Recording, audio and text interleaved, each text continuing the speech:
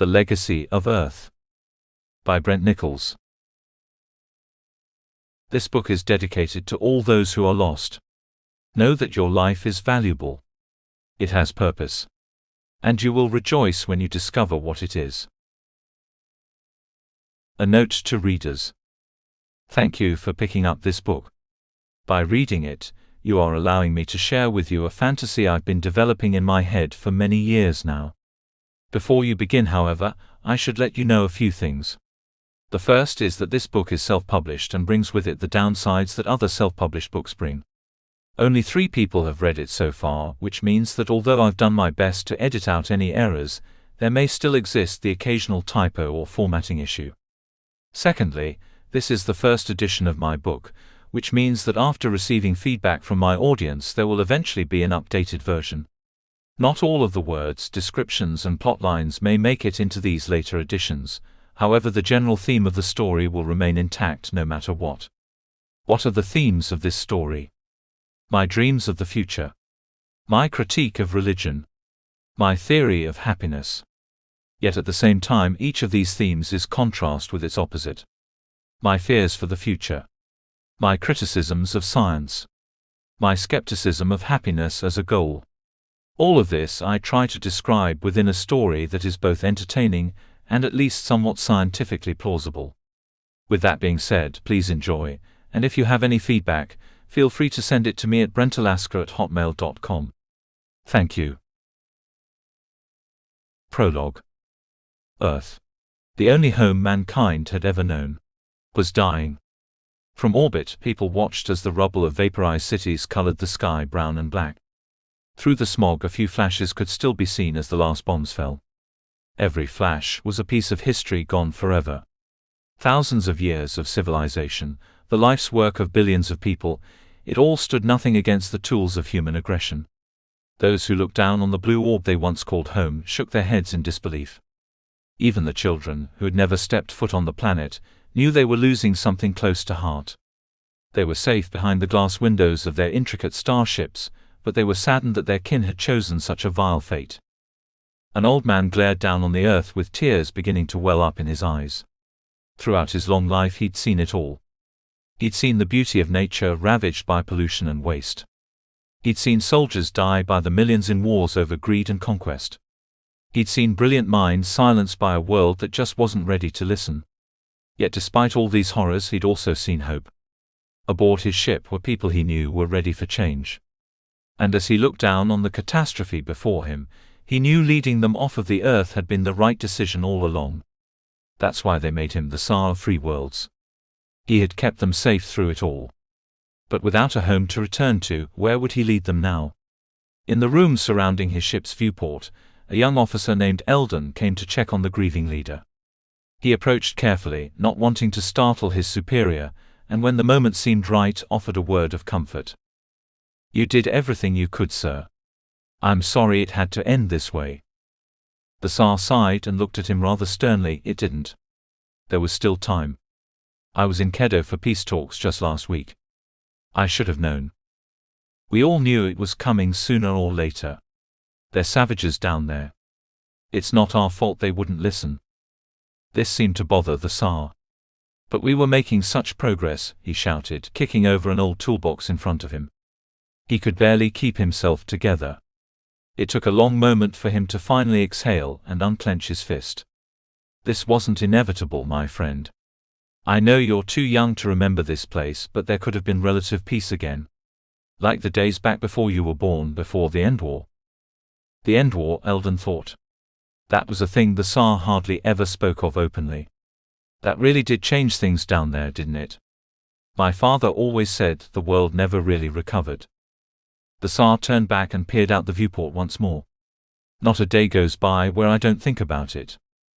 The conversation was beginning to take a grim turn, the exact opposite of what Eldon wanted. Once again trying to lighten the conversation, he reassured him, "You always talked about your dream of the future, sir. How it could never be realized while men remained so hostile. So superstitious and eager to destroy themselves. I know this is a tragedy we'll never forget, but think it's also a second chance. All the old problems are gone now. The wars, the old cults and religions, everything holding us back. Humanity can finally live the dream. The Tsar laughed at the naivety of the young officer. And what do you know about the dream? Eldon looked back at him very confused. The Tsar grabbed him by the shoulder and pulled him in front of the viewport. What do you think went on down there? Why do you think they threw all reason aside on something so destructive, while we left it all behind? It's... Eldon paused for a moment. It's just the way they are. Oh, but it's just the way you are too, though you fail to see it. He shook his head. I'm nothing like them. Yet you separate these people from yourself. You dehumanize your enemy, so that the loss of your fellow man leaves you no pain. But it always should. Trust me, I was in a war once. Perhaps the worst one mankind has ever seen. And you loved your enemies. Loved them. No, they were atrocious. But I didn't find any joy in watching them pass either. It's the fact that fate has us at each other's throats that is the real tragedy. When the world makes people so twisted that we have no choice but to kill them, one can only wonder what could have been. But sir, I don't want to kill anyone.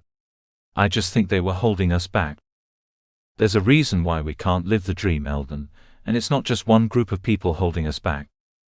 Then what is it? It's human nature. He paused to let his words sink in. That's why there's always been war. Divisiveness has been rooted in our instincts since the beginning. There's always been another, an outsider we had to defeat.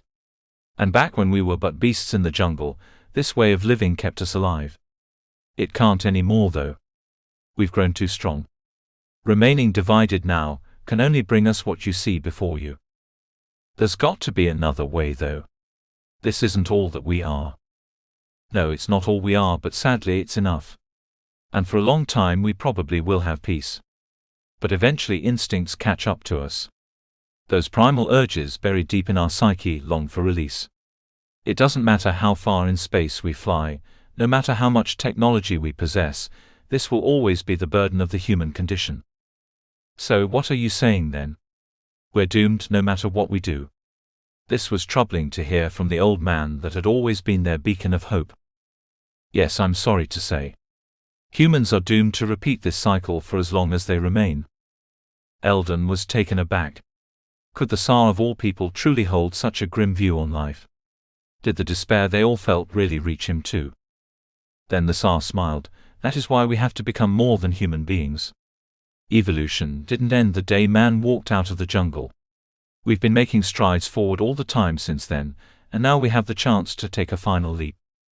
Suddenly his words were beginning to make sense. Then we do have a second chance. Yes, but we have to do it all together. There can be no borders where there were before. There must be something that unites us. I always thought that thing would be the Earth. Now we'll have to find another way. We will, sir, he said, relieved to see the conversational tone finally lightening up. By the good in human nature, I think we will too. But the journey ahead is still perilous. The years before us are still open for mistakes. Long after I'm dead, your generation and the ones after, they'll have to continue what we started. If they fail, it'll be far worse than even what you see today. But if they succeed, life could flourish on a scale so utopian neither you nor I could even begin to imagine. You truly believe this can happen? I do, with all of my being. That is the dream, my friend, the thing we fought so hard for through all of these years. I knew it since the first time we made it into orbit. After all the lawless bloodshed we thought would never end, when we stood floating miles away with the Earth looking little more than a speck, that was the first time I knew we were capable of anything. After that, I knew without a doubt the vision could be true. So what do we do now then? We make it out of here. We begin the journey. And if we lose our way? The Tsar shook his head. If we fail, we fail. But just remember this, no matter what, it all starts with a dream. This moment had evoked a side of the Tsar that few had ever seen. Eldon was getting a glimpse inside the inner workings of the man behind the legend, and he would remember it for the rest of his life. For the next hour, the two of them stood in front of the viewport, looking down as the last flares died out across the surface of the Earth. The loss was something Eldon would never truly understand, but the look on the Tsar's face said it all. Not long after, he was called down to the engine room, leaving the Tsar alone to his thoughts. He reminisced about the old days back on Earth. The camping trips they took as kids, the fields where they used to play music and shoot fireworks as teenagers, and the walks on the beach he'd taken with his wife while they were still together. All this time he'd taken for granted just how much the landscape of their incredible planet had impacted his life. He thought about all the good times with old friends, most long gone now, and how it was their sacrifice that got the rest of them to this point. It was their dream that lived on through everything he accomplished. If there was any regret to be had with the way things turned out, it was that none of them were here to see it all become so real. He looked past the Earth now, at the immensity of the cosmos that stood before him. The vast field of stars and twinkling nebula shined in a way that made space itself seem not so dark. This is where he knew their destiny lay, and he envisioned a time where all the things he treasured about the Earth would be known on planets far away. Life itself would not only survive and spread onwards, but it would flourish and evolve in a way it never had before. The ship was beginning to move, and the Tsar knew their next journey was about to begin. He paid one last glance to the Earth, knowing he might never see it again. It was crazy to think about how close they'd come to sharing the same fate. "It's over," he whispered to himself. "We made it." A wave of relief swept through his body as the words came out of his mouth. The Tsar sat back in his chair, resting easy now. The promise he made to his friends all those years ago was finally kept. The dream could live on, and he would continue to chase it for as long as he remained. Soon they were gone, and the universe forever changed. Eons would go by as mankind learned, explored, and gained mastery over the stars. Each generation grew up brighter and wiser than their parents before them. And from the combined work of countless generations, a paradise emerged far greater than anyone could have ever imagined. Life spread across the universe like wildfire, and in the end humanity became more than nature had ever intended. In the end, the dream that had been so desperately fought for was realized. Part 1. The Dream. 2000 years later. Chapter 1. On the sandy shores of a far-off world, Raya pondered existence. His hands warmed beside the edges of a dimly lit campfire, while his eyes peered out across the ocean. On the other side of the bay, a small village could be seen in the distance. Its inhabitants were expecting him to arrive soon. And while he was quite fond of them, he questioned whether he would make it over there in time. He simply could not bring himself to leave the beach just yet. The sound of the tides stirred within him like a quiet mantra in his head, soothing his thoughts and bringing him to a level of relaxation he could hardly attain in daily life. This was a place where he wanted to stay forever. Yet every time he was given the offer, he was quick to change his mind. There was something about staying in one place too long that daunted him. Some feeling of restlessness that crept through him every time he tried to live a normal sedentary life. He was a wanderer. It had been this way since he was very little, and while a life of travels had taken him to many worlds, he always found something particularly special about this one. When he first arrived, the natives called the planet Toyova. From orbit it looked like a promising place. It had vast blue oceans and a green landscape that reminded him of home. However, down on the surface it was anything but welcoming. There was oxygen in the air, as he had rightly detected, but not nearly enough to survive using his lungs alone. The sea, too, was a bit of an illusion, for while it was deep and blue, it contained not water, but a thick and corrosive acid that stung his face when it splashed against the rocks. This place was not well suited for humans. Yet when had that ever stopped them before?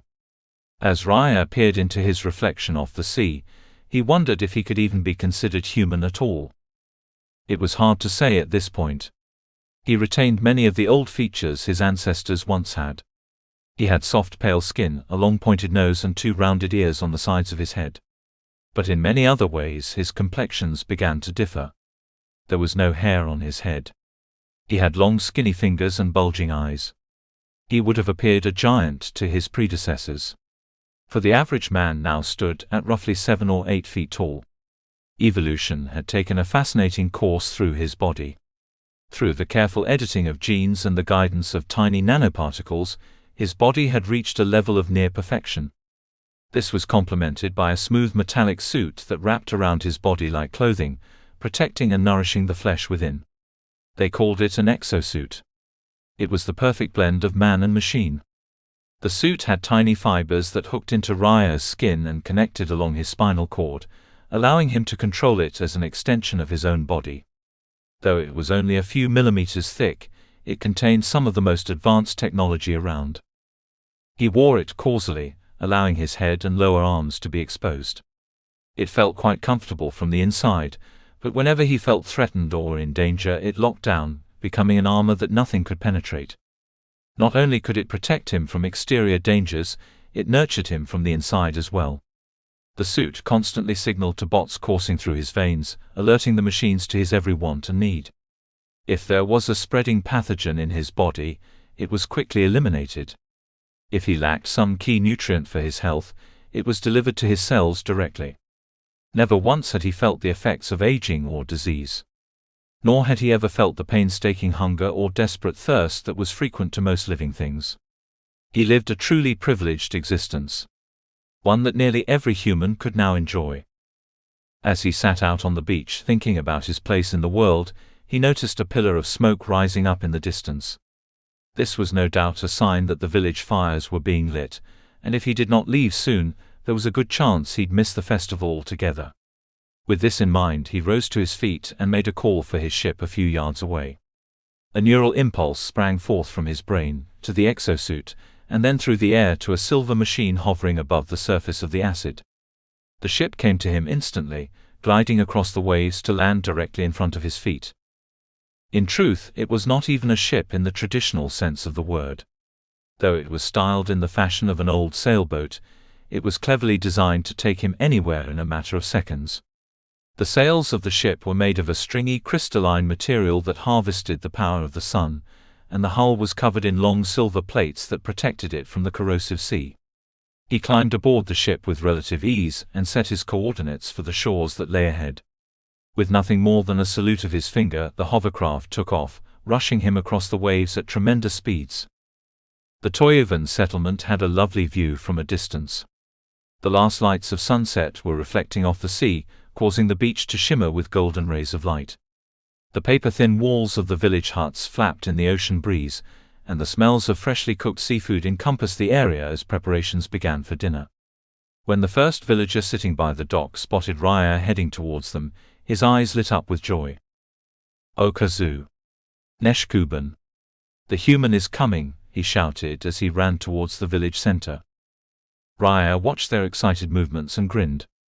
It had been nearly 3 years since he'd last visited, and as far he knew he was their only extraterrestrial guest. This made him a bit of a celebrity amongst their Stone Age culture, and a figure of profound inspiration. At the sound of his hovercraft, more Toyovans flocked to the beach with gifts and trinkets in their hands. With rampant enthusiasm, they scrambled over each other, trying to get a view of his ship as it came whipping towards the dock.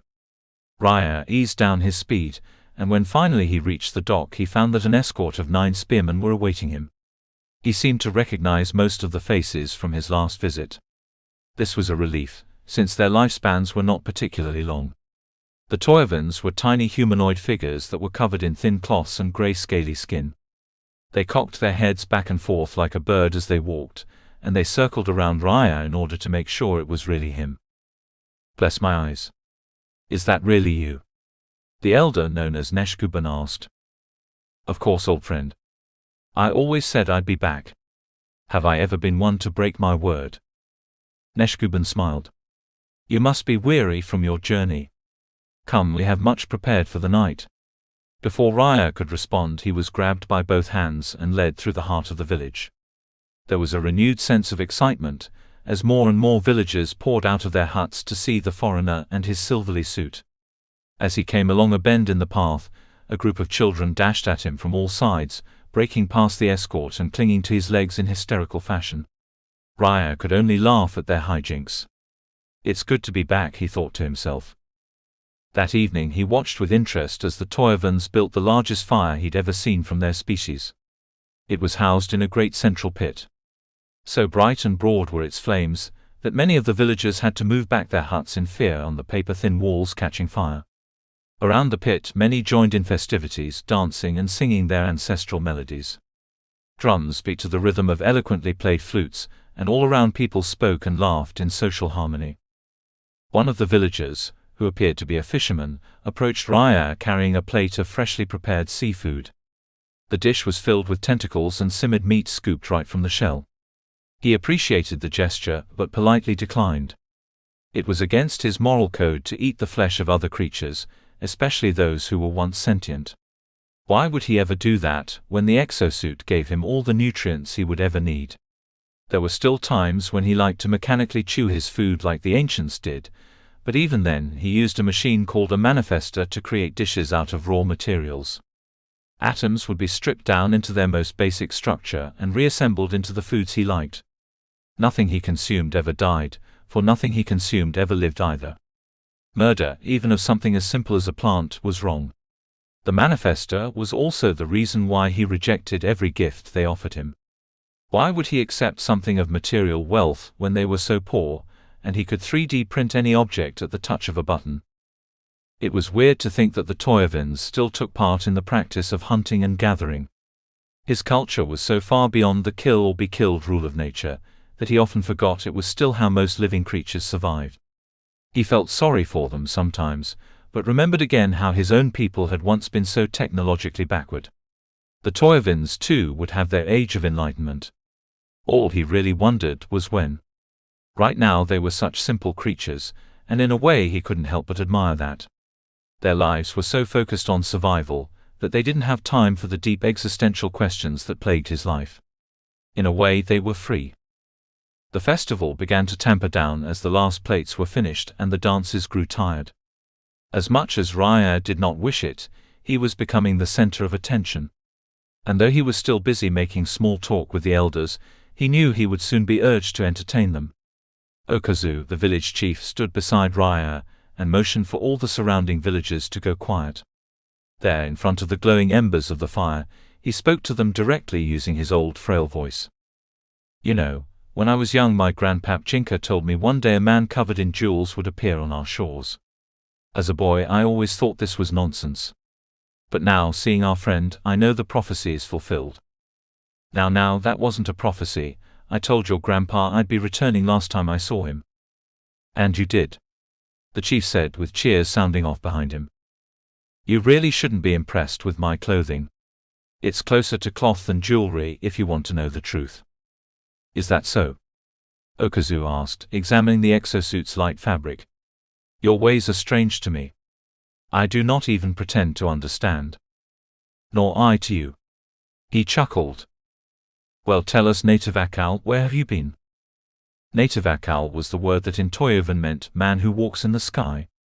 It was an example of their fascination with technology and their complete misunderstanding of what space travel was. You want to hear a tale of my expeditions? He asked. Yes. The villagers replied. Raya grinned. Ever since he first set foot on this world he'd been filling their minds with tales of foreign planets and otherworldly creatures. It was the most he could do to entertain them without confusing their Paleolithic worldview. So there I was by myself in a dark cold land. He began. A place where winter lasts 200 years and even the shortest man weighs as much as a mountain. I call this land Cyphronidia. It can be found just along that star there if you know where to look. He pointed at the sky. That star? Is there land upon that star? Okazu asked. There is. Not far from where you see the light there is an entire world. How could you possibly climb that high? A young boy in the audience asked. With his magic, stupid, another youngster replied. No, not magic. Though it may seem that way. Raya chuckled. You see, I flew. And one day, if you study the natural world long enough, you'll be able to fly there too. An awestruck look stretched across the boy's face. One could see it in him, the drive to learn. This is what Raya tried to instill in all of them. Anyways, he continued. As I traveled this world, I found myself in the path of a hypercane. It was a storm that sucked up everything in its path with winds blowing at thousands of miles an hour. How did you escape? Okazu asked. Escape? Raya scoffed. I did quite the opposite. With a sail in hand and a board under my feet, I leapt face first into the vortex. It's a hobby of mine, you see. The hypercane propelled me into the sky, where I proceeded to do a number of flips and cartwheels. It's quite the rush. And you survived. Raya shot a burst of flames from his boots. Let's just say I had some help. Oh my. He heard members of the audience reply. Okazu shared their amazement. Your stories baffle the mind. It makes me wonder why you would ever return to such a simple place like this. Oh, don't be so harsh on yourself. This world is beautiful. It gives me a measure of peace I find only second to my own. Where is your home? A little girl named Steya asked. It's out there in the stars. Which one? She curiously pointed. Raya paused, thinking of a way to explain it to them. It was clear they did not yet know what the stars actually were, and to steal from them that discovery would be a terrible misstep. My star is too far away to be seen in the night sky, he explained. It is in a place so distant that even the faintest stars in your sky are close by comparison. You're saying there's more stars than the ones in the sky? Neshkuban the elder asked. Absolutely. How many? Too many to count. Though you can see a lot from where you sit if you lay down and stare long enough. You see those long rows over there? Kraken's constellation? Yes. Those are the spiral arms of your galaxy. We have a wonderful view from this vantage point. I hope you all treasure that. The villagers stared up. Well, anyways, enough about me. How have you been? Fresh catches, few storms. I'd say it's been a good year. A fisherman named Sepnap said. Another villager added, Tarnak and Oleg passed away this spring. Chief says it was old age, but I suspect it might have been a case of the shaman fever. I'm sorry to hear that, Raya said. He kept a calm exterior, but there was no doubt that a guilt crept through him every time he heard a story like that. He knew very well that the technology he wore could save any one of them from ever getting sick again, yet he never lifted a finger to help. Sharing his gifts was considered a crime, and not just a crime by any governing law, but a crime against the integrity of sovereign species. There were formal explanations as to why he couldn't do it, but the best explanation had been given to him by his father long ago. Why us, Dad? Raya had once asked as a young child. Why do we get some special place in the universe? Why not the others? Pao came down on one knee and said to Raya in a mellow voice, all the wonders you see around you, Raya, are things our people had to work for. We had to learn. We had to evolve. There were so many times we almost failed because we let our instincts get the better of us, but we changed. And for that reason we succeeded. One day, the other intelligent species, they'll succeed too. But they have to work for it. Here's the thing, Raya, you can't just give the power to change the world to those who can't even change themselves. When they're ready for this kind of world, they'll build it on their own. Until then, we can only show them kindness and inspire them towards something better. It was terrible knowing the things these people still had to go through, but he had faith in them, just as his father said. He looked at them now, and tried to imagine a day where the Toyavins lived like the humans. Though it was centuries out, he knew every little action on his part counted. So perhaps he should set them straight on this whole magic talk. Care for another story? He asked the villagers. Yes, a great bulk of them replied. Raya chuckled. Good. I figured I'd tell you a human story this time. It's one my father used to always tell me around the campfire as a child. I hope you like it.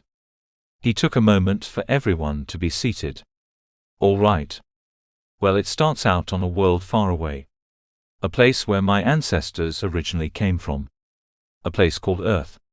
It was here on this shimmering blue orb that the first human beings lived their lives. Things were peaceful and happy for a time. But the prosperity of Earth inspired envy in creatures all across the universe. One of these creatures was a species known as the shepherds. They were a race of spirit beings that fed off the hopes and dreams of other people.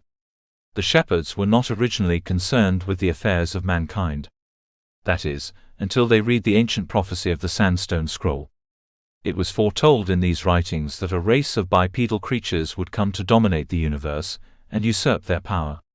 Naturally, the shepherds feared this, and so one by one they came down to the earth to wreak havoc on its people.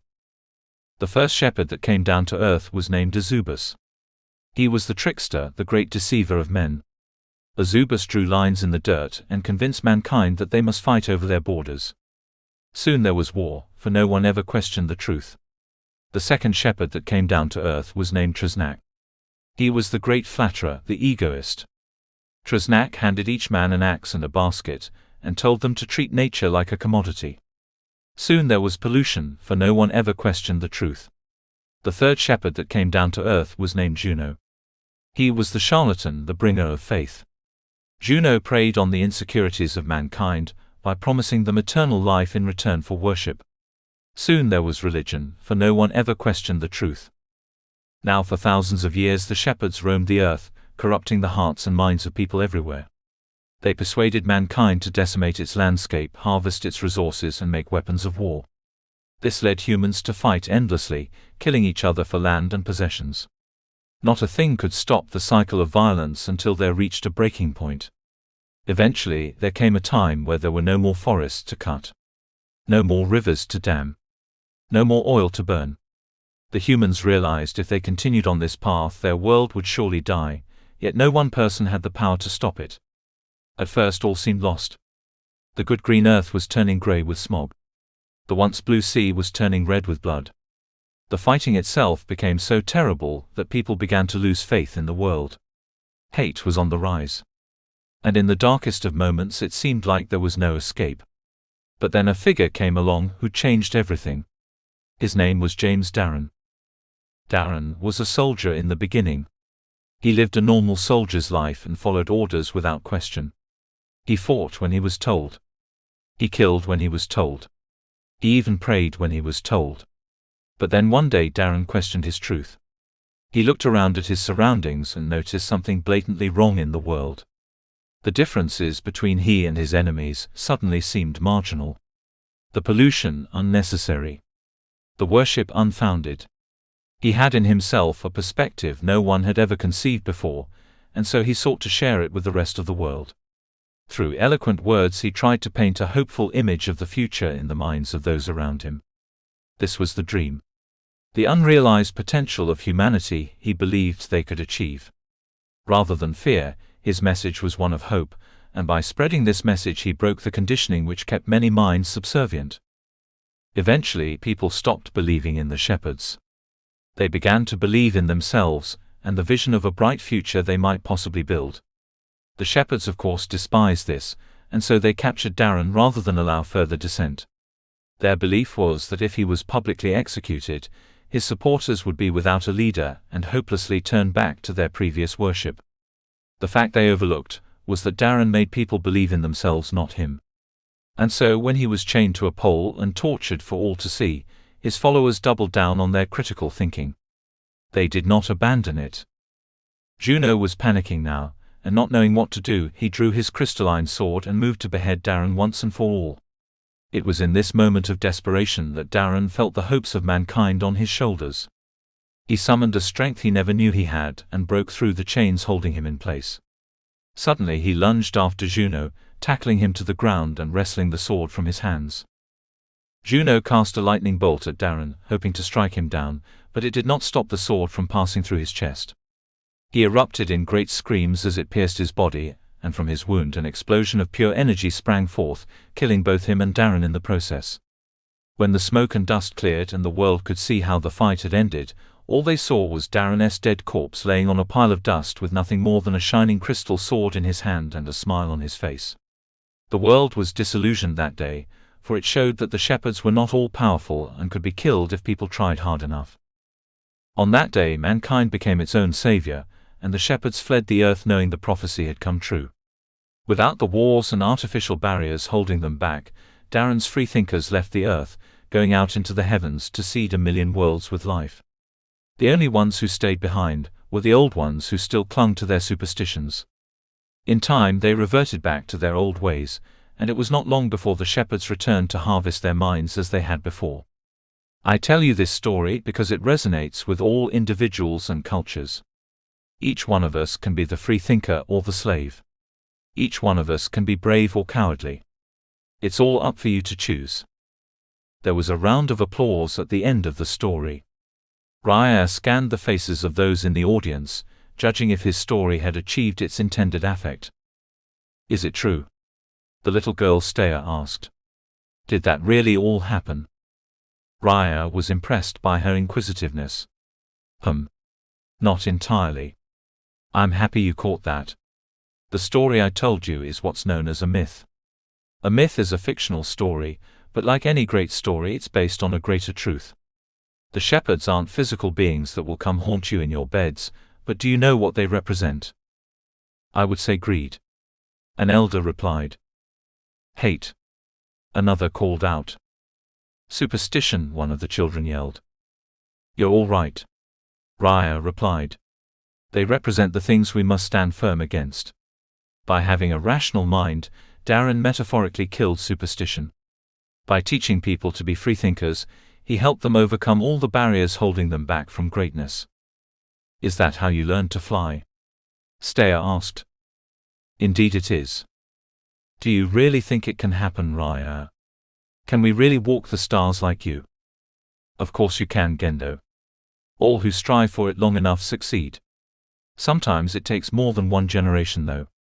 Sometimes it takes thousands. How will we know when we're ready? You will know when your curiosity leads you upward, and your wisdom guides you forward. There was a moment of silence as every member of the group thought to themselves, staring out at the constellations he'd shown them and imagining what each point must be like. These were the kind of moments Raya lived for. It was the least he could do to help them after everything they'd been through. He remembered the first time coming here, having no idea what to expect from them. Oftentimes his first contacts with other civilizations ended up with them treating him like some sort of deity. There was something special about these people though. To them, he was just another traveler. One who happened to be from beyond the sky. They understood him at a primal level, and their resilience towards fanaticism gave him hopes for their future. They stayed up long into the night swapping stories and stargazing as the last embers of the fire went out. Only when they were sitting in complete darkness did the villagers finally go home to get some rest. Raya then paced the village by himself. His body did not require sleep at all, and so he wandered the empty land late at night looking for something new to explore. Eventually he found himself back at the beach where he felt he belonged. The moon was bright enough that he could see ripples in the water as the nighttime creatures swam back and forth looking for a meal. It was a pity the others had to miss this. He could not imagine spending a third of his short life asleep. There was something to the unconscious state he did enjoy, however. And while he rarely spent entire nights in a bed, he did enjoy getting an hour or two of rest at night to still his senses. The softness of the sand seemed to call to him, and soon he found his legs digging underneath for comfort. In the warmth of the sand he began to grow weary, and in time he allowed himself to drift off into the realm of slumber. His eyes slowly closed shut, and when they next opened he was looking up at a beautiful sunrise before him. The horizon glowed a bright color of orange with tiny green flecks in its expanse. He was so caught off guard by the incredible image that it struck his mind of all other thoughts. For a moment nothing could get to him. Not his worries, not his fears, not his existential dilemmas. He was totally mesmerized by the sunrise and the peace it put him in. Raya closed his eyes again now and tried to do some introspection. With the help of his exosuit he began mapping every motion of his neurons as they fired off inside his head. He wanted to know exactly what made him feel this way, and apply that behavior to his everyday life. He sat there deep in concentration for a while, examining the secrets of his own mind, until he was interrupted by a familiar voice. Raya. We need to talk. Suddenly he snapped out of his introspection. Anger rushed through him as he realized he'd broken concentration without fully mapping his bliss. He was about to tell whichever villager it was never to wake him again, when he opened his eyes to see that it was no villager at all. The man standing in front of him was Pau Neko, his father. Dad, he said, surprised. What are you doing here? We need to talk about something important. Do you have time? Raya shrugged and pointed at the waves. I have all the time in the world. Good. Pao walked over and plopped in the sand next to him. I don't know if there's any good way to say this, so I'm just gonna say it. Last night your Uncle Lexley, he passed away. No. Raya said in shock. Was it natural causes? I'm afraid it was. No, he shouted, clutching his head in grief. Natural causes was their subtle way of saying suicide. It was said these days that nothing in the universe could kill a man except himself. Disease, age, hunger, these were all things of the past. The only danger humans faced now was the danger of their own minds. Did he talk to you? Did he talk to anyone? No. He went the same way as Aunt Terea. Probably inspired in part by her own passing. He groaned. Why did it have to be this way? Why couldn't his suit have failed or anything else? I hate to trouble you with such things on your journey. But the cremation ceremony will be in a few days. I expect you'll want to be there, but if not, I understand too. I just thought you should know. He was my brother and your uncle. He'll be forever missed. Absolutely. Raya said. Well, I'll leave you to the rest of your trip now. Sorry for the rude awakening. Remember though, you're always welcome at home whenever you feel like it. We'll be waiting to see you there soon. Grandma Miri said she'll be here in a couple days as well. Until then, take care. I will, he said, leaning over to hug his father with great ferocity. They stayed there in the presence of one another for a moment longer, then suddenly Pao was gone, disappearing out of thin air and teleporting back to his ship in orbit. Raya sat back on the beach now with a very different mindset than before.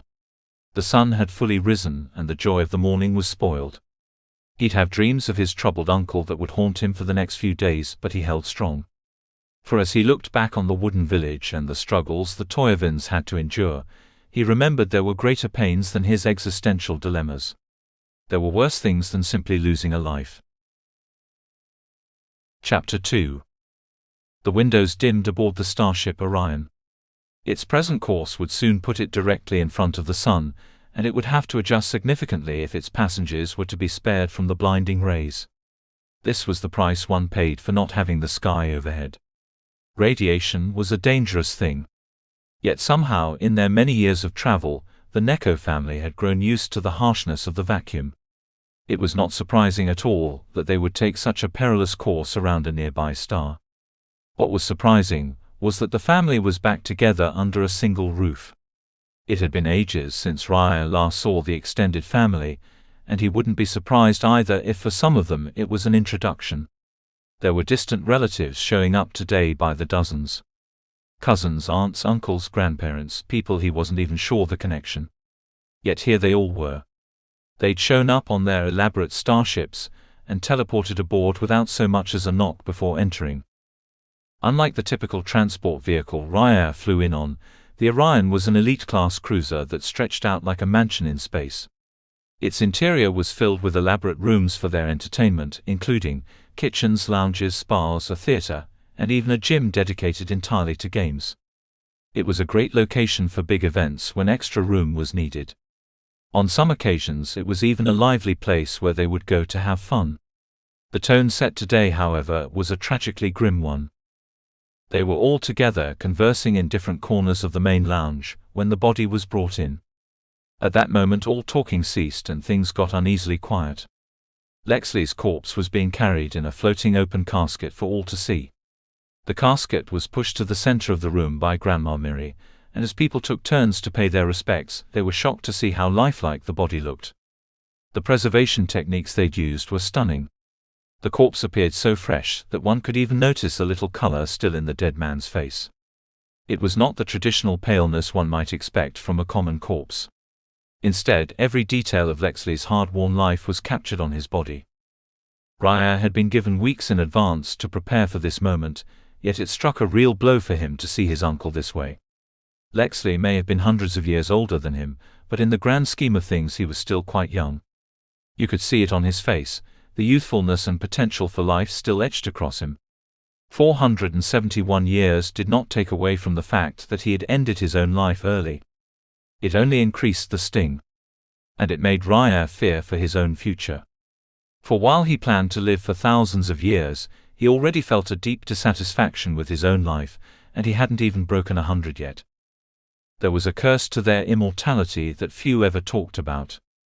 Sure, they had all the time in the world, but what would they fill that time with? It would only be so many years before a person got used to the everyday pleasures of high society.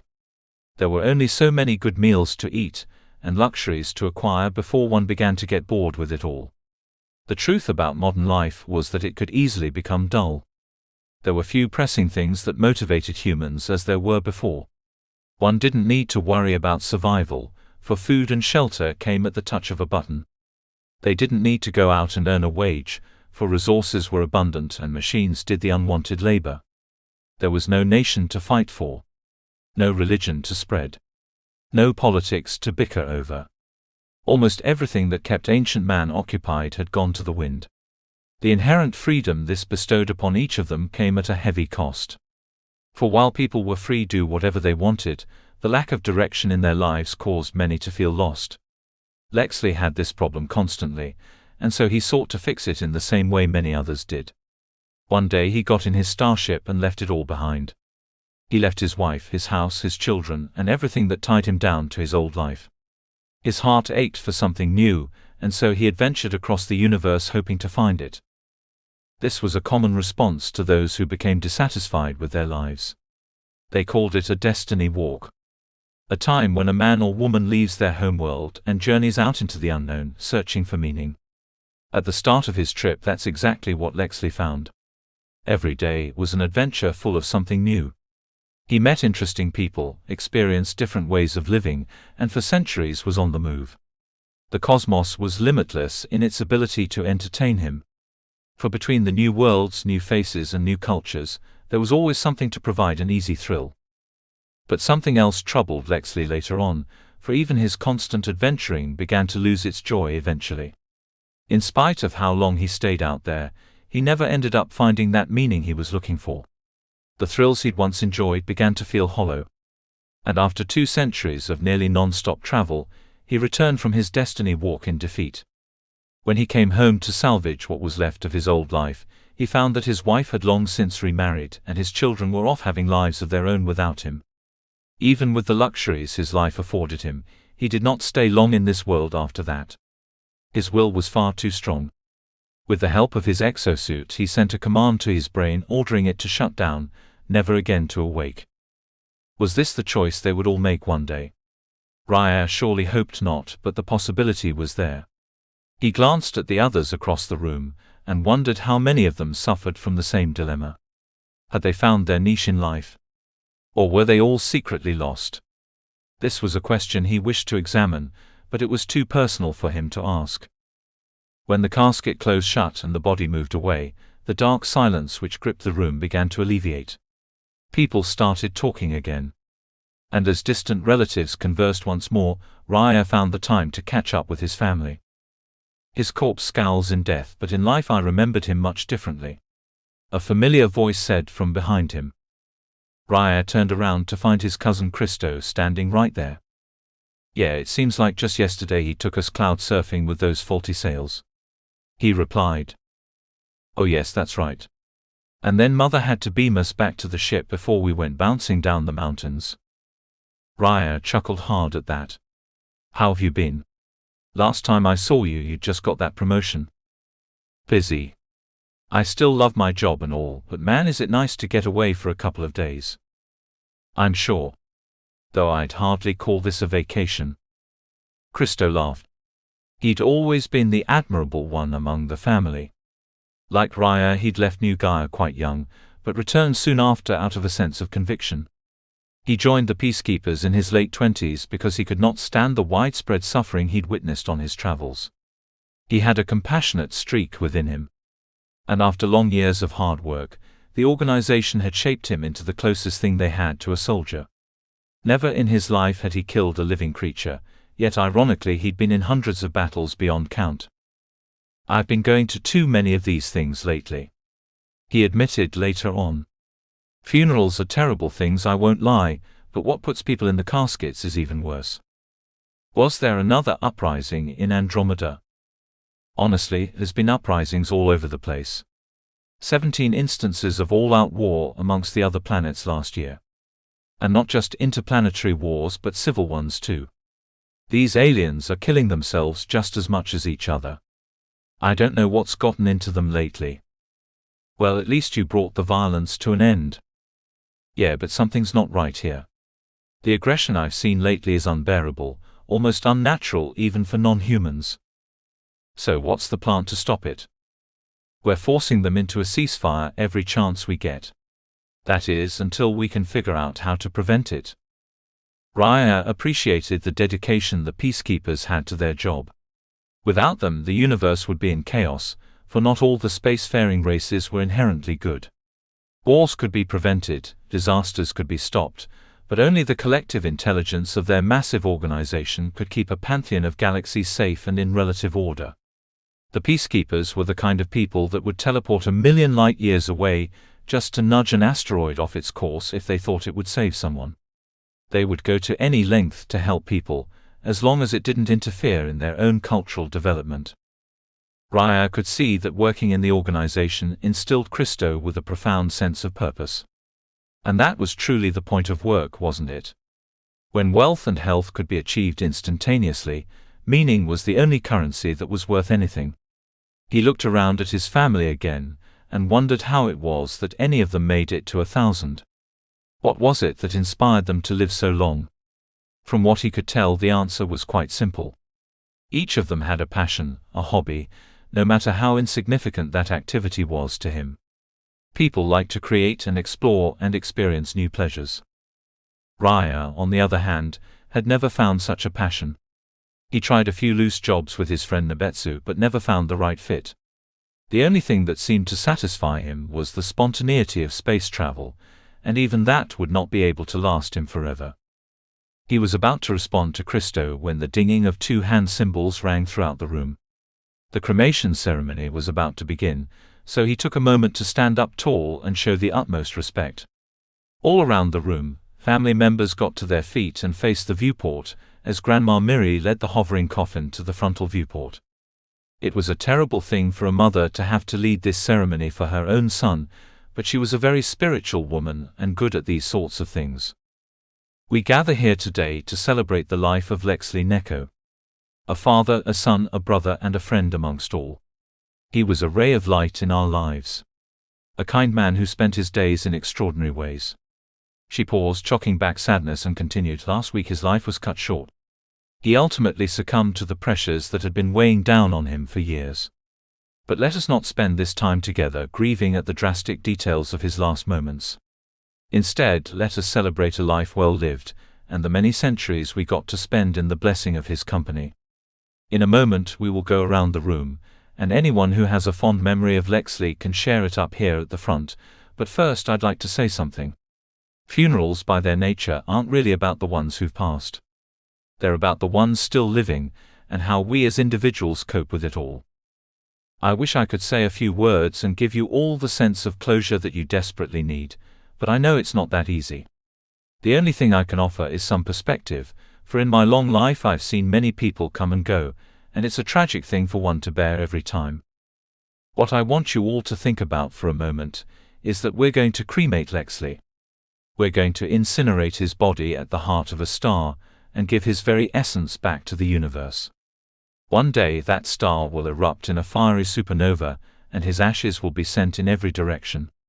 When his essence is spread across the universe to a point where it is totally indistinguishable from the cosmos around it, we must ask ourselves, was he ever anything truly different to begin with? The body we see before us is made up of something older than the person we all knew and loved. The interlocking molecules that made up his brain, hands, feet and even exosuit all came from the stars we see right out our window. It's from their sheer immensity that the carbon is his body was able to form. It's from their monumental power that nuclear reactions gave way to the oxygen in his blood. The many materials that make our lives so fulfilling come from these amazing beacons of light. We all come from the stars, and now in the most symbolic of ways we send him back. Miri waved her hand and brought the coffin gently to the ground. With another gentle push, she loaded it into a chute behind her.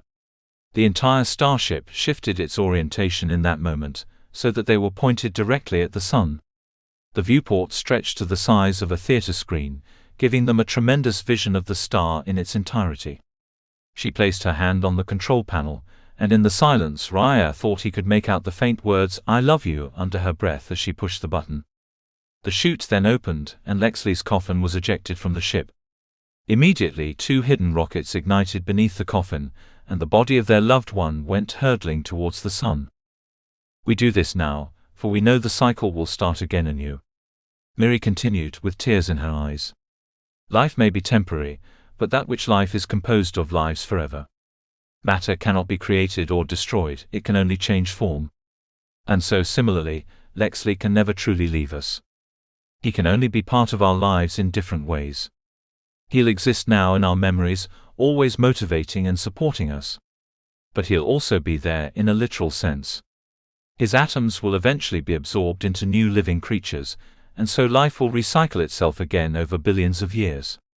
For these reasons, don't worry about Lexley. He'll be okay now, he's at peace. It's each other we have to look out for. It's each other we must help to fight against despair." Miri clearly had more to say, but she was struggling with words. She'd said all these things before at funerals, but not about her own son. Powell walked quickly to embrace her, and the second he wrapped his arms around her she began to sob. He led her away from the front of the room, leaving the rest of them gaze out the viewport. The family stared undistracted now as Lexley's coffin was consumed by the sun.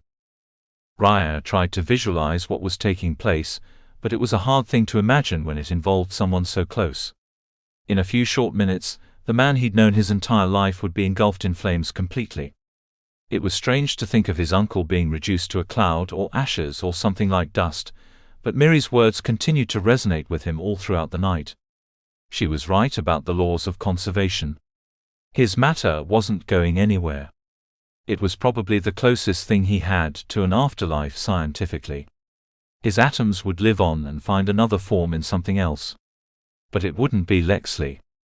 Not in the form that made up his identity. That part was gone forever. Where was his consciousness? That's what he wanted to know. Was it stuck in the atoms or was it something separate? The family stood there in front of the sun and watched, until the little speck that was their relative could no longer be seen. It was a rare moment that brought them all closer together.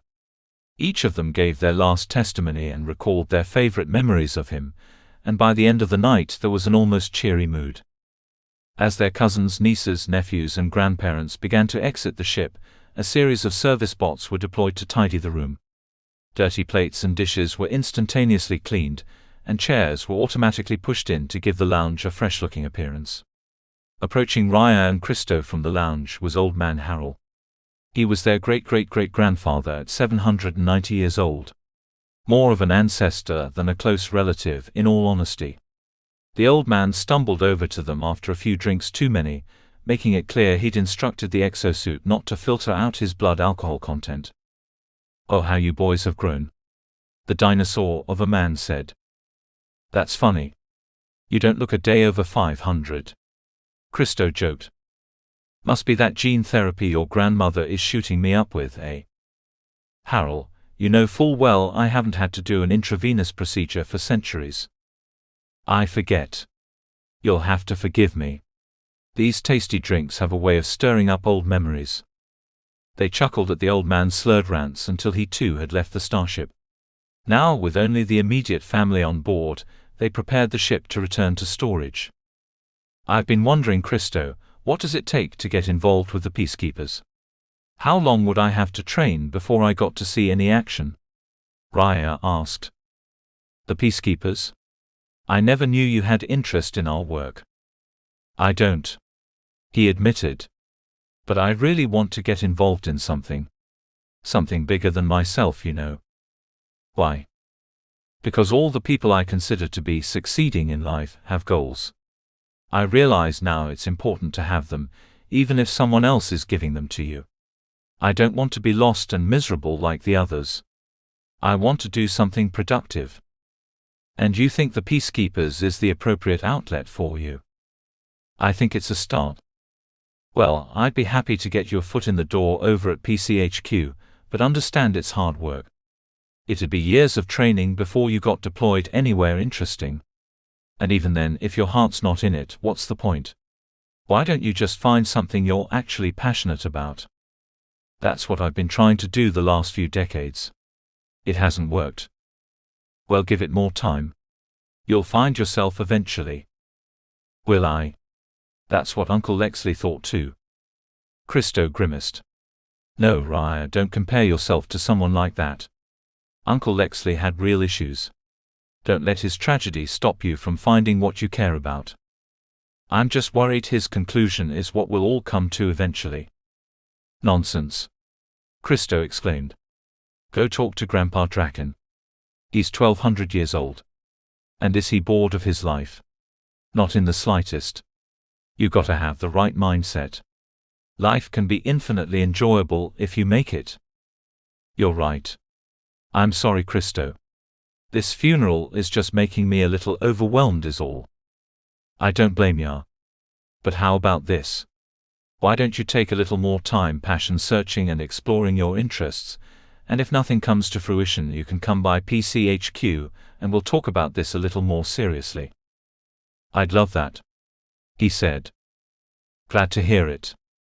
Well, I should probably get going soon too. Remember, you can always shoot me a message if you ever need anything. It's what family is for. Thanks. And you too. Raya replied. Oh, I'll be all right as long as people quit blowing each other up, he laughed. Goodbye. Goodbye. Raya replied as Christo disappeared. The night was turning into early morning, and soon even the close family began to leave. Grandma Miri, who'd only recently recovered from her grief, gave Raya a giant hug and whispered to him, "You'll have to visit me and Grandpa Vinik soon." "I will," he said, smiling. Then she vanished into thin air. Last but not least, Pao waited by the viewport for Raya. "I'm sorry we interrupted your vacation. Thanks for coming out tonight. It meant a lot to me and your grandmother." "Of course, Dad. I'd always want to be here for something like this. Thanks for telling me." He went to shake his father's hand when Pao slapped it out of the way and went in for a hug. "None of that handshaking nonsense with me. We're family," he said, laughing and squeezing his son harder. When Pao let go, Raya looked at him and waved for a moment, then he too disappeared. The teleportation happened instantaneously. One moment Raya was standing on the Orion next to his family, the next he was in the cabin of his own starship. Its interior consisted only of a small captain's seat, a frontal viewport, and a few storage rooms where he often housed guests. He put his hand to the control panel as if to go somewhere, but where would he go? Staring out at the bright sun before him, he thought of his uncle. I can't let that be my fate, he thought, I can't. But already he could feel a sense of emptiness creeping into his life. Honestly, it didn't matter where he went. The burden of his condition would follow him everywhere. He would have to keep wandering and searching, until he found the measure of peace he was looking for. He was skeptical if that day would ever come, but with a speedy ship and the promise of a long life ahead of him, his potential to learn and explore was nearly limitless. Chapter 3. Gongs sounded off in the central city as the Whiteweavu people mobilized for war. In the inner tunnels of Nel Benchod, Vesbogoni Faulu prepared for his death. He was a large creature. Not human in origin. He stood 6 feet tall with his legs planted firmly on the ground, and the air sacs extending off his back allowed him to levitate much higher. With the use of his 2 grasping claws, he grabbed an old pipe and shoved it into his mouth. Then, using one of the many tentacles which protruded from his back, he grabbed a match to light it. He took a breath of the sweet smoke, and felt it ruminate in his upper air sac. As he coughed and exhaled a giant cloud across the room, Igo, the second of his many wives, came into the room holding a sludgy baked good she'd made for him. He thanked her and gobbled it down in 3 large bites. After that he belched and grabbed his whetstone, intent on sharpening his knife before the fight. "You don't have to go," Igo pleaded with him when the meal was done. "The guards are in chaos right now. They'll never notice you're missing if you stay down here."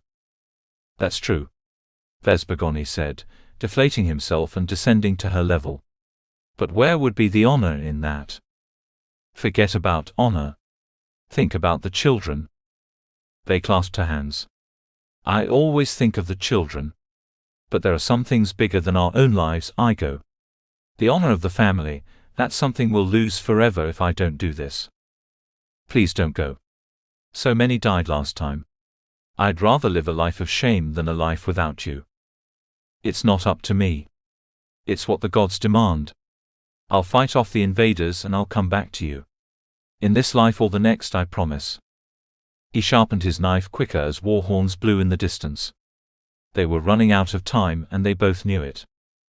At least quit sharpening that wretched knife. What century is it again? Charge your phaser. A beam of that charge will cut through a lot more enemies than a rusty old knife. It's not about that, my wife. This blade is more than just a weapon, it's a family heirloom. I must always take it into battle. But why? It's tradition. My father passed it down to me, as did his father before him. Will you pass it down to our son? If I return, of course. When you return. She corrected him. They smiled. Their eyes locked and did not linger until the walls started shaking around them. This time they knew he must leave and inflated himself up towards the ceiling. I love you, sweet Igo. Tell my children and the other wives all the same. If I die, marry another. One that can provide for you and please you. I wish you all the happiness life can bring. She flew up to his level and grabbed him. Fight them, beat them, and come back to me. He gave her claw one last squeeze. I will, he said before darting out of the room. Outside his family den was a series of long winding tunnels that wrapped around the length of the city. Each extended out towards a differently labeled cavern where life and industry took place. It was easy to get lost in the city. This was because Nel Benchod was little more than a network of tunnels burrowed into rock.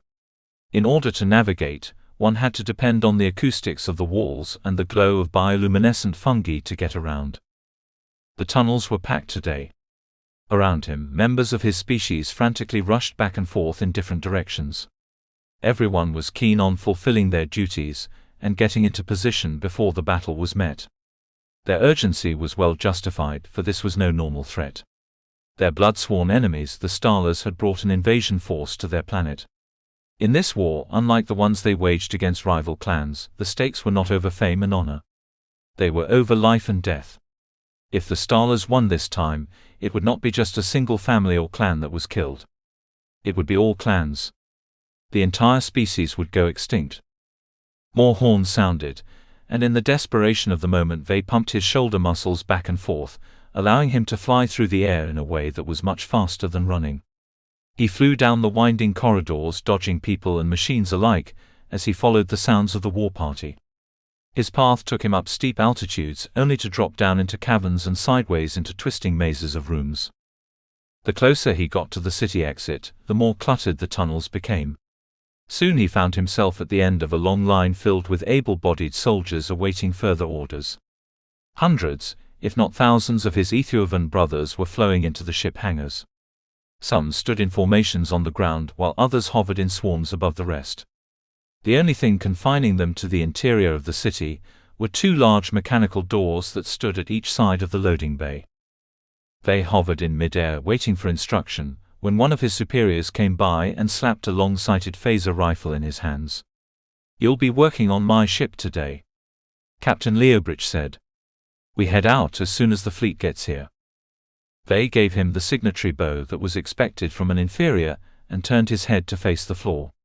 The captain was gone before it could even be acknowledged. He was too preoccupied arming everyone, even the servants, which was unheard of in their culture. All of them belonged to a caste. It was a status they acquired at birth. His in particular was called Dosomi, which meant great fighter in their native tongue.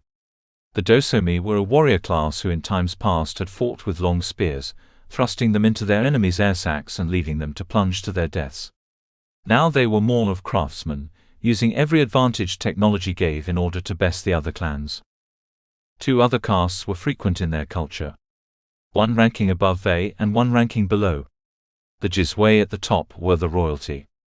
They were the leadership and the intellectuals. It was they who were educated in tactics and philosophy.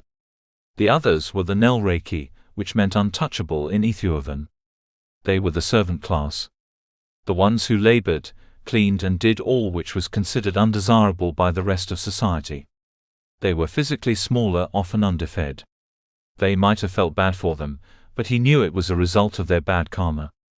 After arming the rest of them, an alarm echoed throughout the hangar. "Everyone get back from the doors," he could hear the captain screaming. Red lights flashed and a sudden turbulence could be felt as the megalithic doors screeched open. Sudden gusts of wind swept through the room and sent swarms of his brethren off in a frenzy. A few dosomi were hit so hard that they went slapping against the walls.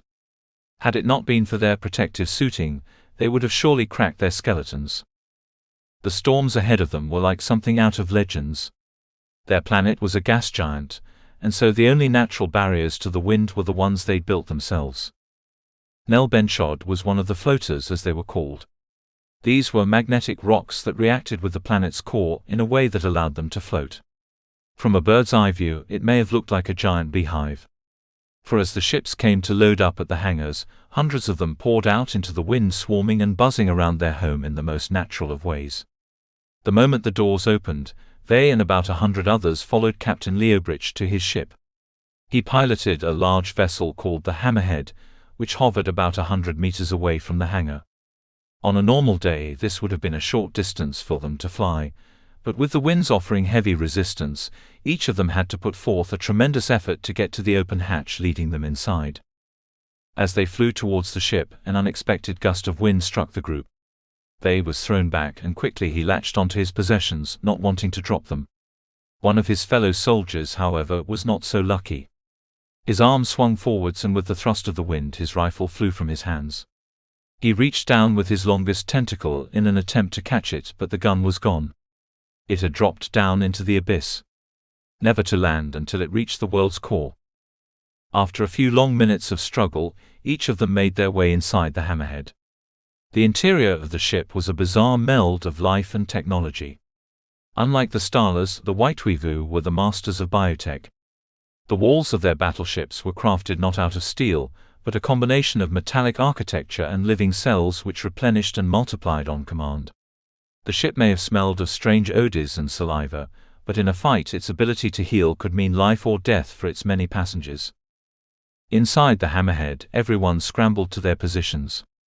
Captain Leobridge and the other Jizwei seated themselves in the front cabin, while the Nelreiki swarmed the lower decks carrying a variety of hand tools and circuitry. Vesbagoni and the other Dosomi warriors manned the guns called mirror cannons. These were large crystalline weapons that protruded from the sides of the ship and could shoot supercharged rays at the speed of light. Vesbagoni's job was to aim and fire these cannons, and also to fix them when they overheated. He climbed into the gunner's seat and stared out from the limited viewport. His line of sight was very brief, which forced him to put an unhealthy amount of trust in the captain's hands. Leobridge was a well-seasoned pilot for sure, but one wrong move and they would all be vaporized. It wasn't a pleasant thought, but it couldn't be any worse than the storm wars of his grandparents' age, or the blood tunnels of ancient Nasak he'd heard of so many times. He had a legacy of fighting to live up to. Fear would not stay his hands now. Once all the troops had boarded, the ships took off in unison. They left an entire city behind, emptied of all its fighting men. Usually this would leave them open to an attack by a rival clan. However, in this case, every clan had been emptied. The culmination of an entire generation of warriors met in orbit around the gas planet of Tyat. The 50 ships from Nel Benchod joined a fleet of thousands as more and more poured in from rival cities every second. Each of them knew the Stalarian attack would be overwhelming if they didn't coordinate a collective defense, and so it was paramount that they put aside their differences for a unified attack. The Starlers had the advantage of being interplanetary. They had a home world and 2 colony planets from which to harvest fighters and resources. They outnumbered the Ethiopians significantly, but they would also be fighting on unfamiliar grounds. The only advantage the Whiteweavu had was their collection of 9 moons. Each of them was equipped with a high-powered neon ray. They drew power from the moon's core to fire shots, and also acted as a base from which to repair damaged ships. In moments of last resort, they could also be reprogrammed to launch themselves as projectiles against the invaders, taking the entire moon with them. Between the well-positioned orbits of the defense moons and the line formation of the fleet, they would make a formidable force against anything trying to break through. The real question now was, how many ships was the enemy bringing? And how long could they sustain such a fight against those odds? It was not long before that question was answered. Stellarian ships began appearing by the tens of thousands just outside the Ethiovan range of fire. Their ships were different from the Ethiovans in the way they were shaped. Rather than a narrow main cabin with weapons along the sides, the Starlers had spherical ships that housed a single main cannon that shot bolts of plasma from its center. It was a far more devastating blast than anything their adversaries could render. The lack of range on their ships, however, would become a weakness the Ethiovans were ready to exploit. The captains in command of the Ethiovan fleet had been given a vague strategy to follow by the Admiral Hugh Mannix in the preceding hours leading up to this. The Dosomi warriors, on the other hand, had been given very little advice other than, shoot them before they shoot us. At any moment a bloodbath could begin, yet the fleets hovered in perfect stalemate. They eyed each other from a distance, monitoring the other's movements and collecting intelligence. Both sides were waiting for the other to advance before joining the fray. The Ethiovan fleet assembled into a defensive ring around the front half of the planet. And as they took their positions, so did the Starlers. There was a moment of stillness, as the captains made a last-minute coordination of their ships. Inside, all soldiers, Nelreiki and Dosomi alike, waited for the order. Then the cue was given, and the fleets hurled towards each other at blurring speeds. Vey felt the rattling of the engines underneath him, and knew they'd taken off. He pondered his death for a moment, though not in the same way the ones around him might have. The pain was not the thing that worried him, it was the question of if he'd go out honorably. Honor was everything to him, and if he wanted any hope of upward mobility in his next life, he would have to fight mercilessly today. He imagined his next life being born again into a higher caste. He held a lovely image in his mind of piloting his own ship on a fantastic journey somewhere. It would never happen in this life. But one day, he thought, maybe one day. For a momentary instant the ships were still out of each other's range. Then suddenly the first shots were fired. In the blink of an eye, nearly a third of both fleets were incinerated in laser fire. The mirror cannons fired off like a light show, and even in the cabin next to Vey he could feel the quick bursts of heat. Explosions blinded the pilots as they flew through the wreckage of the first casualties. Clouds of bodies and broken steel littered their path as they hurled through the empty space towards their next target. It was an absolute free-for-all in the moments after that. Shots were firing in every direction, and a ship was just as likely to be cut in half by a friendly bolt as an enemy's. On the right flank of the battle lines, the Hammerhead made its first pass. It zoomed by the Starlers, striking lethal holes in a dozen targets. As it spun a U-turn to go in for a second pass, it was struck by a wayward blast. Vey was only a couple rows from the impact when he felt the strike. It burned through the walls and incinerated two mirror cannons next to him. With a gaping hole in the side of their ship, the vacuum of space immediately began sucking both the air and nearby Nelreiki out to their deaths in the growing battlefield. The ship was initially in shock, as its organic components struggled to take over. The skin plating of the Hammerhead stretched out and interlocked with itself, fixing the hole and releasing Vey from his death grip around the railing. He let out a momentary sigh of relief, but noticed that the returned flow of air only created new problems for them inside the cabin. There was now a raging fire engulfing those near the blast site. The Nelreiki were the first to respond, running over with extinguishers to put out the flames. They were few in number, however, and the fire was gigantic. Vey wanted to help, but he was preoccupied at the moment. He'd been firing off the cannons continually, even as the breath was sucked out of his lungs during the puncture. Now, no longer on the verge of suffocation, he had to think of his next course of action. The cannons had enough charge to be firing all night. The only problem they faced now was the amount of heat that created. Usually the Nelreiki would be beside him with hoses cooling off the guns so that they didn't overheat and explode, but with most of the nearby servicemen dead or fighting fires he had to improvise. He leapt down from the gunner's seat and grabbed hold of a hose extending from the ground. It had a strange texture similar to one of his own tentacles. He gave it a pump, and immediately a blue gel-like solution came shooting out of the hose and onto the mirror cannon. Its effects worked almost immediately. Clouds of evaporated fluid filled the cabin as the mirror cannon cooled down, and the rate of fire began to improve dramatically. Vey was climbing back into the gunner seat to assume his position once more, when a second shot blasted their ship. The plating once again repaired the hole, but it could only stretch so many times. They could not handle much more of this, and with laser fire and plasma being hurled in every direction, it was a wonder they were even still alive. Both fleets were now scattered, flying in every possible direction, playing a game of cat and mouse. There was no time to let the Hammerhead recover, so Leobridge took them head-on into the action. They flew in between two Stellarian vessels and fired bolts of light at their sides. The enemy's steel plating didn't stand a chance. It couldn't repair itself in the way organic walls could, and so the pilots laughed as young helpless starlers were sucked out to their deaths.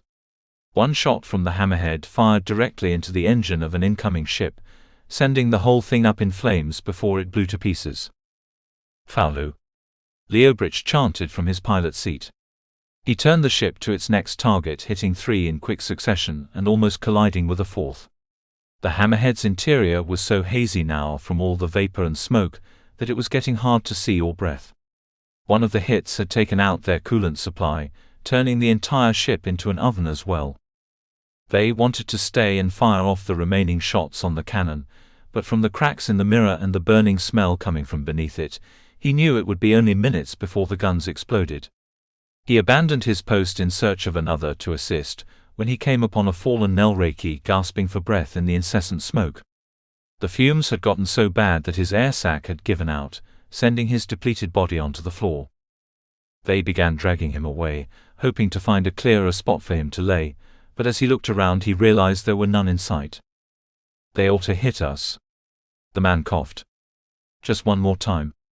One more time to clear out all of this shit." Vespergoni gave a hearty laugh at the ridiculousness of it all. Then he saw a mirror cannon across the cabin turning bright orange.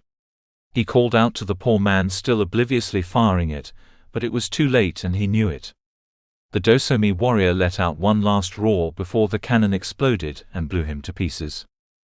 The flames missed Vey, but a piece of shrapnel slammed into him, piercing his air sac and sending him crashing to the ground.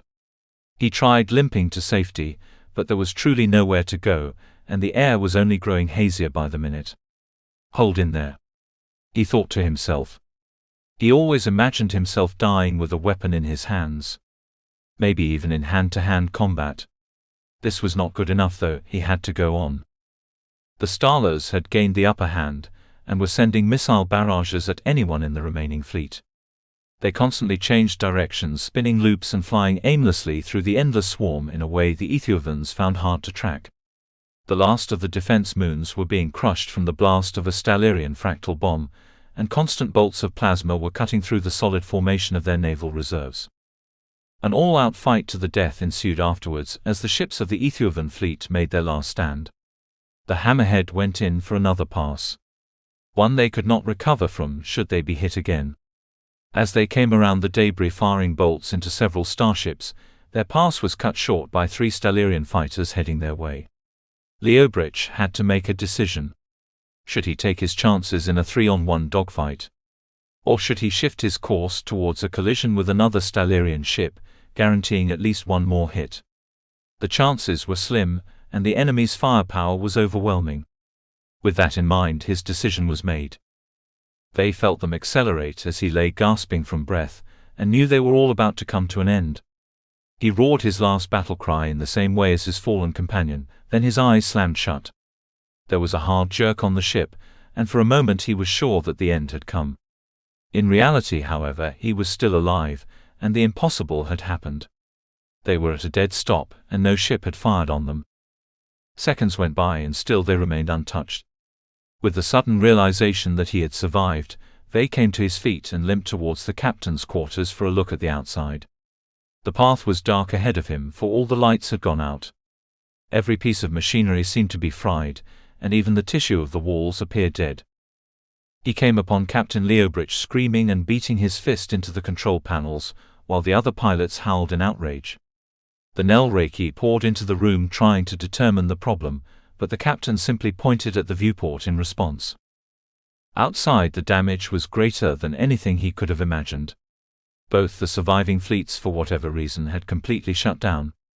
Each and every last ship was hovering out in the dark just as they were, completely powerless to get themselves moving again. "We need to get the ships back online now," one of the pilots said in response. "The moment the STALIRs get operational again, we're dead." The Nelreiki mechanics rushed down to the lower decks in the hope of finding a fix, but their search was all in vain. The ship had been sabotaged by a force beyond their control. They felt a vibrating sensation, and in the wreckage surrounding the fleet he saw the very fabric of space begin to bend. A rift appeared in front of them, and then suddenly an orb of glowing light emanated towards them. As the light began to fade, they realized it was not a star or natural phenomena at all. It was a ship. The most massive ship Vespergoni had ever seen. He cursed himself for not thinking of it earlier. There was only one species capable of something like this. Humans. Chapter 4. It never ceased to amaze Christo just how willing, intelligent beings were to kill each other. When the peacekeepers first received intelligence reports about a confrontation heading towards Tyat, few could even believe it. Amongst his colleagues there was still a general sense of optimism that peace could come naturally, and that with careful diplomacy the conflict could end before it even began. Christo, though, had grown skeptical of this notion over the years. He was getting tired of playing clean-up for the failures of other species, and the agency's hesitation in action was only costing them lives. It was protocol to stay clear of intervention until the last available moment. This was done in order to respect the sovereignty of other planets and allow citizens to settle their own disputes. However, with the planet surrounded by warships and a clear genocide in sight, measures had to be taken immediately. First, the peacekeepers dispatched probes to scan the fleets for signs of weakness. Then, shortly after the violence erupted, they fired off a strong electromagnetic pulse that fried the circuitry of the ships, rendering them harmless almost instantly. He could not deny that there was some satisfaction in watching their lone flagship take out an armada, but he never let that fact get to his head. Pacifying the fleets was easy. Now came the hard part: establishing peace. Their plan was simple. Capture all the remaining captains and bring them aboard a neutral vessel to force a truce. This was to be done without escalating tensions further or bringing any harm to the perpetrators involved. Around him, peacekeeping officers teleported away to their target vessels. Each of them had been assigned a different captain to interrogate, and Christo eyed the hammerhead knowing his objective was inside. He disappeared, and in a moment's flash found himself surrounded by Whiteweavu. Dozens of the injured warriors filled the cabin, and began scrambling for their weapons at the sight of him. As he made a move towards Captain Leobridge, a Dosomi guardsman fired directly at Christo's face. Normally this would have been the end to an intruder, however Christo didn't have to move faster than the laser. He only had to move faster than the trigger. The moment his exosuit detected hand motion, he teleported across the room out of the laser's range. From the Whiteweavu perspective, their captor seemed to have magically disappeared before their eyes. They turned around only to see him again, and before the next warrior could shoot he was similarly gone. This inability to strike their opponent sent the soldiers into a violent frenzy. They shot at Christo from all angles with several weapons, and yet none met its mark. While bolts of focused light tore up the walls and blasted apart flight machinery, Christo waited patiently, letting the exosuit move him around until his enemies tired out. They watched this skirmish from his semi-conscious state, and viewed it as the perfect opportunity for redemption. To go out fighting one of those, he thought, that would be the greatest honor. Though his injuries made him weary, he struggled to his feet and took aim at Christo from afar. He then fired on the human, watching the man disappear in time for his laser to incinerate the bench behind him. In hopeless frustration, Vey drew his family dagger and charged at Christo with all his might. He swung the blade, hitting nothing but air. Drat! Vey yelled as he fell down in disgrace. His injuries were only getting worse, and as he summoned the strength to lift his head, he saw his captain being involuntarily taken away. Back aboard the flagship, Christo was successful. He arrived in a room full of holding cells where both Whiteweaver and Starla were kept. Through the slits in their cell doors, the prisoners growled and hissed at each other, shouting curses that sounded more like barking than any discernible language. "You blue-skinned webfoot bastard!" a Ethiopian captain called out. "You're all gonna die for this," a Starla replied. Christo dragged Captain Leobridge to the nearest empty cell and threw him inside.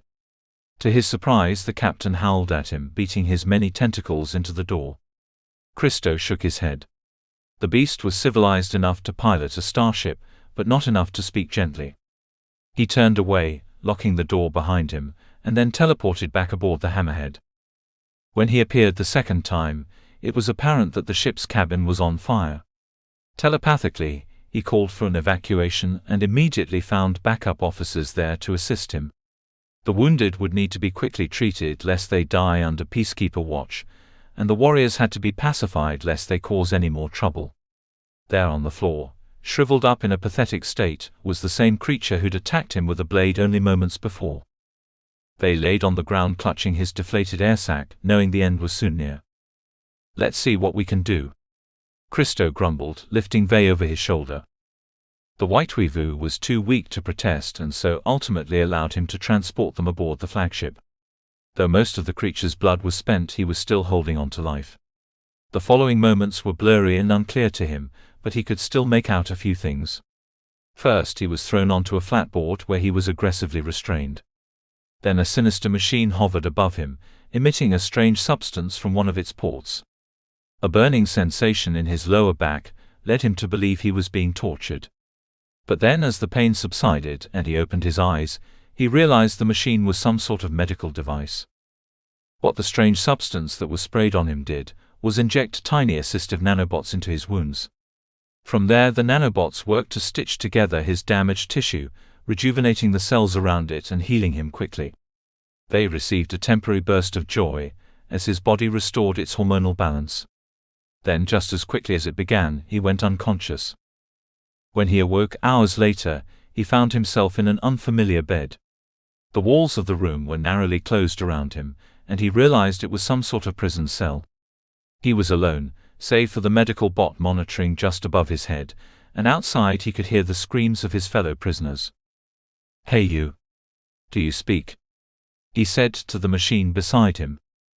The medical bot did not respond, but it did extend one of its 8 arms to monitor his breath and fluid circulation. "Optimal well-being secured," it displayed on its monitor screen. "Optimal well-being? I don't know about that." They looked down at his claws and realized even the scars he'd gained as a child were no longer there. The stiffness in his right tentacle was completely gone, and the shrapnel embedded in his sac had completely dissolved. He looked out the door window, trying to see what was happening outside, and found only the humans rushing back and forth with the incapacitated bodies of Whiteweaver. To their credit, the humans were healing his kin, but he still did not like seeing his colleagues at the mercy of another species.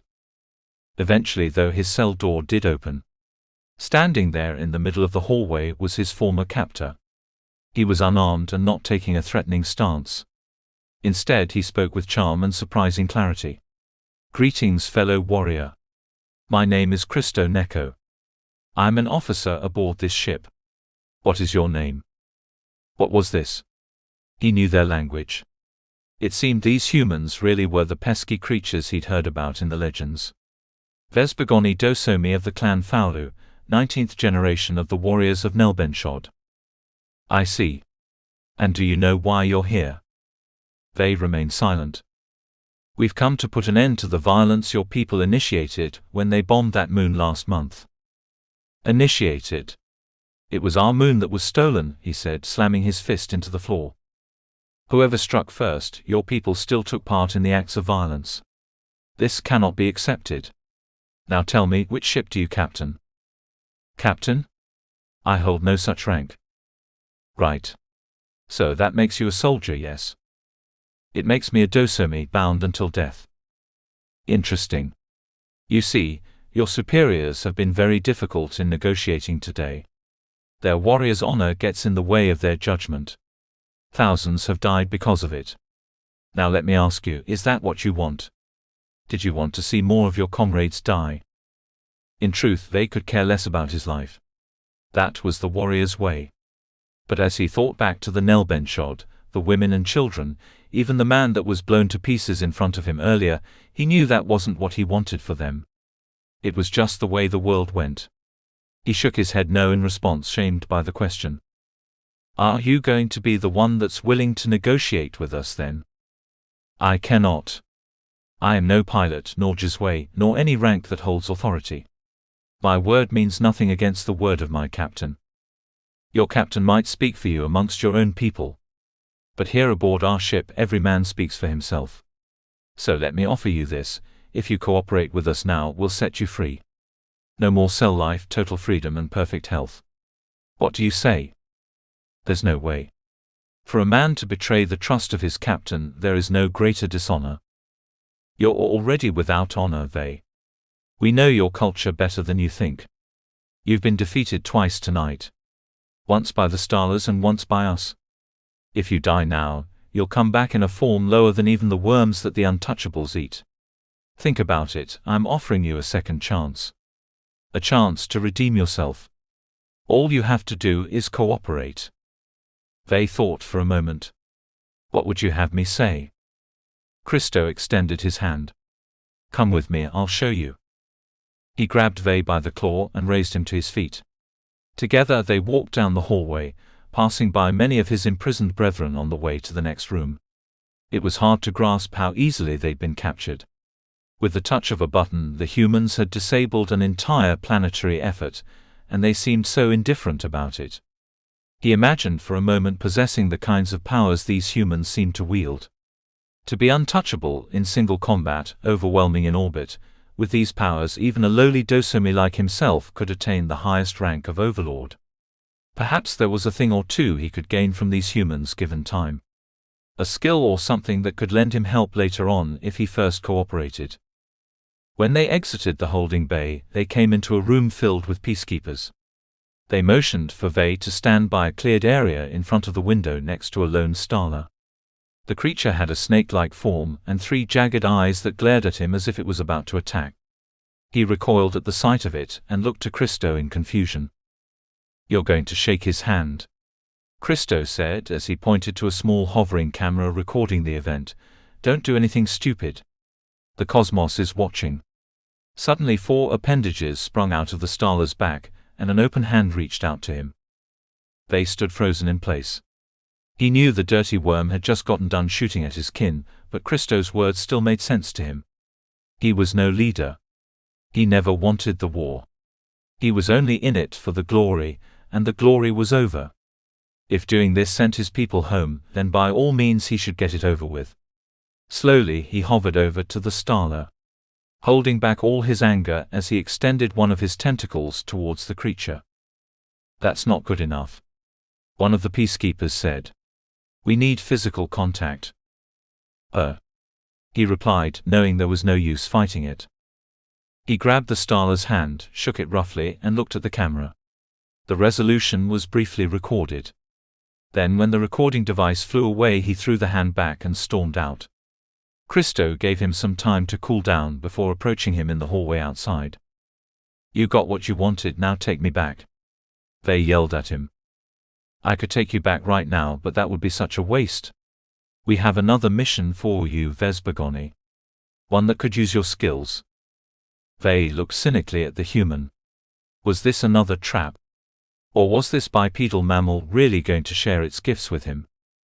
What do you want? For you to be my assistant on the next case. Let me train you as an associate officer, so you can achieve your full potential. It was a generous offer. But what about his family? His duties? He tried to imagine his future life now that the battle was over, but it would never be the same. Would he be shunned for allowing himself to be captured? Or considered a hero for saving the planet? For the very first time he imagined living out his dreams without the setbacks of his caste. Of overcoming the hurdles of his birth without needing to die first. Was it possible? He had to try. For if he didn't, his next life was almost guaranteed to be less than pleasant. Fine. I'll do it. Show me the way. Christo smiled. He led Vesbergone first to meet the other officers, and then to his private quarters where a strange spiral device had been prepared for him. The machine was controlled entirely by Christo's thoughts, and with a motion of his finger he sent it into activation. Sit down in the chair. Christo pointed to the seat in front of him. What is this? You'll see in a moment. They obeyed and deflated himself onto the chair. As he sat, he felt the unsettling feeling of a wire creep up his spine. There were ultraviolet lights blaring into his eyes from above, and as the machine synchronized with his nervous system it began to spin. I need you to exhale, Christo said. We're going to have to put you to sleep for the next part. What are you doing to me? They asked concernedly. We're going to teach you a few things with this machine. How? By projecting them into your mind. He gulped. Let's start with the human languages. They felt a buzzing inside his head as the spiral spun faster. Suddenly he began to drift out of consciousness. He heard nothing and saw darkness, and yet he felt smarter. Chapter 5. The wind rushed past Raya's face as he soared above the clouds. It was late evening on the planet Vangelis, and from his vantage point the sunset seemed to light up the sky in golden ore. He rode alone on a vehicle called a glider. It was the floating equivalent of a motorbike, with levitation devices replacing the wheels. On this contraption one could blaze through the air at sub-max speeds, brushing against the mist and atmospheric friction with relative ease. Behind him trailed 3 of his friends, each riding a glider. They zoomed past one another in a vortex pattern, playing a game that had lasted them the evening. As they flew, each of them constantly tried to outdo each other. They would perform elaborate tricks, doing everything from barrel rolls and nosedives to side flips and handstands on their handlebars. Occasionally, one would fall off their vehicle and go hurling towards the world's surface. But almost as instantly as they fell, the exosuit would teleport them firmly back into their seat again without a scratch. To Raya's right flew Nebetsu. He was the only one of the group to sit out of their high-speed game. He flew in a solar sail, a kite-like object that used the photonic energy of the sun to propel it along. The device had a reclining seat that allowed him to lay back leisurely, as the sun and winds hoisted him onward. In his mouth lay a cold beverage straw that protruded from a small kegerator in the sidebar next to him. He waved to Raya as he flew beside him, blissfully enjoying the ride and observing his companion's sporadic tricks. With each and every pass through the clouds, their hysterical games grew ever more daring. There came a point where Kralik, the boldest of the group, challenged his friend Gis to a game of chicken. Immediately, the 2 of them killed their engines and dropped into free fall, coursing towards the surface at terminal velocity. Despite the assurance of safety that their suits provided them, it was hard to shake the feeling of imminent death. As the ground grew bigger in their periphery, one could not help but cringe at the thought of smashing into the surface. At about 10 yards from the ground, Gis sent out an emergency command, teleporting himself back into the sky. But Kralik, who had already calculated the duration of the fall and set a timer on his teleporter beforehand, waited until a millisecond before contact to disappear. Cheater! Gis called out when they were both back in the sky. Hey, if you want to win this game you have to play smart, Kralik retorted, shrugging his shoulders. There was laughter all around, and after that no one dared to challenge him. The companions continued their path relatively undisturbed through the sky, until they encountered a seaward storm erupting over the ocean. A sudden gust of wind caught Nabetsu's sail and threw him back so that he almost collided with the others. The companions jeered at their friend's apparent misfortune, but came to regret their mockery as they heard the abrupt ignition of a flame from behind them. Instantly Nabetsu shot forward, giving them only moments to dodge out of the way, as he asserted himself at the head of the pack. Behind his sail were now 2 rockets expelling blue flame and screeching. They thrusted Nabetsu forward at a blurring speed, threatening to take him hypersonic. The others tried to mimic his pace, going full speed with their gliders, but even at maximum velocity their slender vehicles simply couldn't keep up. Now traveling at nearly 500 miles an hour, there was no sign of any of them stopping. With black clouds and the sound of thunder approaching, it was time to take the proper precautions. Raya's exosuit began wrapping around him like a suit of armor, preparing and protecting him from the elements he soon would encounter. There would be an explosion as he broke Mach, and at this speed even hitting a drop of water would feel like a slap in the face. With something more concrete like a piece of ice or hailstone, which were frequent this time of year, contact with the naked body could mean certain death. Raya looked down, and noticed his friend Sidarius fingering a remote device from his pocket. It was cylindrical in shape, graded in texture, and contained the image of a large thunderbolt carved onto its side.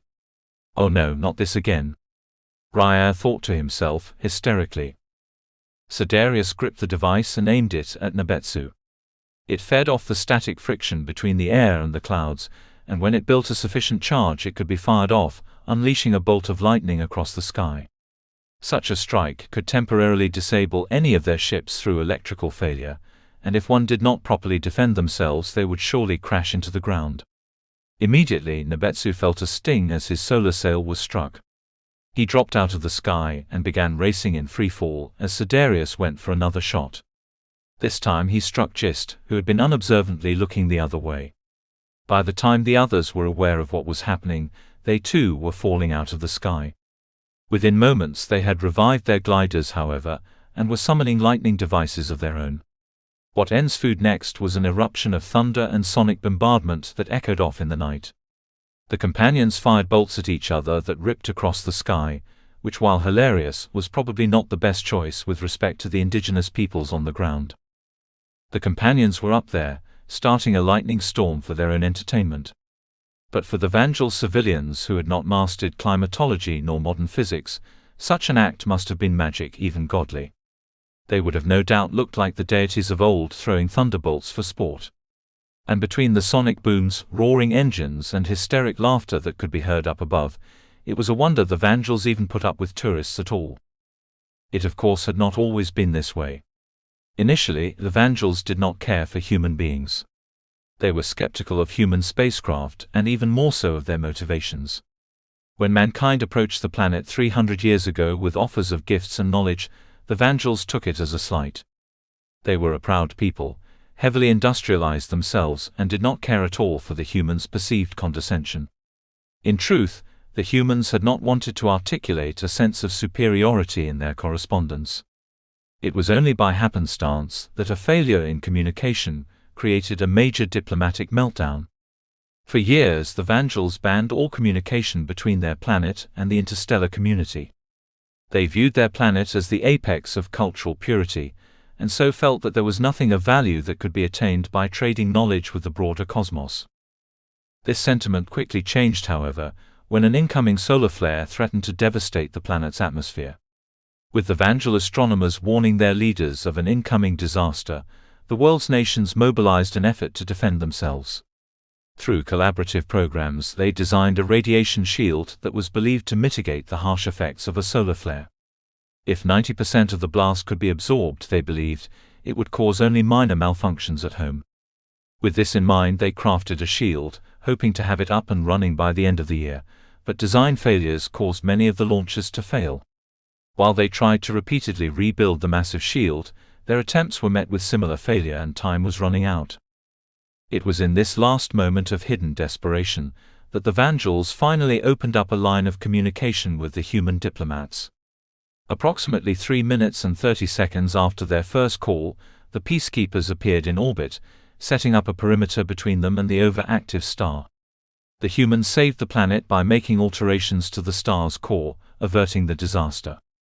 And when the Vangels were finally assured of their safety, public attitudes began to change. Even amongst the leadership of Vangelis, there was a sentiment that the humans were owed something. The Vangel public concurred with this philanthropic sentiment, and so they picked a beautiful lot of coastal land upon which to open an embassy where humans were permitted. Around this embassy grew the city of Dengzichen. It was a community that served as a bridge between the two species, thought it was mainly used as a vacation spot in the modern day.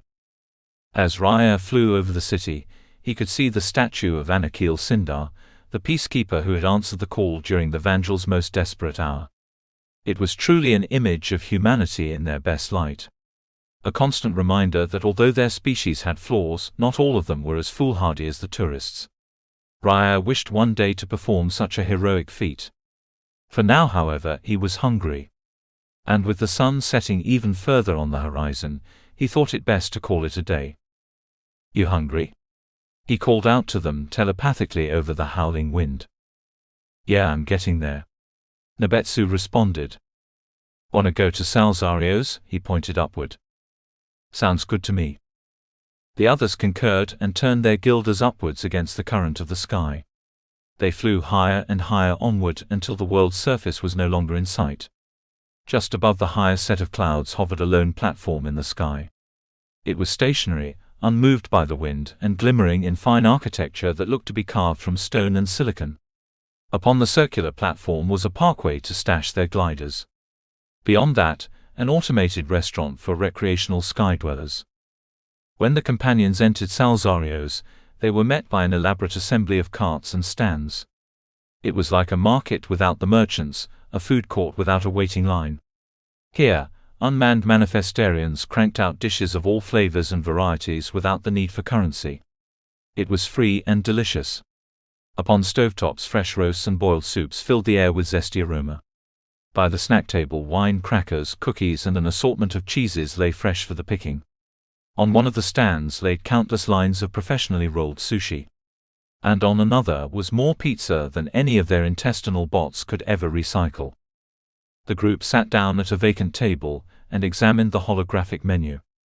It was nothing more than a suggestion list, truly. Anything they desired, regardless of complexity or rarity, could be manifested onto their plates with just a thought. One could recall a home-cooked meal by their mother 40 years ago, and expect an exact replica meal of identical taste. Any dish one desired could be reproduced accurately down to the last atom. And for those who needed help choosing, the internal algorithm of the menus could examine one's taste buds for clues to their preferences. Before the meal began, the men started out with a toast. "To long life and a million adventures still," Nabetsu proclaimed. They put their glasses forward, and when all had touched, each was spontaneously filled with their drink of choice. Raya took a sip of Zatan milk while Gist gulped down 3 glasses of juice. Nabetsu was having what looked like orange soda, whereas Kralik was drinking what could not be mistaken for anything other than liquor.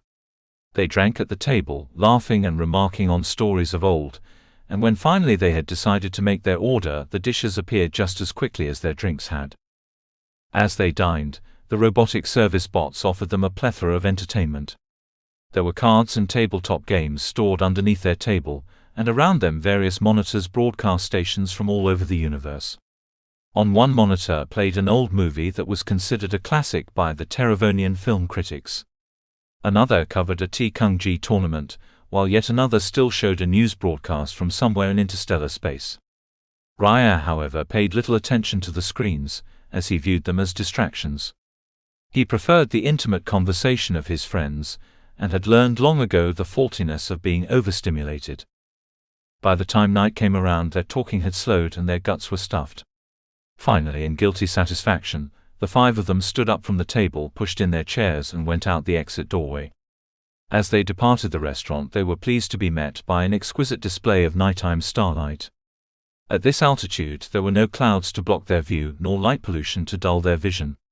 They were alone at night before a bare, unfiltered sky, and to Raya it was entirely captivating. Nabetsu sat on the edge of the floating platform and let his legs hang over the side. Raya joined him, and with a glass still in hand, toasted Nabetsu, remarking on all their years of friendship. "You know, we've vacationed here 100 times before, and it never seems to get old," Raya remarked. "And we shall 100 times more," Nabetsu exclaimed. "To an eternity of adventure." They both drank heavily, and then ceremoniously spat off the edge of the platform. Nabetsu laughed heartily, and then dug into the pocket region of his exosuit. Out of his pocket he drew a strange leafy substance. It was green like any other common leaf, save for the gold stripes stretching up the length of its stem. Within this plant was a mix of many floral lineages. It contained the genetic insertions of tobacco, cannabis, sage, mint, and a variety of plants found only on New Gaia. Nabetsu stuck the substance into his pipe, then shaped his hand in a gun-like motion, erupting flame from his pointer finger. He lit the substance effortlessly, then put the pipe to his mouth and began to inhale. "It's smooth. I made it myself. Here, try." Raya put the pipe to his mouth, and found that the smoke was thin and easily ingestible. To his novice lungs there was not even a need for a cough. He felt a jolt of glee spring up in his body as the psychoactive effects kicked in. Luckily for him, however, it did not become mentally transformative. Raya relaxed in a blissful quasi-sober state, and sat in silence long enough for his uncomfortable thoughts to return. "Do you really think we'll be doing this stuff forever, man?" he asked abruptly. "Forever? I don't know. I hope so. Realistically though, do you see us coming back here 100 years from now?" "Yeah. 1,000. Yes. 1,000,000. Nabetsu peered at him concernedly. "Why are you asking me this?" Raya shrugged his shoulders. "The first time I rode a glider, it was the most amazing thing in the world. You couldn't keep me off it. It was spectacular. Now after 60 years of riding the thing, it just feels normal. I don't know, it just doesn't give me the same rush it used to." "Well, of course, everything is more exciting when it's new." "Yes, but isn't that the problem? We humans get bored too easily. How are we supposed to live an infinite number of years if our passions are so quick to dull?" "Raya, look above you for a second. There's more stars out there than we can even begin to count. Most of them have planets too. How could you ever think you'd get bored when living amongst such an endless expanse?" "The universe is big," he agreed. "But forever is a long time." "It's more than a long time, Raya. It's so long that to explore it all would take a number of years we don't even have a word for yet. It would take so long that new worlds would sprout up before you could explore the old, and your journey across the stars would never end." "That is true. But what's the point in walking the cosmos endlessly? What's the point of an eternal life?" Raya's fatalistic outlook was beginning to frustrate Nabetsu. "You're thinking way too hard about this. Just take life as it comes. If there's something to worry about in the future, worry about it then. No need to stress now over a problem that may or may not ever come." "You're right," he said, returning his focus to the present. "Here, give me another puff of that." Raya inhaled strongly, nearly coughing. "That's the spirit." Nabetsu laughed. The night went on with continued games and frequent hysterics, and when finally the companions returned to the surface, they made camp on a patch of soft grasses next to the beach. The ocean waves crashed against the rocks, creating a rhythmic noise that was complemented by the mellow breeze. They did not pitch tents nor wear blankets for warmth. Instead, they lay uncovered in the sand, and let the feeling of the unfettered ground encapsulate them. His four companions drifted off unconsciously without a thought in the world. Raya, however, could not do that just yet. He tossed and turned beside the twilight surf, lost in anxious thought. The only thing that seemed to calm him was the nature around him. And so, in an effort to calm himself, he looked to the sky once more. He soothed himself by shifting his visual spectrum every 30 seconds or so. At first he watched the stars in the traditional visible light spectrum, then he switched to ultraviolet and noticed the distinct color change. After that he switched to thermal. And then to radio. And then back again. With each change his visual spectrum came a vastly different perspective on the universe. It was incredible to think that all these different photons had traveled trillions of miles across the cosmos, only to end their journey at his eyes. It reflected a scope of being that was beyond understanding. A grandiose interstellar body of which he was somehow a part of. Entranced by the vivid colors and various wavelengths of this photonic barrage, he finally struck the stress-inducing memories from his head. In his peace he fell into slumber, resting beside the waters. It was a long dreamless sleep. One that he'd lacked for a while. But more than a rest, it was a peaceful thing. A long reprieve from his waking mind. They awoke bright and early the next morning, eager for another adventure.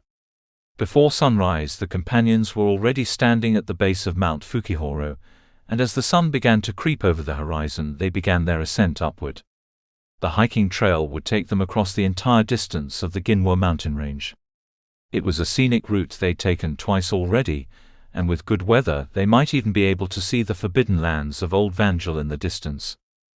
Aiding their trip through the hot summer sun was a forest of ornately colored land coral. The companions walked in the shade of these mounds, following a trail that had been blazed by past tourists. On the sides of the coral stalks one could see tiny mites emerge from their inner burrows. They crawled around, secreting a goo that would eventually form new stems and branches as it hardened. Below the land coral were long patches of growths known as megaferns. These were great plants twice the size of men that housed marsupial creatures scurrying about underneath. Though there were no birds to fill the skies, there were arthropodic creatures called crusoes that flew from peak to peak.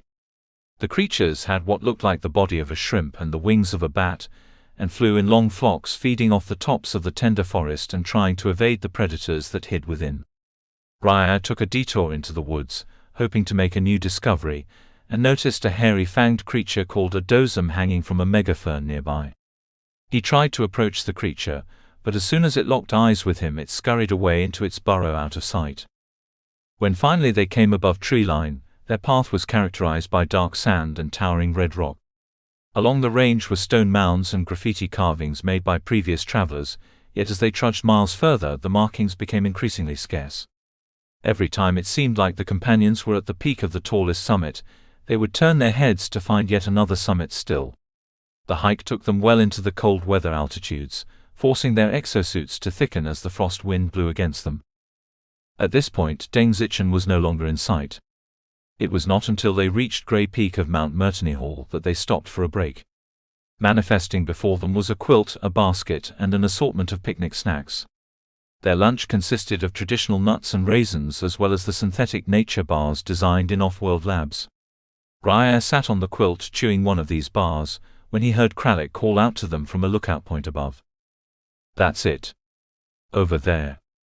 Kralik pointed to a group of settlements in the distance. At once the companions got to their feet, and gathered around to see the forbidden lands in plain view. "Let's go down there just for a quick peek," Jis said. "You know we can't," Nabetsu retorted. "What if we turned invisible? I heard Jard and Raj did it last year and it looked way cooler up close." "I'm sure it did. But if we get caught, it'll be our faces on all the warning signs. I don't want us to be on the news for breaking the truce on behalf of our entire species." "Oh fine," Gist accepted reluctantly. "You're quite the buzzkill, you know that." "I know. I'm just making sure we don't lose the privilege to come back here." It was clear that Gist still wanted to protest, but unfortunately Nabastu's reasoning was clear.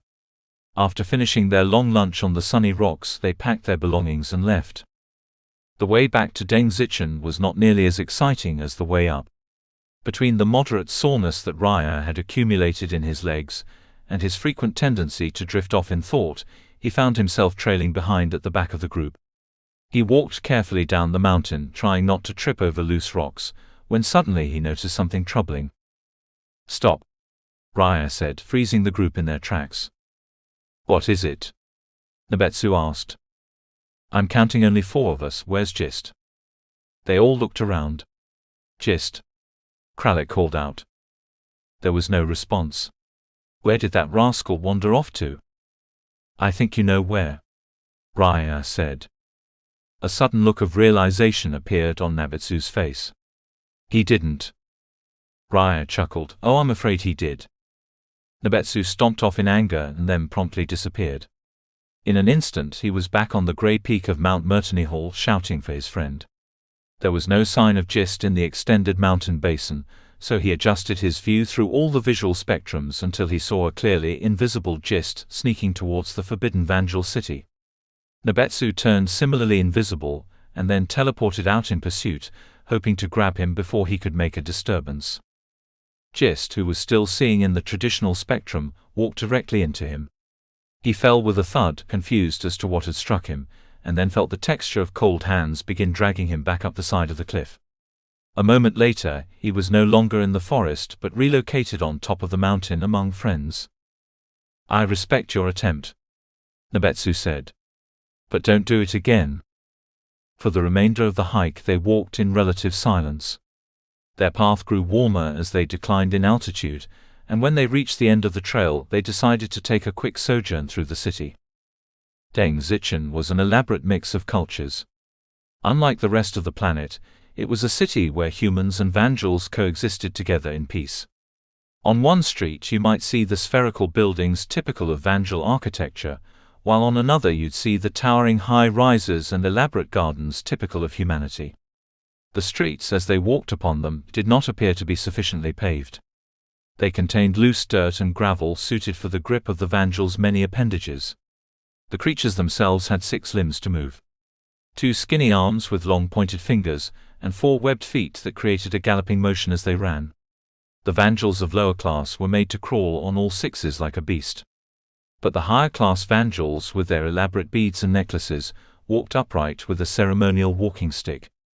Upon each of their backs they adorned thin cloaks of a reflective material, which protected their pale grey skin from the summer sun. At first Raya believed them to be a race of exclusively bearded men. But as he came to realize later on, the women shared facial hair of nearly equal length. What really made the Vangeals stand out from other creatures, though, was the asymmetry of their face. On the left side they had 3 nostril ports that doubled as a mouth and esophagus, and on the right side was a single compound eye that contained thousands of little lenses poking out in all directions. One thing Raya had not expected from the beautiful look of the city was the terrible way it smelled.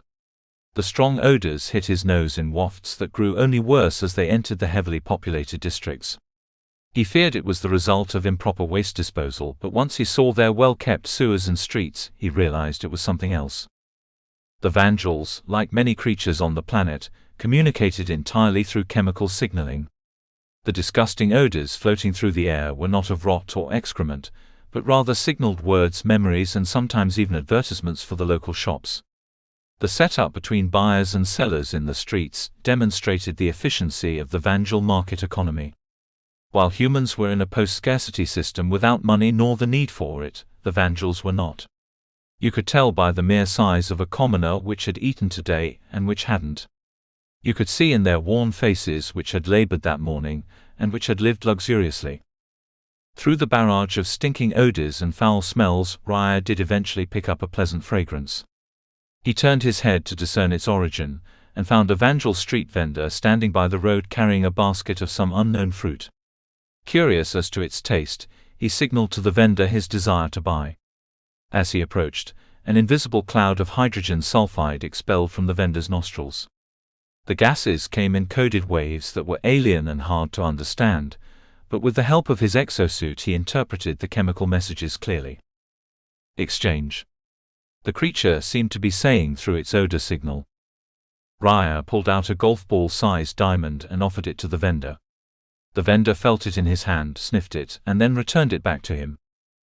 A new smell arose, one that the chemical decipherer read as negative. Raya contemplated a response. If they were not into shiny objects as most visual creatures were, what kind of currency could he exchange? He recalled learning in his youth about a flower that had evolved to smell like rotting flesh. The biologist said it would attract flies and dung beetles alike. Perhaps in this situation it could do the same. But what was it called? He thought about it for a moment. It starts with a sea carnation. Kaluna? No. He thought. Carrion. It's the carrion flower. An image of the repulsive plant appeared in his head. He then sent this image to the manifester beneath his arm, and watched as the flower appeared in his palm. The Vangeal vendor eyed the flower curiously, sniffed it, and then signaled to him its apparent delight. The vendor then tried to offer Raya the entire basket in gratitude, but he declined. Just one thank you. He responded in chemical signals.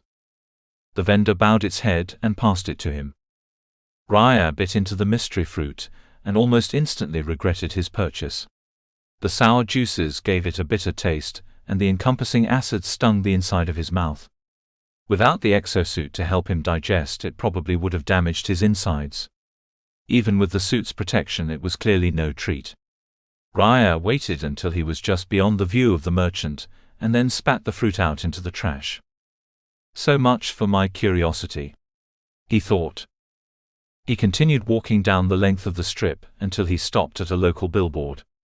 Due to the Vangeals' lack of written language, they had to use all sorts of colorful imagery to express their intentions. On each sign was an image of human activity that was colored either orange or violet.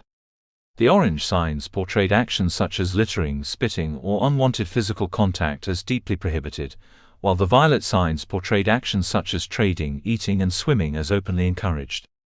Theft was also a concept they had to continually remind the tourists about, for while humans were used to taking or replicating anything they found pleasant, the Vandals would aggressively snap at any unwarranted touching of their items. Living in a pre-utopian society was often difficult to adjust to. But if one wanted to live in Dengzhichen, they were expected to be considerate of the local norms. Raya noticed people stopping on the sidewalk up ahead, and curiously went to investigate it. Here he found his friends waiting in line for a local event popularly known as the Kaljuka. The Kaljuka was one part art show, one part festival, and one part dance. There were more Vandal food carts here than he'd ever seen before, and on an elevated platform a group of the creatures were setting up some sort of entertainment device. The Vandals were not auditory creatures, so rather than dance to music they gathered around a spinning crystal that refracted all colors of light through an ever-moving prism.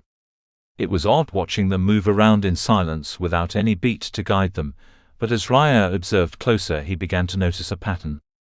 The refracted light would turn from one color to another, and then back again, creating a visual rhythm that guided their various movements.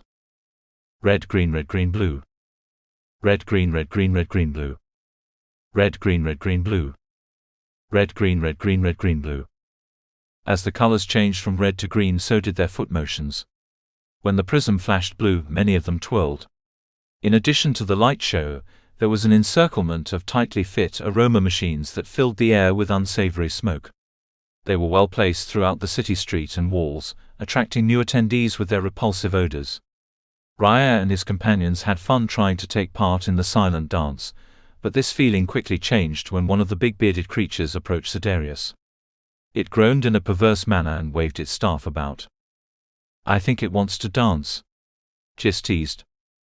Sidarius looked at the creature uncomfortably, and then back to them. "Is it even a woman?" "Doesn't really matter, unless you plan on kissing it," Nabetsu jeered. They each laughed, causing the Vandal dancer to pause and stare at them more attentively. It was no doubt trying to decipher the intention of their outward noises, but it lacked the sensory organs to make sense of their language. It advanced once more, waving its staff again, when a long drip of saliva expelled from its face. "I think it's time to go," Sidarius called out to them telepathically. The companions followed him with haste, making it to the exit while trying their hardest not to come off disrespectful. In truth, the Vandal elder had not meant to startle the humans with his friendly gesture of dance. It was only due to the language barrier that they misunderstood his intentions. Outside, the city streets were now immersed in a misty haze. Few paid attention to the tourists as they rushed out. By the time they'd fully traversed Dengzhichen and returned to their camp, the tides were out and the sun was beginning to set in the sky. At the coastline between the city and the sea, Raya bid his companions farewell. They packed their camp neatly, teleporting each piece of luggage into their orbiting starships. And when every tent, glider, and fire starter was gone without a trace, they too teleported out of sight. The last to leave was Nabetsu, who brought his ship all the way to the beach before departing. He scooped up a handful of the Vandal sand and put it in a glass jar as a souvenir. "Until next time," Raya told him, going in for a brotherly hug. "Till we meet again," Nabetsu replied, vanishing after releasing from the embrace. Raya watched the ship take off and followed it with his eyes until it was completely out of sight. Then he was alone. A single man on the beach without a clue in the world. With his friends now gone, the eerie details of his situation became more apparent. He was again confronted with his lonely predicament, and it pained him greatly. Each of his friends had left because they had lives to attend to, passions to follow, responsibilities to bear. What was he doing? He had assured each of them that he too would return to New Gaia, but that was a lie. Why would he return home from his destiny walk when he had nothing to show for it? He stood once again in contemplation, wrestling with the eternity that was his life. The familiar sea had a way of evoking nostalgia, reminding him of friends and places long past. Already he could feel those close to him growing more distant, and in time what was an unbreakable bond would become only a distant memory. He wondered now if there had ever been a point to his adventures. If his thrills had any meaning to them, or if they were simply meant to keep him distracted from a meaningless existence. There was no clear answer apparent to him, and so he turned back to the city in search of mindless entertainment. Chapter 6. Move! Christo shouted to Vey in the midst of early morning training. The peacekeeper blew his whistle, and suddenly the creature was off. Vesbergoni inhaled a deep breath of the cold, oxygenated atmosphere, and held it in his air sac until he was fully inflated. It did not feel like the assortment of gases one would find on Tyrt. Instead, it was the artificial makings of the colony worlds he'd been forced to train on. Vey rose increasingly high towards the ceiling, until he was about 10 feet from the obstacle course that had been set for him. In front of him was a series of floating bars, hoops and tunnels he'd have to navigate through if he wanted to achieve a passing score. The obstacles were often confusing and difficult to maneuver, but with each run-through he'd improved his time significantly. With a pump of his back muscles he spurred forward, diving headfirst through the first hoop.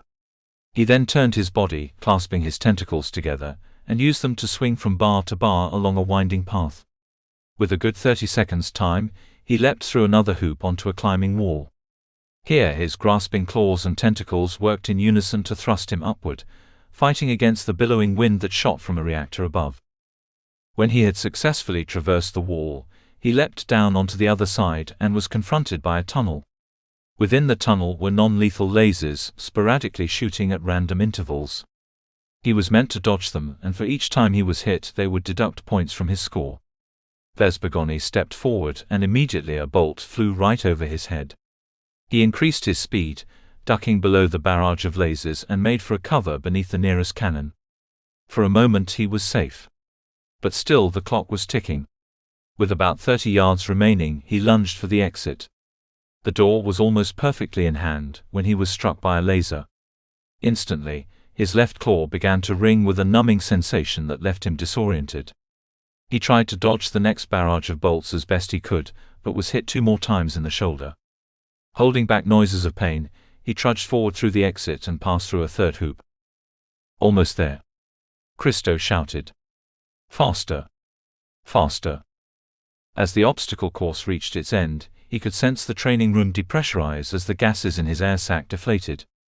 Suddenly he could not fly, and was dangerously high above the ground. Vey frantically looked to and fro, searching for an escape, when he saw a ladder extending down from his current platform. He took the ladder down to the floor, and found himself waist-deep in a body of water at the edge of the course. An electric current ran through the water which shocked him as he went along. Without the ability to hover, he had to use what strength was left in his feet to complete the journey. He trudged through the water holding his arm, and dodged any obstacles that arose from the surface. He emerged from the pool triumphantly, and in a final rush he stumbled towards the ending marker, dropping down at Christo's feet. Good. Christo said, staring at the time monitor on his exosuit. Still 2 minutes and 30 seconds though. We gotta cut that down to under a minute. It will be done, sir. Shall I try again? No. I think that's enough for today. Vesbergoni stood up and recomposed himself, and by the time he'd caught his breath, Christo was already gone.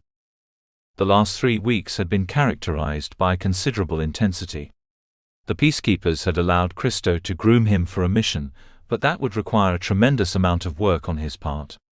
Vey was no human, and though he was learning many of their ways, he still had no idea what they were going to use him for. Everything that he had learned so far had been of a practical relevance.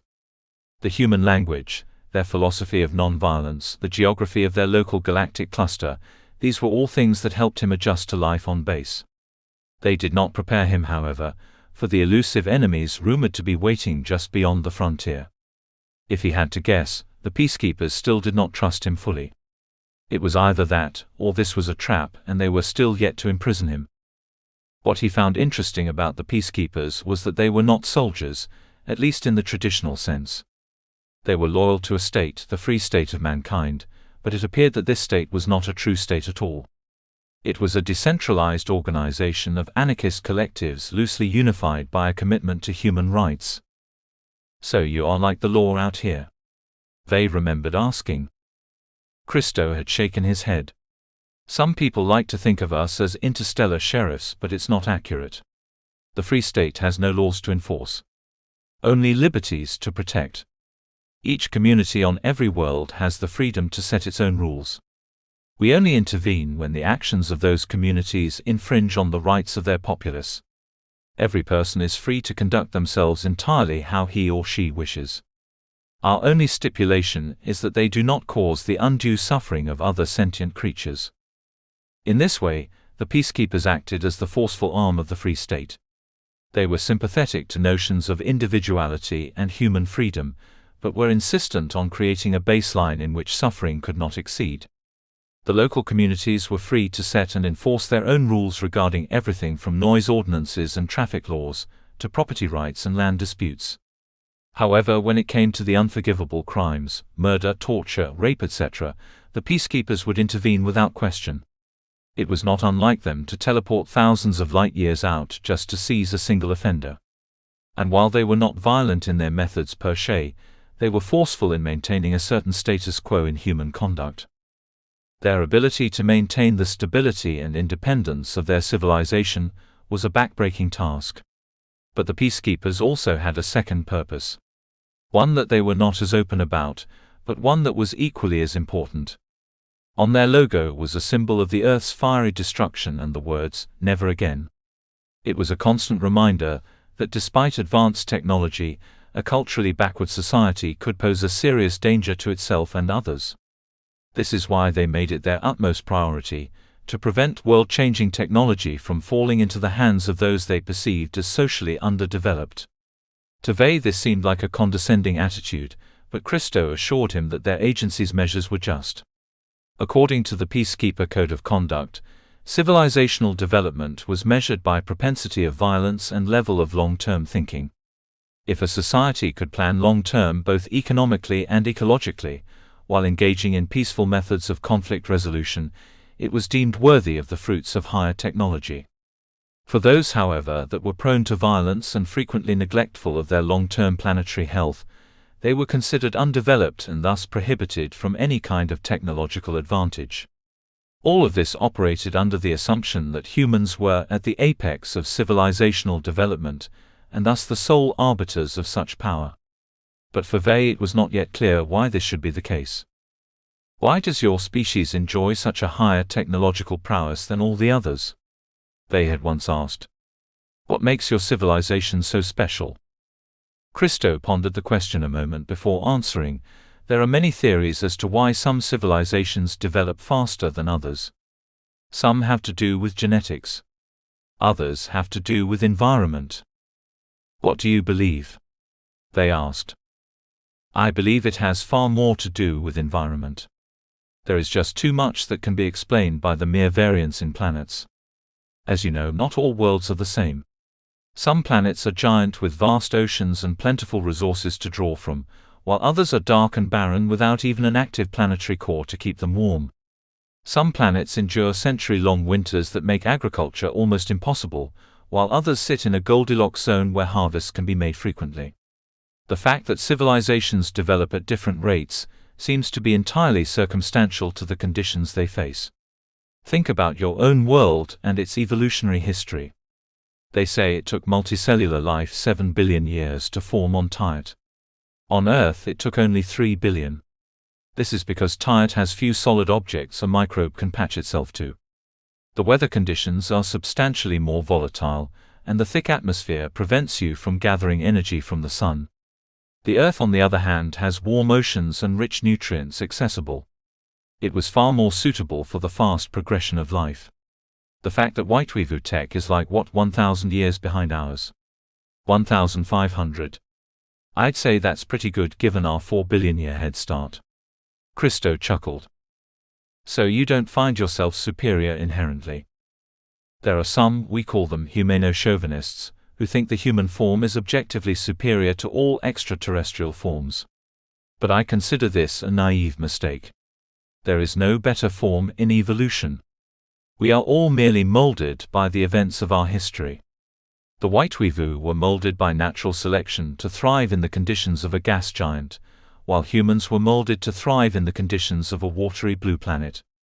To claim my form is any better than yours is just as nonsensical as claiming a bird's wings are superior to a fish's gills. Each are suited to their respective environments, and cannot be judged by the standards of another. What about the chaotic way the other civilizations behave? I hear you remark daily about what degenerates they are. But their degeneracy is not unique. When I see the violence they perpetuate, it reminds of eerily similar events in human history only a few millennia ago. There's nothing special about any of us. Just time and conditions. He wondered if that was true. Would there really come a day when the Whiteweevil wielded such godlike powers? He remarked on the human's ability to terraform worlds, and wondered if such planets could ever be turned into gas giants as well. Perhaps one day his clan totem would be raised on another planet. Perhaps one day Whiteweevil tunnels would be burrowed into asteroids, moons, and distant galaxies beyond their current reach. The prospect of expansion gave him hope for his species, for without a scarcity of resources there would no longer be a reason for war. The floating cities would not have to loot one another in times of famine, and with bioships suited for long-term space travel, they might be able to pursue goals beyond that of battle glory in resource acquisition. This self-actualizing existence was a dream few Whiteweevil artists even dared to contemplate. But as he came accustomed to the human colony worlds, he found that such lives had already been healthily established here. The world on which he presently resided was called San-in-Tosh. It was a planet that housed a great peacekeeper academy for fresh recruits and volunteers.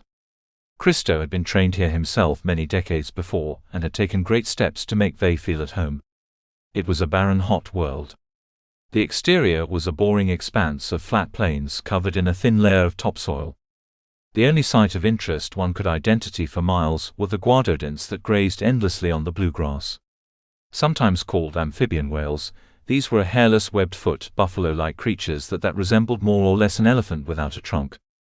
They were Vey's greatest source of entertainment as he sat bored awaiting his next instruction. The two of them sat back watching the creatures lick oats from tourists' hands when a blue light projected from Christo's wrist. It bore the insignia of the peacekeepers, and he quickly accepted. Though the message was telepathic and Vey could not hear, he could see his instructor's eyes narrow as he nodded along with the call. After a few words of parting, Christo deactivated the message and turned to Vey. "Today's your lucky day. We're wanted at PCHQ." A tinge of excitement raced through Vey. Perhaps now he would finally be given a prestigious mission to fulfill. He looked up at the blue sky before him and tried to picture the station floating above them in orbit. After 3 weeks on the surface he was getting restless, and the anticipation for battle was growing thick. Though he knew not what dangers lay ahead, he was ready to take the first leap. PCHQ stood for Peace Center Headquarters. It was the classification for all their spacefaring outposts. This station in particular was known as PCHQ 147. It was an informational relay hub for those assigned to their section of the galaxy. Christo handed Vey a small cylindrical device above the size of a coin and placed it delicately on his claw. "This is a teleporter. Keep it on your belt below your ancestral knife. You'll need it to navigate up there." Vey patched it on himself. "Let us go then," he said, teleporting them out. Though it had been day on San-in-Tosh, the eternal darkness of space made it feel like a quiet night. Vey and Christo teleported aboard at once, appearing in front of vast windows that looked down on the planet. This was only Vey's third time in space, and still he was not used to the feeling. The natural weightlessness of the craft had been artificially tamed, and he found that he could walk and hover just as easily on the platform as Christo. Aboard were a series of men on monitors with brains directly connected to the ship's computer. It was in this way that they shared data instantaneously, providing a processing power that dwarfed anything organic. There were long hallways with rooms on each side that led to all sorts of experimental chambers.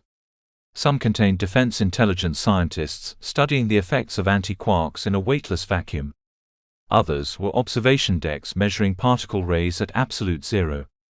There were strategic centers where diplomats and tacticians plotted their next course on regional conflicts, as well as a leisure room where cadets and soldiers partook in recreation in their free time. They heard a scream, and turned to see a man being pulled into a room. He was thrust onto a table, strapped down, and then a soldier looked at Vey and Christo before closing the door. "What was that?" they asked. "Our detention center." "I thought you said humans didn't require jailing anymore. You said they'd filtered out the aggressive tendencies in their nature." "That is true," Christo replied. "But genetics aren't the only thing that determine behavior. There are certain developmental issues that can twist a man's psyche. Certain aspects of their upbringing that can traumatize them and lead them to evil. If there's no jail, what do you do with them? Kill them?" "Of course not," he said. "For those who've committed the unforgivable acts, we give them the ultimate punishment." They heard a muffled scream, the ignition of a laser, and then nothing. "What is it?" "We take their identity. We surgically open their skull and rewire their entire reward system. We literally change every aspect of their personality at a cellular level, so that they cannot even possibly conceptualize the thought of harming another. Sometimes we even take their memories too." "That's terrifying," they said. "It's not a power we use lightly. Like I said, it's only for the most wretched of criminals. But it does work. I'll tell you that." Christo pointed up to an officer at the top of the staircase. "You see that guy up there? The one with the scars on the back of his head? He killed a room full of people once, about 180 years ago. And you let him work here?" "Of course. His only desire in life is to serve now. He'll tear up if you so much as swat a fly. He's a vessel of manufactured compassion. It's pitiful to hear him sob about his previous life before the surgery. But it's better than being dead. Now he's out here serving rather than hurting, and in a way he's found his redemption. You didn't lie when you said man had mastered rehabilitation." "No, I didn't. Come meet him for yourself, you can see what I'm talking about." As they rose to the second floor, Vesbergoni was overcome with a sudden sense of paranoia. It seemed that every time he thought he understood the humans, they revealed to him a new trick. "They can literally control minds," he thought. "How do I know that's not what they did to me while I was in the education program?" He tried to reflect on the memories of his old life and compare them to his feelings now, but there didn't seem to be a difference. He trusted Christo, at least, he decided. But these other officers with their mysterious machines and endless desire for information, not so much. "Vey, this is Cedrolan Lafaz." "Cedrolan, this is Vesbergoni." "Greetings, Vesbergoni. Glad to meet you. I hear you're the new recruit who brokered peace at the Tired conference." "I did not broker the peace," Vesbergoni admitted. "I was defeated in battle, and in exchange for my life I did what I was told." Cedrolan smirked. "I understand. Well, regardless, we appreciate your assistance here. I hope you enjoy your stay with us." Vesbergoni bowed. "Thank you." Cedrolan turned to Christo. "What is the case you're working on now?" "We're about to find out. Commander Hayek sent the request about an hour ago. He didn't give any details over the comm, so it must be serious." "I see. Well, don't let me busy you any longer then. Good luck on your mission. And to you, Vesbergoni, I hope you find joy under the hospitality of the human race." He waved them goodbye, and made his way over to the service bot for a stimulating drink. "See. Not bad for a murderer, right?" Christo said. "He's polite. You wouldn't see that from a man who's still insane." "I agree," they admitted.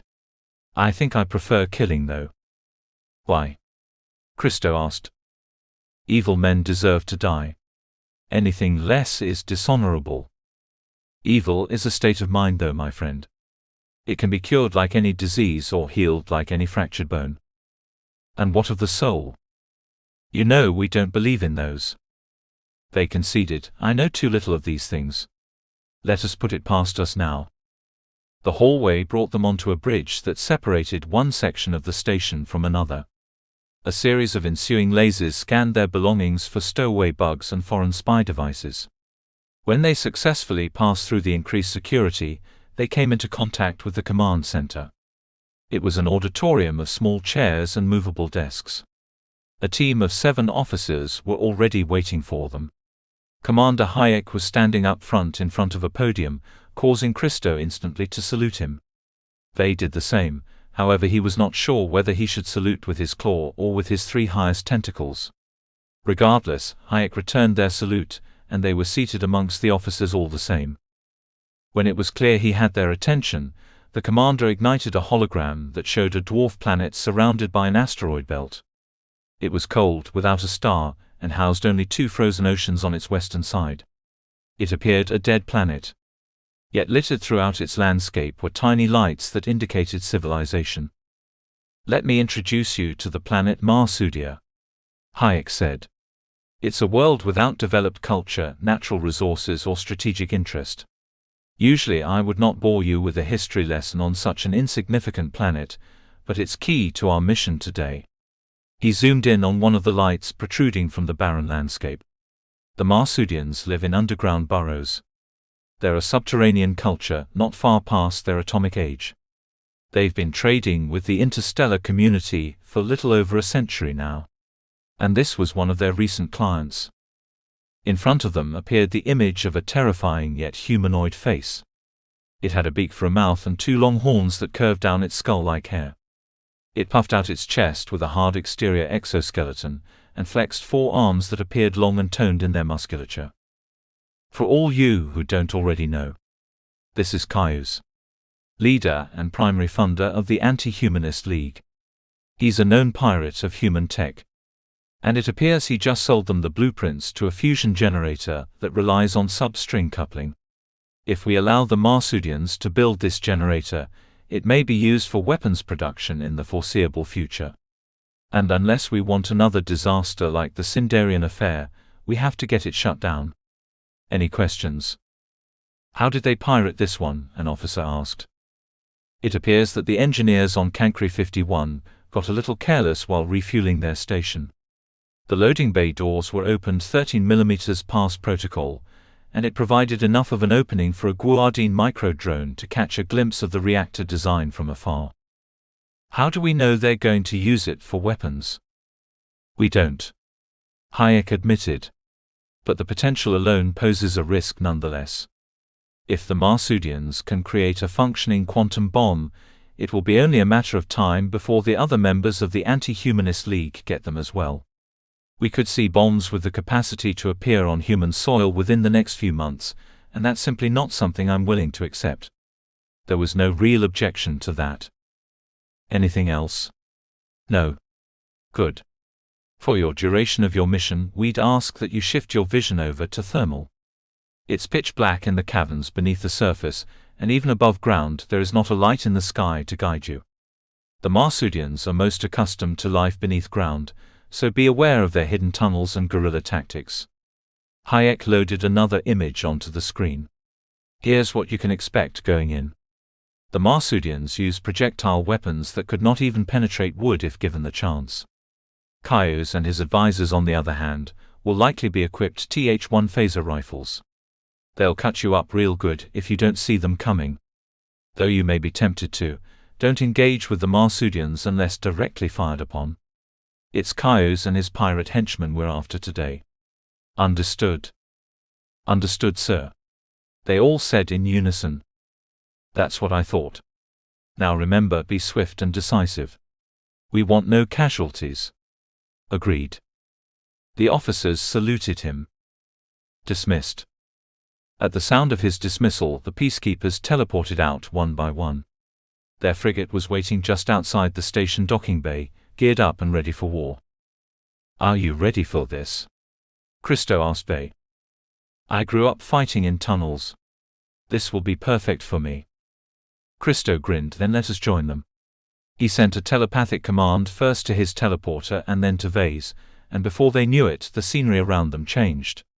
They were no longer at the station, but instead in the cabin of the frigate. Inside the cabin, the men were neither sharpening blades nor polishing weapons as Vay would have expected.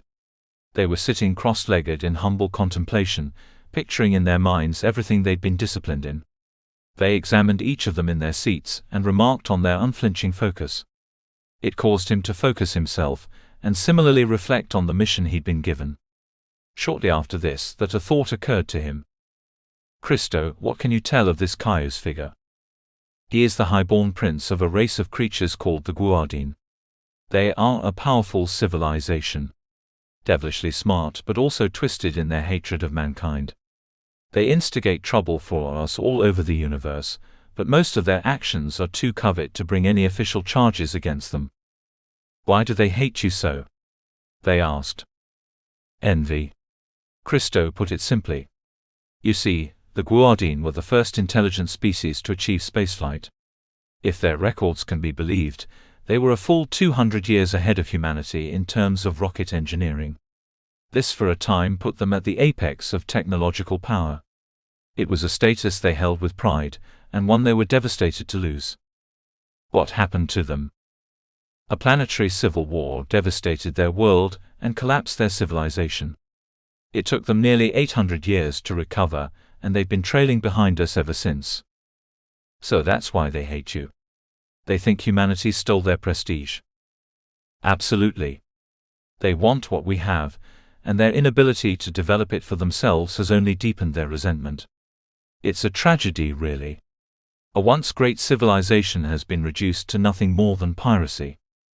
If you know they're a threat, why don't you wipe them out completely? They're only a threat if they get their hands on our tech. Aside from that, they are just a nuisance. They may seem wretched now, but with proper guidance they too can find rehabilitation as a culture. Do you think it wise to give your enemies such lenience?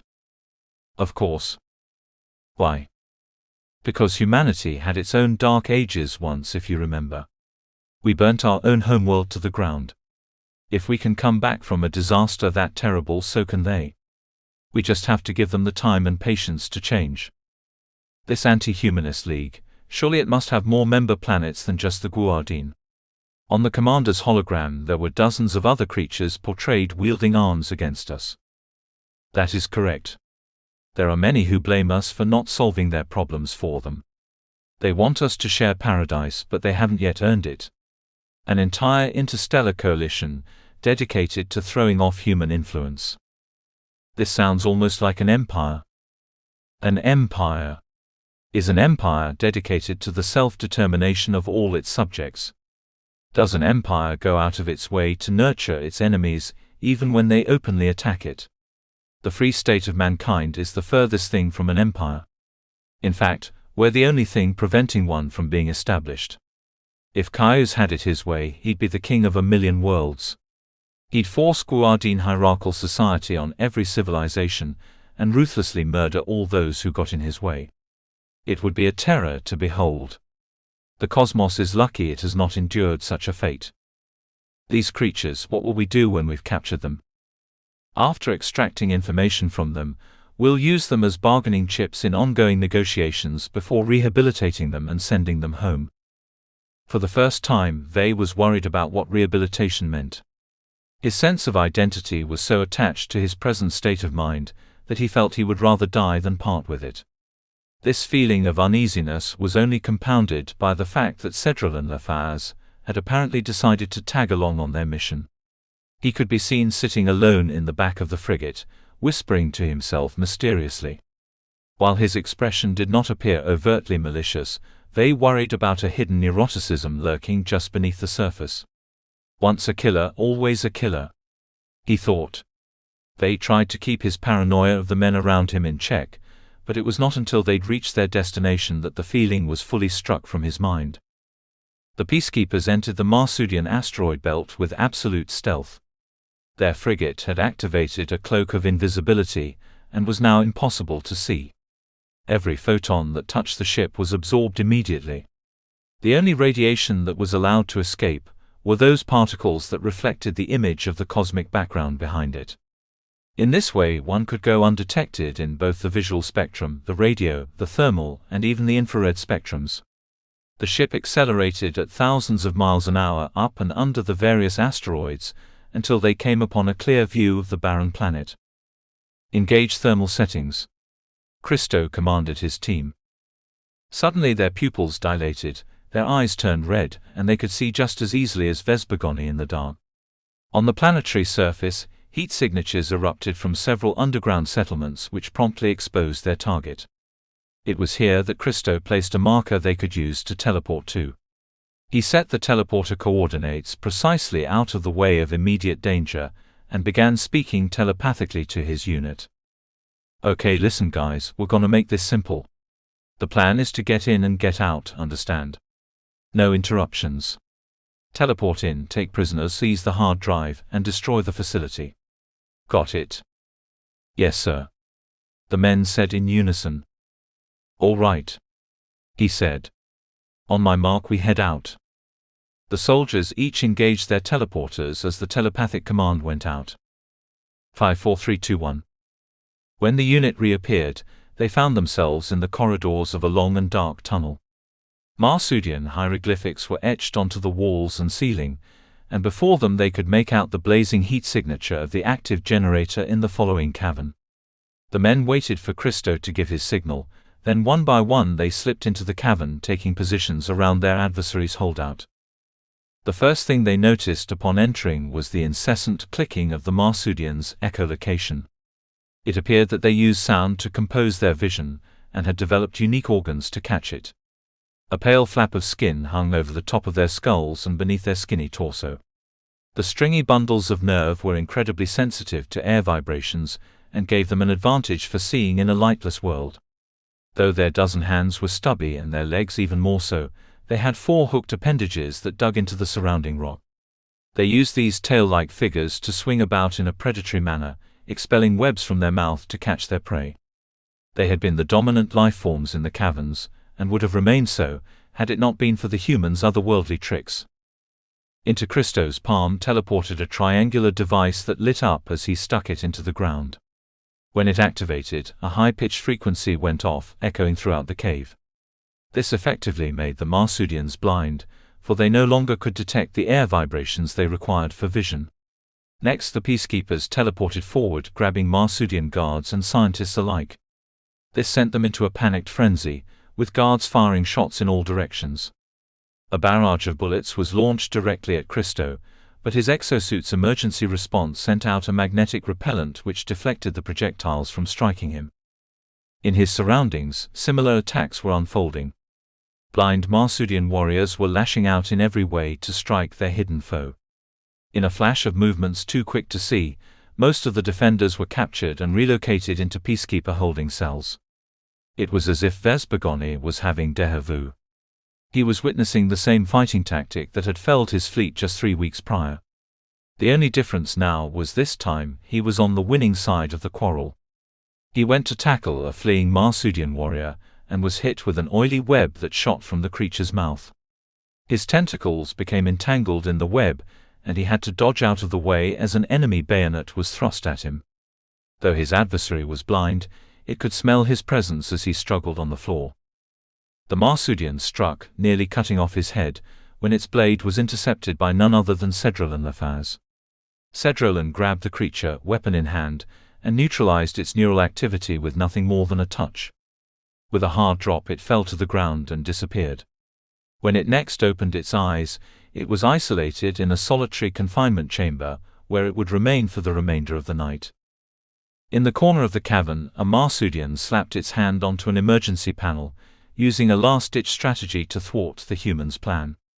It activated a security alarm, and shook the ground as if there were a mini-earthquake inside. Massive chunks of rock began falling from the ceiling, and there was a real fear amongst human and Marsudian alike that the cavern might collapse on them. Quick! Preserve the date piece! Christo shouted. We have to know what knowledge they've acquired. The officers obediently followed Christo's orders.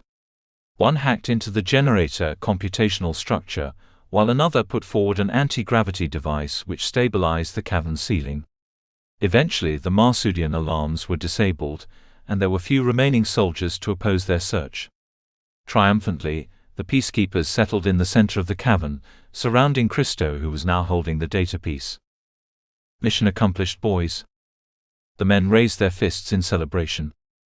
See, Vey, that wasn't too hard now, was it?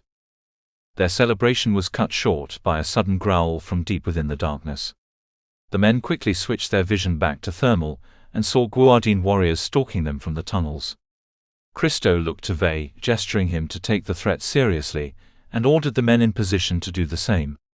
There was a sudden anxiety as Vey assumed formation. Had it not been for his pride, he might have fled such a daring enemy, but it was too late for that. He inhaled a deep breath of the cavern air and waited. This is the moment I've been training for, he thought. Time to prove myself. There was a tense standoff as the enemy's phasers charged. They peered menacingly at the humans, saliva dripping from their fangs before bursting into action. The Guardine surged forward, hurling laser bolts towards them at the speed of light.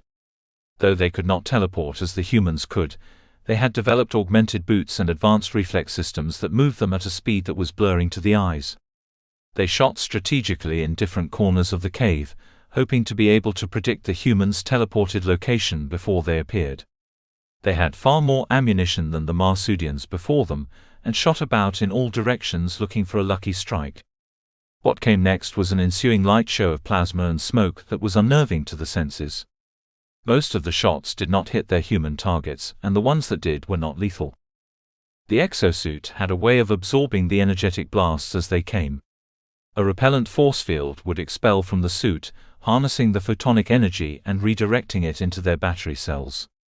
One could then use this energy to strike at a target, or to power their suit and propel themselves forward. Regardless, one by one the Guardine were being apprehended just like their Marsudian counterparts. It appeared they'd been given an order not to be taken alive, for many of them were strapped with chemical explosives. One of Christo's men grabbed a defeated Guardine and went to teleport out, when the creature exploded in his hands. The officer had been so caught off guard by the tactic that it eroded the silvery outline of his exosuit. He immediately stitched it back together, using the nanobots coursing through his body to chemically fuse the fibers back to his skin. Then he replenished his suit and stepped forward, continuing the onslaught. In defense of his injured comrade, Vey rushed over to an advancing Guardine and fired a paralyzing shot at it. He successfully felled the creature, and moved to attack another when he was struck by an unknown assailant with the butt of a gun. The air was knocked out of his breathing sac and he fell forward, scrambling to his feet before being struck again. A laser bolt just barely missed his neck, and with his own blaster out of arm's reach he went for the paralyzed soldiers. With rage now burning inside him, he extended his furthest tentacle out, seizing the phaser rifle and placing it into his grasping claw. He called out in ancient Dosomi fashion, and fired a bolt into the Guardine's chest. The Guardine screamed out in agony and clutched its broken torso. Blood rushed onto the floor, and it hit the ground nearly dead before Vey realized he'd broken Peacekeeper protocol. "No," he heard Christo shout. There was a teleportational flash, and then Christo stood beside Vey with the injured creature in his arms. A medic bot sprang from his wrist and began repairing the creature's ruptured arteries there on the spot. "Damn it, Vey. What did I tell you?" The Guardine was only moments from death. Yet with Christo's quick care the bleeding was stopped. Vey watched the surgical procedure with little sympathy. It was hard to feel guilty about shooting the beast, when it was very clearly trying to do the same thing to him. He knew their code of conduct stressed non-violence, but 3 weeks of human training could not overcome a lifetime of being taught to kill. His long-groomed reflexes were too quick for thoughts, and the anger of being struck only made it worse. At that moment more Guardine came pouring out of the tunnels, and reinforcement Marsudians emerged from burrows in the ceiling. An assortment of laser bolt, projectile and spun web shot out at them, making the cavern a mess of enemy advances. With the clear understanding now that their enemies intended suicide rather than being captured, Christo took the data piece in his hand and called off the skirmish. One by one the peacekeepers disappeared just as quickly as they came, and from orbit they could see the heat signatures of their enemies retreat back into the darkness.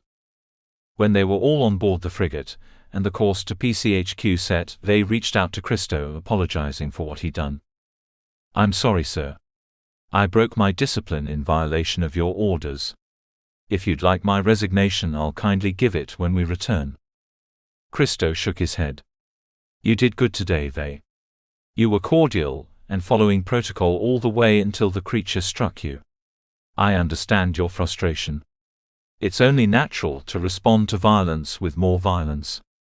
But you have to keep a hold of your temper if you want to continue in our ranks. Will I be disciplined for striking the creature? Christo shook his head. It lived, so you should be fine. But isn't it still attempted murder? Attempted killing in self-defense. That won't get you reprimanded, but had it died you would have been expelled from the organization. Never shall I raise my claw to murder another adversary again. I hope that's true, Vey. Now let's go check in on him. They walked down the hallway until they were in front of the holding bay visual monitor. They eyed the creature lurking inside, recalling that not long ago he'd been placed in such a cell. He remembered the shame of being their prisoner. How resentful he'd been. How full of rage. Perhaps this is what Christo meant by rehabilitation. If they could become their ally, surely this one could too. He wondered, though, what would happen to the prisoners after they were taken from this place. He now trusted the humans at their word that they would be released, but when and how? This rehabilitation business was something he still did not fully understand, and as he looked to Cedrolin Lafarge, who was again whispering mysteriously in the corner, he hoped that it would be by persuasion, and not the surgical confiscation of one's very identity. Chapter 7. As evening fell on Vangelis, Raya found himself alone once again. Most of the Vangel townsfolk had slithered away to their shelters, and though the tourist bars were open to nightlife, it was not the kind of company he was looking for. He needed a place to rest. And so with great reluctance he let the exosuit guide him to a hotel nearby. The Platinum Palace, as it was famously called, was a large silvery building with multiple wings that could house thousands of luxury-enthused guests. It had an eye-linked monitor system that would detect incoming visitors and guide them to their rooms using service bots. Every stay in the palace was free and complimentary. The only stipulation that it put on its guests was time. The palace was a popular destination in the holiday months, and with limited rooms, the waiting lists could be quite long. Had Raya come during the winter, he might not have been able to book a stay at all. But because he came when he did, the automated doors gently opened. Raya entered the palace, and was led hospitably by a service bot to a set of rooms on the 13th floor. He was given the option of any vacant unit in the vicinity, and chose the one where he could get the closest ocean view. As he walked inside, he found that the room was remarkably blank. It was void of even a bed, let alone a chair or sink. This was done on purpose, however, for each room was intentionally laid bare, so that the guest could manifest their own desires into it. Attached to every exosuit between the brainstem and its machine interface was a small signaling device that was quantumly entangled with a supercomputer out in the far reaches of space. This computer was then entangled with millions of other secretly placed supercomputers, and from there the mind of each and every person was interlinked.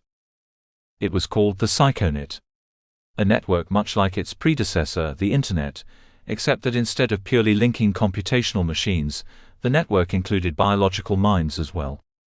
Through the Psychonet one could upload memories, share feelings, and express conceptual imaginations that could not be summed up in words.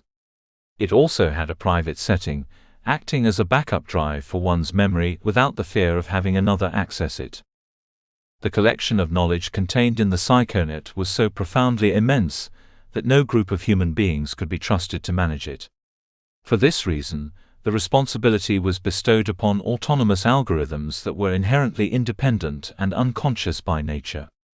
There were of course myths that the Psychonet was not decentralized, and that all knowledge was uploaded into a single place called the Library of Akasha, but no such library had ever been discovered. From its inception, personal data leaks had been rare, and so Raya trusted it just as much as he'd trust his own exosuit. With the Psychonet, he was able to access a visual layout of his favorite bedrooms. He scrolled through the menu using his mind's eye until he found a template that suited him. When he selected the room, a template code was inserted into his memory bank. This code was then broadcast to the hotel manifestors nearby, allowing him to watch as they made the virtual objects appear physically in real time. Suddenly before him was a heavy pillowed bed made of absorptive foam. Beside it, a long-ranging bookshelf above a furry carpet. On his balcony was a jacuzzi that overlooked the beaches. and on the far side of his room was a sizable mini-fridge stocked with his favorite foods. Raya plopped onto the bed, adjusting a pillow to support his head. The absorptive foam temporarily relieved his aching body, but it was not enough to nurture a weary mind. For that he would need to occupy himself with entertainment, and so he turned to the bookshelf for solace. Upon his bookshelf were the tales and mythologies he'd collected from 1,000 different worlds. They'd been translated from their alien languages and given new life on paper. The books contained within them tales of old-time colonists, ancient cosmic wars, and biographies of interstellar adventurers, along with countless other stories. Raya loved to read, and would never hesitate to pick up a new novel. However, sometimes when he was feeling down, he liked to reminisce in the nostalgic stories of his youth. The first book he drew from the shelf was a copy of My Kung Ji, a biography by Rata Keys. The story told of a man who won every T Kung Ji event in the Crab Nebula for over 100 years. It was an action-packed novel, full of compelling fight scenes, yet it was shorter than one would expect. Raya read it in under an hour. The next book he turned to was called When the Sun Never Rises, Memoirs of a Tikan Warrior. This book provided historical intrigue, including many aspects of Tikan culture, but just as My Kung Ji, he read it relatively quickly. He turned again to his bookshelf looking for more insightful pieces, when he came upon an age-old classic called The Philosophy of Paradise by Boz Andropoulos. This was a book that outlined his ancestors' dreams of a heavenly future, and described in intricate detail how the free state of mankind should be built. The book began with an old-world poem written by the artist Galantis, shortly after the destruction of the earth. It read, "All lights went out on that terrible night. Not a soul on the surface escaped from the fight. Those caught in the chaos were destined to die. Except for the ones who went into the sky. For those they are lucky. They followed the dream. They built brighter worlds with greater esteem. They're no longer men, they're closer to gods. Their minds always drifting towards much higher thoughts. In the end they chose life, it's easy to do. A life in the stars they can clearly pursue. But their home, I'm afraid, was left in the dust. A victim of man's hate and his lust. The place of their birth they will never return. Their future uncertain and hard to discern. But learn from your history, remember the past. From among the stars is a peace that could last." The book then continued with an introduction by the author Boz Andropoulos, popularly known as the first Tsar of Free Worlds. In it he described how close mankind came to extinction during the End War, and why it was necessary for them to change both genetically and culturally to sustain themselves in the future. The chapters were laid out in a logical progression, with concepts like post-scarcity economics, the necessity of communal societies, and the modulation of key aggressor genes being addressed in each. Raya flipped through these chapters, passing over what he was already familiar with, until he came upon a chapter near the end called Paradise of the Mind. If anything could help him solve his existential angst, it was this. The chapter began by stating, "Paradise is not just a place. It is a state of mind. We have seen from the tragic suicides of the wealthy and famous that material possessions and beautiful landscapes are not enough to keep people thriving in this world.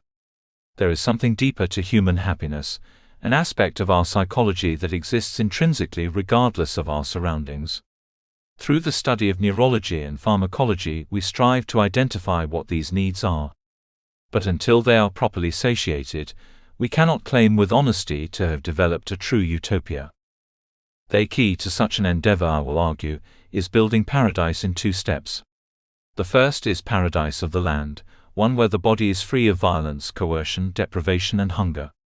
The second is paradise of the mind, one where society provides us challenges to overcome, second chances for our failures, support from our peers, and the true ability to self-actualize. It is only through the combination of these 2 notions of paradise that we can engineer a society that addresses our material needs as well as our psychological ones. When this day comes, we will be able to say with honesty that we successfully created paradise. It was interesting that in a footnote at the bottom of the page from the 12th edition publication, it was mentioned that Paradise of the Mind was established in the year 387 PE. Post-End War. This was the problem with his society, Raya decided. People acted as if the dream had already been achieved, that utopia had been established long ago, and that any failure on an individual's part to be happy was their personal failure, and not a flaw in the system. Surely a paradise of the mind had not been built, or else why were so many still dying? In a perfect world, no one, regardless of age, would feel the need to kill themselves. If their inner thoughts were as harmonious as their outer environment, there would be no need for therapy, nor drugs, nor sensory alterations. He wondered what the founders would have thought of the modern free state. Would they see it as a full realization of their dream? Or would they simply see it as another step on the way to some greater society? At the back of the book was a photograph of the revolutionary generation planning their famous exodus to Mars. Sitting at the table of this great council was Boz Andropoulos, the face of the movement, Pevkeef Nivrunbar, the military strategist, Nels Anderson, the scientific innovator, and James Darren, the diplomatic advisor. Each of them were close colleagues except for Darren, whose biography was remarkably vague. In many ways, Darren was the spiritual leader of their planetary revolution. Not much was known about him, save for his sympathetic view towards people of faith. Religion was a controversial topic in those days, for at the time the great enemy of mankind was fundamentalism. Religious nationalist and racial supremacist ideologies had torn apart the world in a great planetary war. And with such disasters still fresh in the founders' heads, they hoped to design a society that discouraged its practice. In contrast to their enemies, the founders were atheists, internationalists, and humanists. They preached a celebration of the natural world, and sought to live in the moment rather than dream of some future afterlife. They cared for people's liberation, however, and so on their newfound colonies they hoped to build a secular material paradise through social and scientific innovation. Building this, they believed, would give mankind everything it ever wanted. But what would happen after that material paradise was built? Would humans finally sit back in peace, content with the work they'd done? Or would they hunger for more, driving them to insatiable extremes as the centuries passed? The founders' case against religion was quite strong, yet Darren anticipated a social backlash to the proposed abolition of faith. Traditional religious practices had given people a sense of purpose in their short lives, and had helped them express experiences that they did not themselves understand. An atheist mindset, coupled with an anarchist society, Darren feared, would lead to a sense of aimlessness from which only nihilism could arise. He feared this chaotic state of mind with all his heart, and sought to prevent it through the creation of secular spiritual practices. This is where Raya's culture had drawn the inspiration for its star cremations. It was why they gave thanks to nature around the dinner table, and why interwoven in their education was a culturally enforced sense of discipline. Darren was himself a non-believer. However, he did think that there was something to the religious experience that the strictly materialist mind overlooked. He had experienced miracles that he swore science could not explain, and spent years after the fact studying meditation trying to determine their validity. His colleagues thought it was a waste to entertain such irrational beliefs, but being that he was one of the most famous atheists who ever lived, they gave him a pass. It would have been interesting to see what conclusions James Darren came to at the end of his work, but unfortunately his research was cut short by his untimely death. The end war took a toll on many a great mind, and unfortunately for Darren, the public was quite hostile to what he was publishing. No corpse, however, was found in the aftermath of his execution. And so there was a great deal of mythologizing about what exactly had happened to him. Some said that he survived his execution and became a hermit in the woods. Others said he was truly an alien and went back to his home planet. Others still said that the religions were true and that he died fighting a magic demon. All of these, however, were drastic exaggerations. The man's final days were still a mystery. And with the subsequent destruction of the Earth being so volatile, there was no real means to investigate its surface for clues. The only real knowledge of Darren came from remnants of his journals and the personal testimony of others. What they'd salvaged was brief. But even from what little they had, it appeared he was incredibly insightful. Perhaps if Darren had designed their paradise, things would be different. Perhaps the nihilistic feelings plaguing individuals would be remedied. As it stood now, however, life was missing something. It had abundance, freedom from want, freedom from violence, and no coercion to speak of. Yet Raya could feel in his gut that something was wrong. Was this the spiritual need in man that Darren was talking about? Raya did not know, but what he knew for certain was that this was not paradise. He pondered for many an hour how it could be that the founders overlooked something so crucial, until he realized that maybe they weren't wrong. Maybe they were exactly right, and he simply hadn't understood their message. If they had built a materialist paradise, and that much was clear, then the problem wasn't his society. It was his mind. And the brain, just like any other organ, could be modified. It was time to quit pointing his finger at others, and point it directly at himself. Happiness was a matter of sensory neuron activity, and if he could change that behavior, this whole conversation would be null and void. Experimenting on one's nervous tissue was always a dangerous task, but he knew there were trained experts he could go to for help. He leaned back on his bed now, drawing up a star map of the broader cosmos. From there he scrolled through a list of stations and colonies, until he identified just the place he was looking for. This, if nothing else, can liberate me from emptiness. Raya thought. This, if nothing else, can set me free. Chapter 8. The next weeks were relatively dull as Christo sifted through his office work. It was on nights like these, when Vey was deep asleep and the other recruits were out, that he found himself the most in need of entertainment. He was in the midst of reading intelligence reports on the Peacekeeper network when a message appeared on his screen. It was from his uncle Pau Neko, requesting a teleconference. What could he want at this late of an hour? Christo wondered as he pushed accept. On the screen in front of him, Pau's face appeared. He looked troubled and weary, as if he hadn't slept. This was strange coming from a man who rarely contacted him at all. "How's it going, Uncle Pau?" "Good." "Well, all right."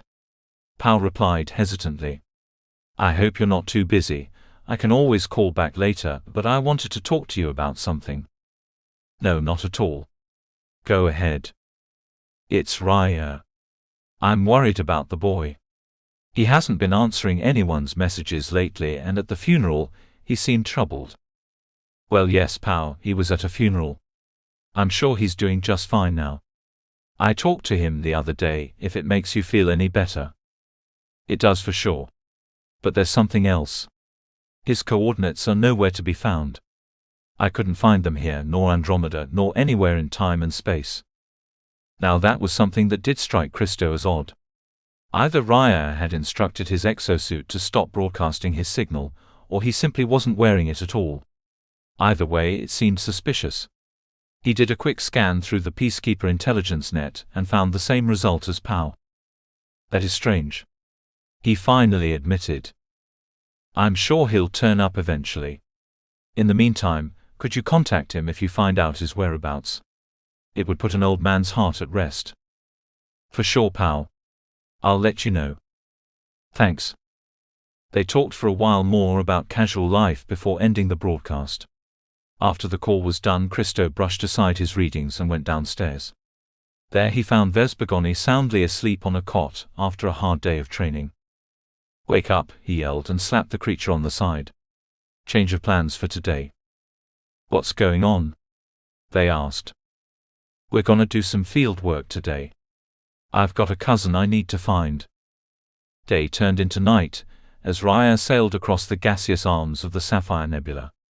It was an encompassing spectacle of vivid bright colors and long-reaching clouds that extended off for light years in every direction. Above him, bright strands of orange, green and blue reflected off the dust in a way that reminded him of the northern lights back home. Even the stars, in their vast distances away, seemed to glow with a purple hue. With each passing moment he made his way deeper into the clouds. The seclusion of the nebula provided him a cover from the outside world that he could hardly find anywhere else. He'd come here today in secret, with no trail to follow him, because he was about to take part in something incredibly taboo. The scenic route he was on took him light years through the cosmic dust. He continued at a warped speed for the better part of an hour, until he began to make out a megalithic figure in the distance. It was cleverly hidden behind the cover of the clouds, but he could still see its general shape sifting through the dust. This was where his heart led him, and though he knew he wasn't being watched, he still felt uneasy about flying his ship over towards it. The elusive structure in question was known as a pleasure barge, a monumental spacecraft that could host thousands of people in collective celebration. Its private quarters were layered with long tinted windows to keep out intruding eyes. But on the inside, the attendees were anything other than private. They were thrill-seekers just as Raya. And as he stared out at the scenery around him, he realized they couldn't have picked a better spot. The secret to the pleasure barge came from specialized machines that networked through the walls and floors. They broadcasted a tiny frequency into all the rooms, hacking into the nervous system and creating an intense sense of euphoria in all the guests. To him it was a form of art, a mastery of human sensation in the same way the ship was a mastery of architecture. The raging parties that occurred inside were often risky and burdensome psychologically, but after a long night with friends, one would come out thinking it had been the best night they ever had. The only problem that ever came from such a place was that, like any great tool, it could be abused.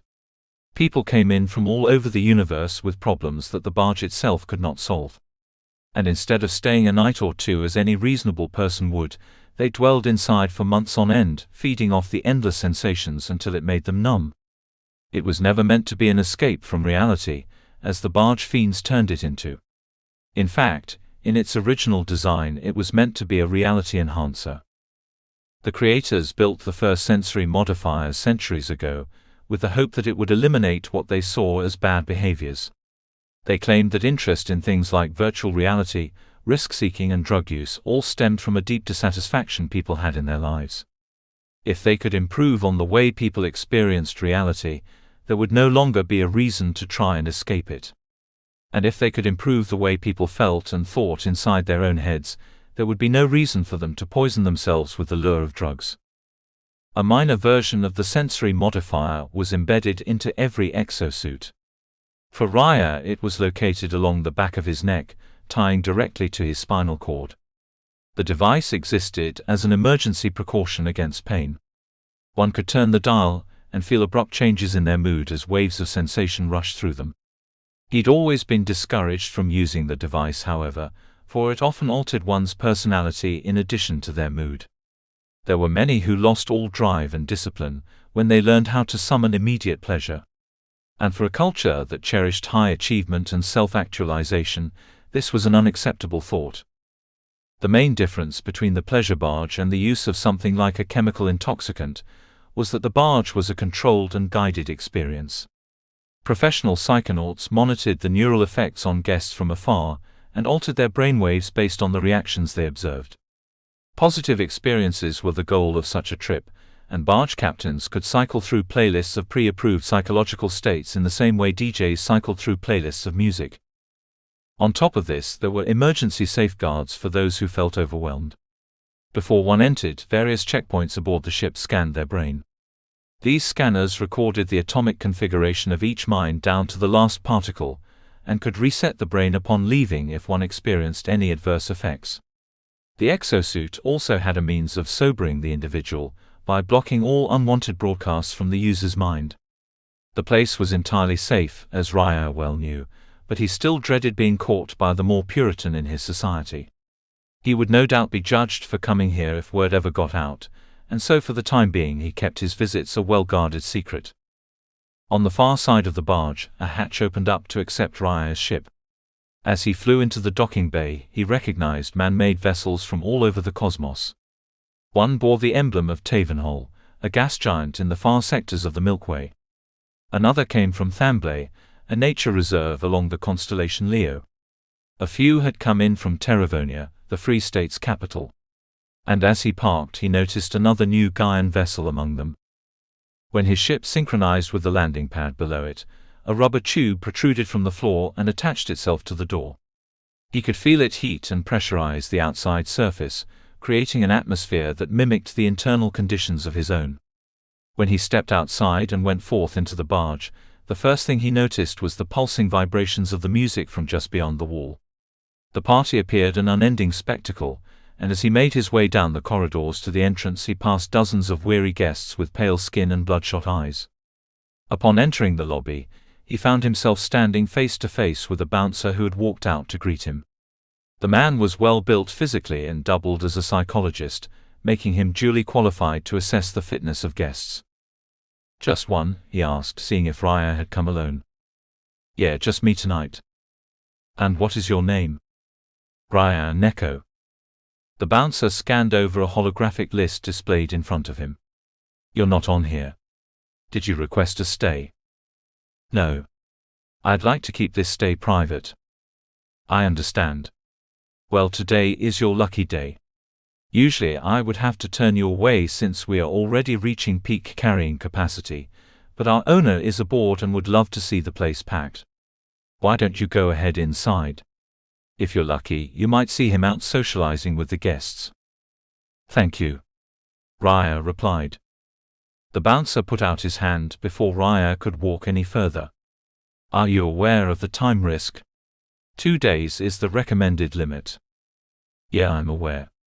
It will only be 1 night for me, thank you very much." "All right. Well, carry on then. Enjoy the sapphire experience." Another hatch opened, the bouncer stood back and Raya was led inside. The first thing that hit him was the roar of the music. It was a strange mesh of classic and electronic tones. Not particularly good music, but it kept enough of a beat to satisfy the screaming fans beside him. All around, people dashed across the room, dancing under the smoke and flashing lights that encompassed the first floor. It was so loud and festive on the inside that he could hardly even hear himself think. He took a step forward, then another, and felt with each step an extraordinary feeling creeping up his spine. Before he knew it, he was locked into a trance, and this time he was not sure if he'd be able to break from it. It began with an intense feeling of relaxation, then a subtle light-headedness as he drifted away. Electrifying waves shot down his arms and legs, and it was as if he could feel the very nerves inside of him firing off. His once racing mind now came to a gentle halt, and he began to blissfully observe the world around him anew. His perspective was locked in the present moment, and with it, a sudden clarity. As he thought about it more, maybe the music wasn't so bad. It had a catchy ring to it that only now was beginning to grow on him. He stared down at his hands and feet, and chuckled at the way their outlines were beginning to blur. Reality was falling apart around him. And as he stumbled towards the nearest chair to sit down, he could not keep himself from laughing incessantly. The second he reclined into the chair, it felt as if gravity had intensified 100-fold. He sank deeper and deeper into his seat, without actually moving at all. It was so relaxing that he almost had the mind to fall asleep right there. But then as the music changed, so did his mood. There was a sudden jolt of excitement, then a restlessness to get up and move. It was as if his very neurons were synchronized to the notes of the song. Long rushes of dopamine and oxytocin squirted out of his internal glands as he shook about with profound joy. He leapt to his feet and looked around, hoping to find someone to share the moment with. He wandered up and across the dance floors and bar stools, until he found himself confronted by a booth of people drinking crystal-clear bottles of a strange mystery fluid. One of them noticed his wayward stares and promptly offered him a spot at their table. He sat down, thanking them for their hospitality, and immediately seized a container of the glowing drink. Raya tipped the bottle to his mouth and instantly marveled at its flavor. It had a strange gelatin texture that made his taste buds erupt in savory delight. Never before had there been something so sweet, so tart and delicious. It was embarrassing to admit it, but even his legs seemed to shake back and forth while he drank it. It was truly that good. Various members of the party began to laugh and slap him on the back. He was so overwhelmed by the initial shock of the experience that he forgot to pass the bottle forward, and one of them had to grab it from his hand. For a split second, he felt reluctance about handing it over. But then, coming to his senses, he released his grasp. He didn't know them. What was he thinking, drinking all of their bottle? After bidding the group farewell, he returned to the dance floors and stood mesmerized by their appeal. People had abandoned their exosuits altogether and moved as a single mob of flesh dancing in all directions. He loved how encapsulated they were by such a thing. They weren't caught up with other thoughts or worries, they weren't dwelling on memories of the past, they merely flowed with the beat of the music. That was what this place was really all about, he realized. Taking the time to snap out of everyday consciousness and just enjoy the simple pleasures of life. He was being drawn into the fun and even tempted to join them, when he felt a tap on the back from someone behind him. He spun around to see another man offering him a drink. This time it was a clear flask of some crimson beverage. Raya thanked the man and gulped it down in a single motion, wondering why it had been gifted in the first place. "Thanks," he said. "That's really some amazing stuff you have there." "My pleasure. I made it myself." He nodded and passed it back to the man, but the man did not walk away. The key is to trigger an undercurrent of sensation between your taste buds and your brain. Then the modifiers can pick up on that from afar and maximize the experience to a powerful degree. Raya was astonished. He was talking to one of the builders. "You helped design this place?" "Helped? No sir, I built this place. With my own 2 hands. It's my masterpiece. My symphony of sensation." "Wow. Well, you've done an incredible job here, I must say. What's your name?" "Jet Ferretine," he said, shaking Raya's hand. "And yours?" "Raya Neko." "Well, Raya, how are you enjoying your stay here? Is there anything I can do to improve the experience?" "No, not at all. Everything is great so far. I only just got here though. I've yet to explore the other levels. Let me give you a tour if you don't mind. There's a lot to see." "Sure." He was led to an automatic staircase that quickly escalated them to the 2nd floor. This floor had a much more quiet and open atmosphere than the first. It overlooked a long-ranging set of windows that gave them a view of the nebula, and it was decorated with tiny flickering lights that covered the transparent floorboards. The dim lighting of the room reflected the experience that was now being broadcast inside. It was not so much like that a drug rush, but more like the relaxed mental state of a monk fresh out of meditation. "Tell me, why did you come here alone? This place operates much better with a close set of friends." "My close ones, they wouldn't understand this place. They have it in their minds that it kills their discipline. That the unchanging flow of pleasure would stop them from getting anything done." "Really?" Jet asked. "I don't see it that way at all. I see it as a motivator, if anything. It's like music. A composition of feelings that get you through the day." "Yeah, well, good luck telling them that. They're holed up in their old ways of thinking." "I'm sorry to hear that. But perhaps you don't have to be alone tonight. Since your friends aren't here, let me introduce you to mine." The 2 of them approached a closed-off sauna room where 6 individuals sat. They were drinking tea in long silk bathrobes, recovering from a previous rave on the floors below. "Raya, this is Alamus, Ginso, Siska, Tret and Royst. Everyone, this is Raya." "Nice to meet you all," Raya said. The group was sluggish to respond, but eventually they all got up to greet him. From their looks he guessed that they too must have been experienced psychonauts. Many of them had images of their favorite brain states tattooed on their arms, and one even had an exosuit modification that sent a jolt of pleasure through him every 5 minutes. The group was friendly enough, but he could tell by their habits and the way they moved that they were overwhelmed by indulgence. The stains on their robes reflected countless hours of consuming food only to empty their stomachs and consume again. The sex they had was just as rabid. And from the look on their faces and the veins nearly popping out of their heads, he guessed they hadn't left the place in weeks. Barge fiends, he thought subconsciously. He tried his best not to judge, for he was a guest too, but it was as if their lust knew no boundaries in this place. This was later confirmed when the woman known as Siska began coming on to him quite aggressively. Raya was stunned. He'd hardly said 3 words to her when she came over and wrapped her arms tightly around him. Jet laughed. "I guess Siska can be your companion for the night. She's a gentle soul and a very good friend of mine. You'll have fun with her." She was a beautiful woman with thin, glittering clothes who seemed to frolic when she walked. Had he met her a few years ago, he might have actually spent the whole night with her. Or even worse, taken her back home with him. But that wasn't why he was here today. "Ah, that's okay," he said, trying to kindly shake her off. "I really don't need this." "Oh, I insist. You two will have the most wonderful time." "Really though? It's not necessary."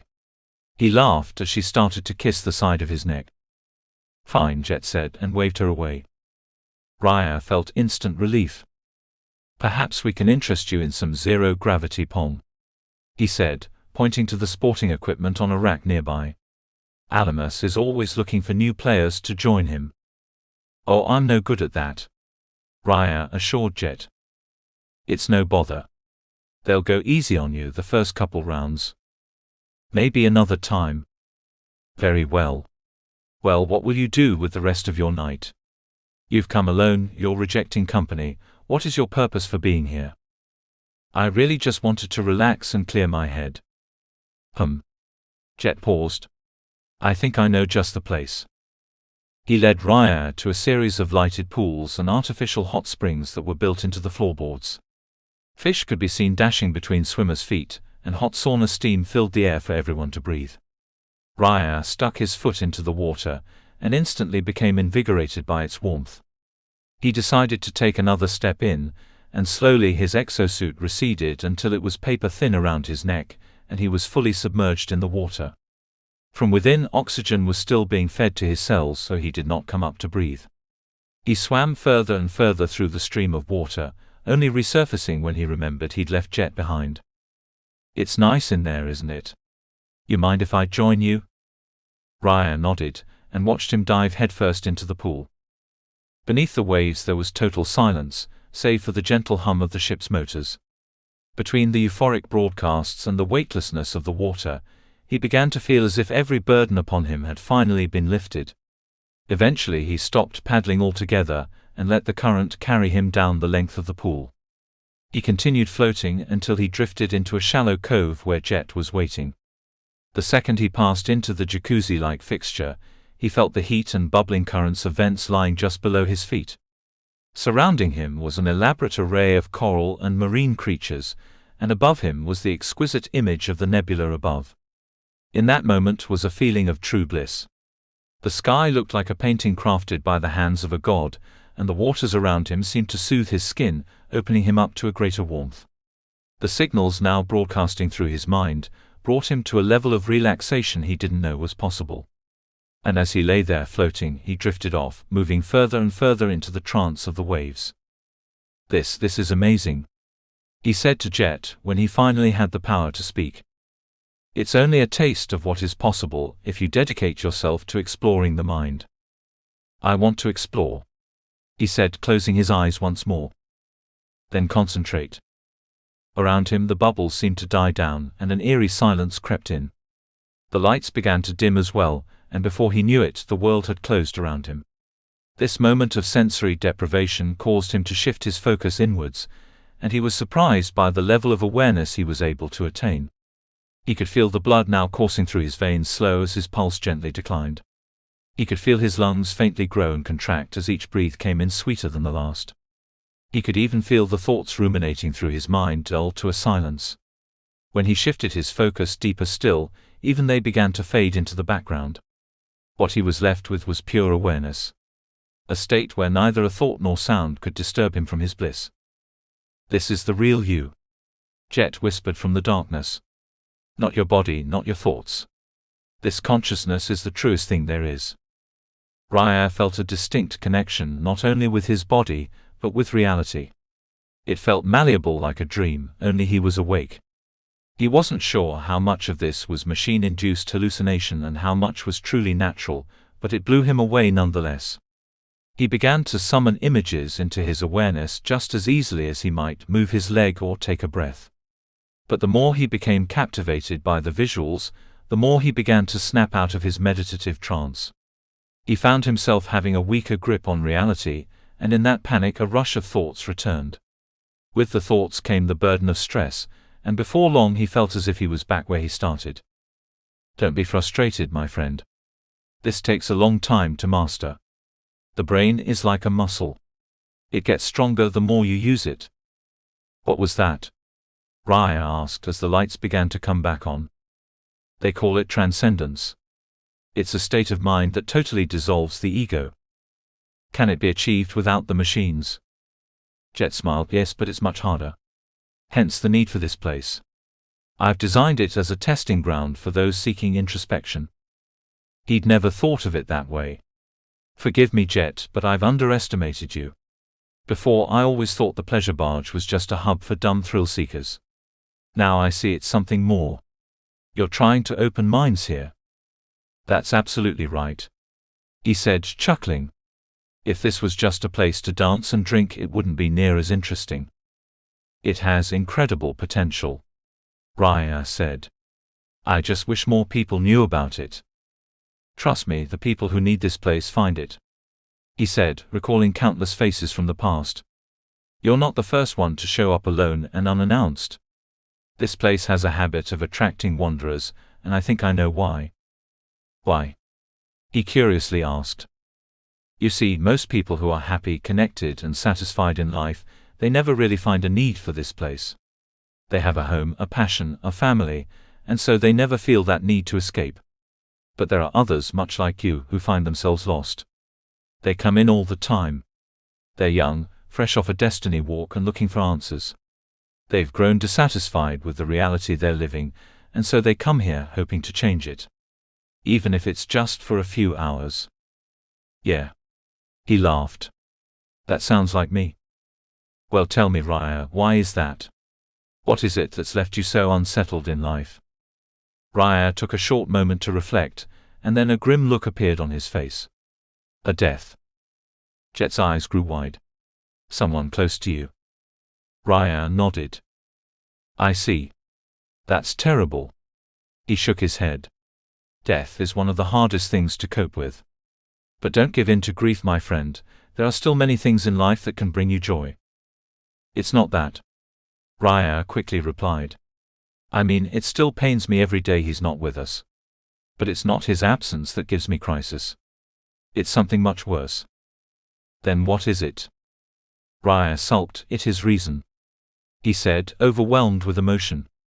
Had it been some accident out there, his death would have been easier to cope with. But it wasn't. His suit didn't just break. He willed his heart to stop. He gave up. Raya yelled with a tear running down his face. Jet thought to embrace him, but it was too late. The amplifying effects of the sensory enhancers had got to him. Why? Raya sobbed. Why isn't it ever enough? Why isn't life the paradise they promised us it would be when we were young? Isn't this supposed to be the dream? Raya, come on.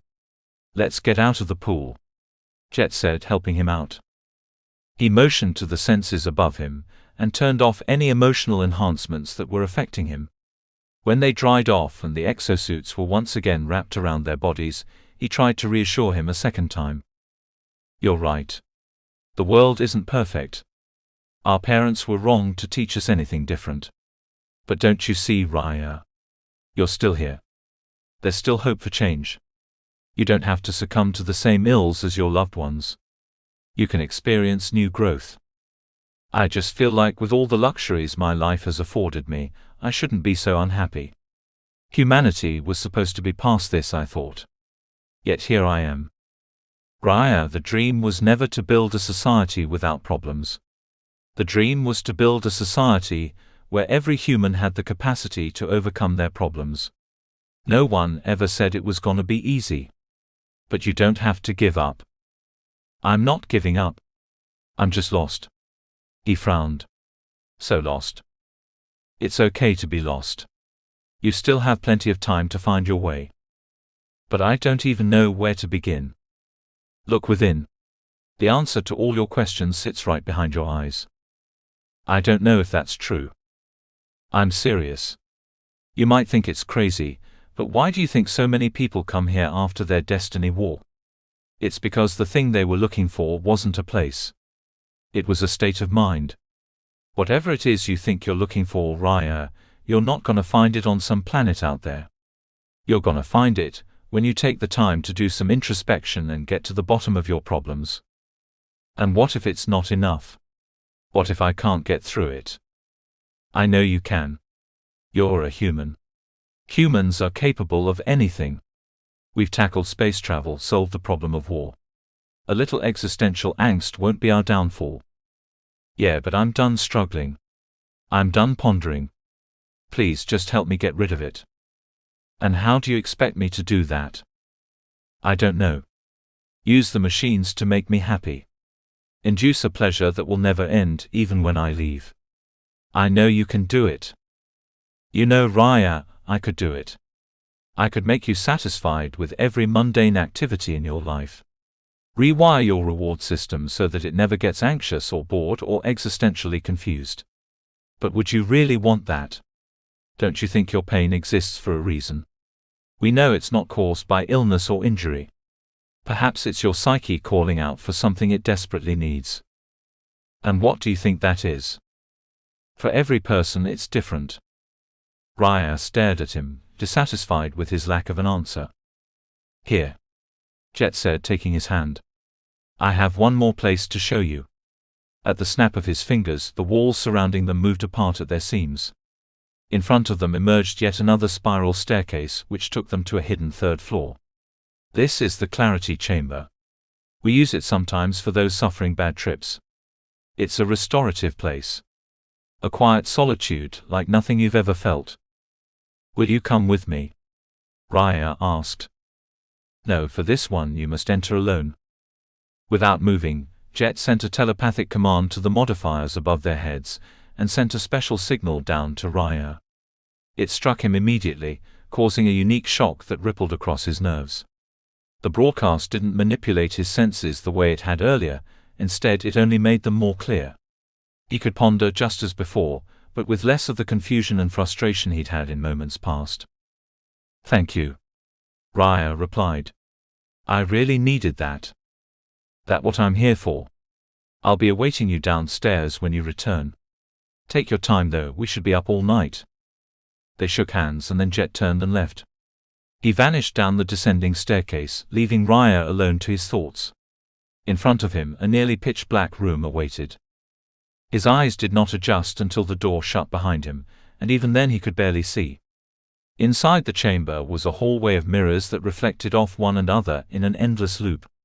Face to face with his own reflections, he saw himself from every angle. The back of his neck, the side of his face, even the top of his head looking down from above. The starlit room gave him a heightened sense of awareness, and with that awareness he tried to contemplate the sheer bizarrity of his situation. What am I doing here? He asked himself. In a way, he was running. Not from a person nor a place nor even a feeling. Rather, it was a lack of feeling. An emptiness which came from not being challenged, not being excited, or ever feeling alive. The mundaneness of life was beginning to wear on him, and he found that through repetition his hobbies had a tendency to lose their joy. It was no different than listening to music.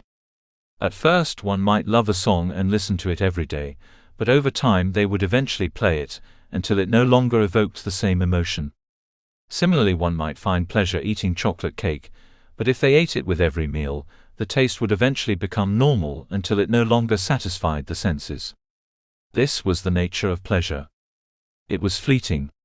And though he had a great variety of pleasures at his disposal, how long would it take before they all began to dull? A few decades. A few centuries. A few millennia. Eventually all good things came to an end. And he feared a day would come when life no longer brought him any joy or fulfillment. Isn't that what happened to his uncle? Isn't that what was already happening to him? He remembered the first time this nihilistic gloom had ever entered his life. He'd been camping out with family at the age of 10, when an unexpected turn of events put him in harm's way. They were standing around a campfire when his younger cousin Wayef ran by and touched him on the shoulder, wanting to play tag. Raya, not being one to lose, chased after him. The two of them circled around each other, laughing, dashing, and jumping over rocks made to guard the fire pit. Pao had warned the boys not to wrestle around the fire, but being the careless children they were, they didn't listen. Raya was gaining on Wayef, his hand almost on his cousin, when he tripped over a rock and fell face first into the fire. Immediately, a wave of adrenaline rushed through him as he experienced the most intense fear of his young life. For a second he expected to be mortally wounded as the flames licked his arms. But when he overcame the shock and looked down to see the damage, he was surprised to see that the exosuit had stretched over his entire hand like a heat-absorbing glove. He stared at his hands and the red-hot fibers that surrounded them and realized for the first time that he could not be burned. It had been insinuated as much before, but this was the moment it became blatantly clear that he was invincible. This fact didn't affect him much that first night, but over the next few months and years he began to lose joy in his old hobbies. The same games he played with the other kids had lost their rush now, for he knew there had never been any real risk to them in the first place. When he was 16, he ditched the exosuit altogether and vowed to live his life as a natural man, taking on life's challenges as the founders had with little need for artificial enhancement. This, he believed, would restore the greatly needed sense of challenge to his life, but it ended up doing something worse. After trying to board his starship to travel to Yangtze 12, his father abruptly stopped him and grabbed his hand. "And where do you think you're going?" "On a destiny walk," Raya said triumphantly. "Oh really? And where's your suit?" "I don't need it. Boy, if you don't put that suit on, the cosmos is gonna kill you." "I can handle myself," Raya argued. Pow stepped in front of the entrance. "I'm serious.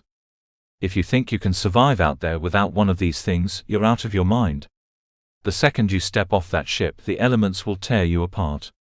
You'll either freeze to death in the foreign atmosphere, or your blood will start boiling as your body depressurizes. You want to travel, right?" "Yes." "Then put the dang suit on. I know you want to be brave, but there's other ways to be brave." With this in mind, Raya's choice was quite easy. He agreed to wear the suit, but in doing so, accepted the psychological burden that came with it. From then on, life lacked a certain challenge. A unique aspect of feeling alive that he instinctively craved. He tried to fill this void in his life with new pleasures and ways to entertain himself, but too quickly the joy of these activities seemed to fade. Perhaps by editing his nervous system, he could filter out these feelings of dissatisfaction and finally have some semblance of peace. But what would be the point of that peace? What was the point of joy without a reason? The human reward system had evolved the ups and downs of emotion as a motivating factor towards certain goals. Originally, these goals related to survival, however long ago his species outgrew the need for them. "I need a new goal," he realized. "That's what I'm missing. Something to live for." If he simply wanted to be happy, then his problem was already solved. He could stay on the barge and remain eternally blissful. Yet happiness was not his only desire. Significance is what he craved. A meaning to his actions that went beyond mere satisfaction. Though this realization didn't help him improve from where he started, it did provide him a framework that would help in the coming weeks. Perhaps he did have a purpose in life after all. His purpose was to find a purpose. Chapter 9. It was bright and early on the research station Ionius when Cedrillon Lafaz began his morning duties. With a stroke of his hand he activated 17 service bots, and watched as they began trimming and watering his indoor garden. It was on his days off, when he was away from PCHQ, and free from responsibility, that he could follow his real passions. His drive to satisfy people kept him in constant service, and with what little free time he did have, he volunteered with the Delight Institute on Norba. Here he engaged in creative works that were meant to improve people's lives. Their topic of interest recently had been agriculture, and so he'd spent the last month crafting specimens made to enamor the senses. Reaching down to the nearest vine, he pulled off an opanak, the new innovative fruit he'd helped design. He bit into the opanak and slurped down its fresh juices, which ran down his tongue like a spout. It was slightly bitter, and could still use a few alterations before it was sent out to the public. He walked down the length of the greenhouse recording the results of his other modified specimens, when he felt a buzzing sensation growing in the back of his head. The exosuit internally alerted him of an incoming message, and as he accepted it, a familiar voice whispered, "Cedrillon, do you mind doing me a personal favor?" "What is it?" "I can't say." "Well then, how do you expect me to answer that?" "It'd better if I just told you in person." "That's fine. When should I expect you?" As soon as the words left his lips, there was a knock on the door. He stood up to answer it, and found unsurprisingly that Christo and Vesbergoni were already standing there. "I figured you would say yes," Christo remarked. "Well, I can't really turn you away now, can I?" "What is it?" Christo entered the greenhouse and laid out a projection of cosmic data charts on the table. We're looking for a friend. My old cousin Raya Neko. Do you think you can help me find him? Why don't you just search the psychonet like everyone else? I did, I can't find him. Well, maybe he doesn't want to be found. True. Or maybe he's dead. He looked to Cedrolin wearily. Okay. But what do you want me to do about it? You have access to cases I don't. I just want to see if our spy drones can give any clues.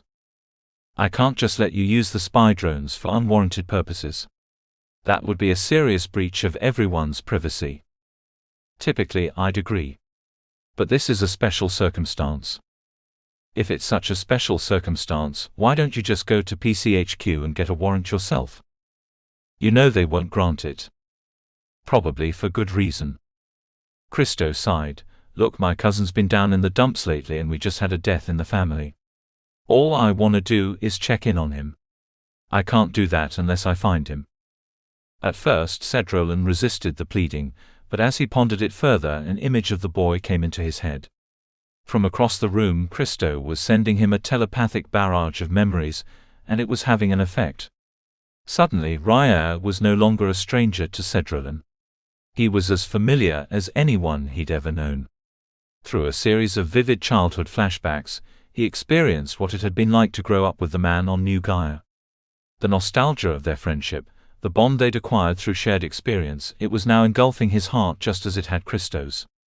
With this internal reckoning, Cedrolin felt his overly empathetic side begin to break through. A tear dropped down his face as he felt the pain of their loss in real time. When finally the mental barrage slowed, Cedrolin emerged with an entirely different attitude. Here, make it quick, he said, passing a hard drive with the codes to the spycams. Just don't ask me for anything else, I don't want to be involved in this. Thank you, Christo said, beginning to walk off. And by the way, I'm so sorry about your uncle. It's all right, Christo assured him. It's all in the past now. As the moment subsided, and Cedrolin felt the release from Christo's memory, he felt that he'd just been manipulated in a dishonest way. That was unprofessional of me, Cedrolin confessed to Vey when they were alone. I should not have let my emotions get in the way of protocol. Protocol? They asked. Is this the same as what they call the Peacekeeper Code of Conduct? It is. It's the rules we have to follow if we want to keep our jobs, let alone our integrity. I have read much about this in my training. It is a chivalry code, yes. One to protect the innocent from your powers. You could say that. We think of it more as an internal legal code to preserve people's privacy. We on Tyat have a code of chivalry too. It is called the Way of Dosomi. For instance, if you kill a man in battle and take his wife, you cannot harm his children, you must raise them as your own. And if you kill a man in battle and take over his cave, you must not remove his clan totem until the 9 days of ceremony have passed and his soul roams free. That's a little brutal, I must say, he admitted. But perhaps fair given the other options.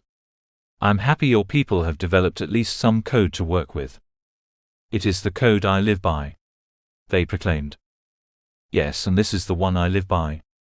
At least usually. There was an air of hesitation as he made that last remark. Christo says that it was not always so. That you were another man once, driven by evil until you found your redemption. Cedrolin's face visibly sank. It was not often that any cadet, let alone a non-human, had the courage to ask him about his past. It is true. What you've heard. I was once a monster. No longer though, I promise you.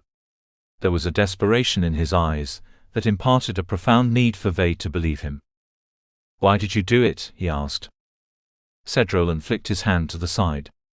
It's a long story. You don't want to hear it.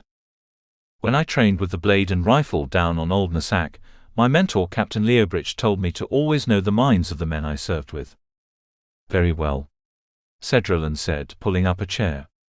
Oh, where to begin? He cleared his throat. You see, in human society not all people are born naturally. When a couple is expecting a child, the fetus is usually scanned for deformities and health defects. If debilitating errors are found, they're given the chance to edit them out. Well, some people, like my parents, took this ability one step further. They didn't want to simply have a healthy baby, they wanted a child they could design. One that would match their unrealistic desires.